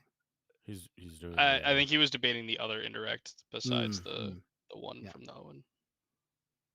Yeah, well, it's a total of 3 indirect. Mm. Now, I believe that, I mean, he could actually heal 1 by putting 1 indirect on base. He put the 2 on the daughter. The daughter has 4 damage. She's up to 4 now. Oh, he's not showing the force tag. I think he should he not have the force right now? I mean, the daughter attacked this turn. Yeah, but his opponent attacked twice, so he used it twice. Yeah. Oh, okay, but very good. All right, so we have Luke come down and kill the. Let's see Fire what spray? he picks. I think you kill the fire spray. Yeah. Yeah. I kill the fire spray. Yeah, for sure. Which is what he does. The last thing I kill is the Ruthless. All right, and then Han comes in for 3, taking him to 14. Mm-hmm. So we have ground versus space, which is what you'd expect. Boba's got to deal with the Luke. You can't. Oh, for sure. Can't let Luke swing. No, that's just too much restore. The other nice part about killing the fire spray is the fire spray is an underworld unit. Mm-hmm. Yeah, so it could have soaked the Maul. Yeah. All right, so Sindra has initiative. Mm. Going here is to 8 resources. Attacks with Ruthless Raider for 4. While the daughter is not online because of no force, going to 11 for Kenneth. But Luke, healing 3. If you can attack for 6 and restore 3, that's probably the correct play, and that's what Kenneth does. Going to 20 there. 20 on Boba's base, gaining the force, which is very important given the existence of the daughter. Yep. All right. That is Adornian. Oh, that's Adornian, yeah. So I believe that does 3 indirect. Is it indirect per number of vehicle? It's dependent on the amount of units in space or total. I'm not sure. Yeah, it's how many space units. That's how many indirect. So that's a total of 4 indirect then. All right. The daughter swings in for 4, excuse me, to 24, gaining the force for Han. The Krennic shuttle swings in for 3 to 13. If she before any potential daughter heal, yeah, does not do it. Doesn't do it. No. Okay. He must 3 have more. something in hand that needs the force then. Yeah. Right. Key. Or he's just not super afraid of the damage right now. Yeah. 28 damage here. 4. It is getting. It's 24. Key. No. It's 28. It is 26. 27 is what I see. 27. All right. Yep, 27. Yeah. So it's getting close here. Luke is. Oh, absolutely.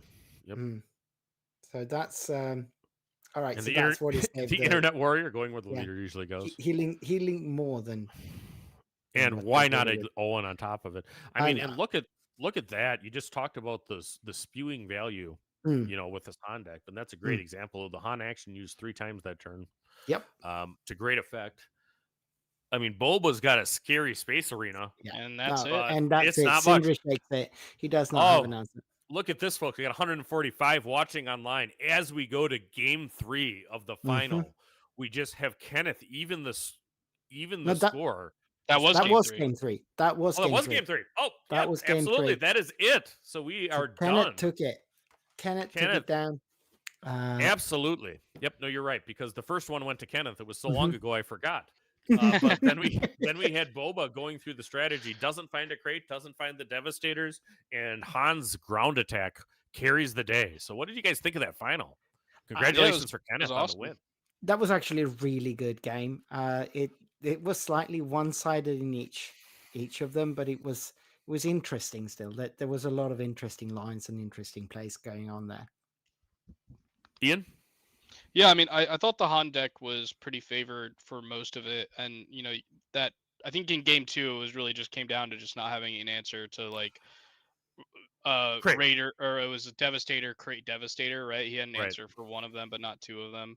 Mhm. Maybe a little bit of like awkward with the force throws on the Dornian and not killing it, and then having to use another removal spell on it later. So yeah, it was a little awkward, but like I thought he was going to win that game for sure, and he ended up losing, but it was close. And then I think the other two were like pretty Han favored. Mhm. Yep. Yeah, No, I agree. game two is incredible. I think that also in that game we saw like a fell being used after a barrage on the Dornian. Yeah. And boy, would that fella have been nice for the crate later. But Kenneth Right. really plays well. I think the daughter was a significant part of that game 3. Maybe not the win. I mean, maybe Kenneth would have sneaked it out without, but really Maybe. But the healing she provided, but she also did 8 damage.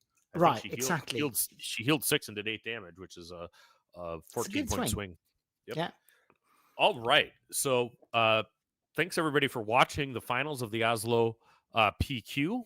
Anything else before we wrap up, or do you want me to do that, Victor? No, yeah, it's you guys do. What do you want to plug before we sign off here? Well, the first thing that I want to plug is make sure to subscribe to the Nordic Takedown guys. Guys, these guys deserve 1,000 subs for Cripe's For sakes. real.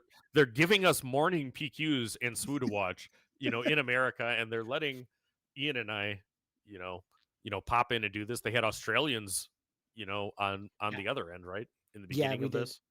And Victor is a guy that contributes to the community generally, so help him out.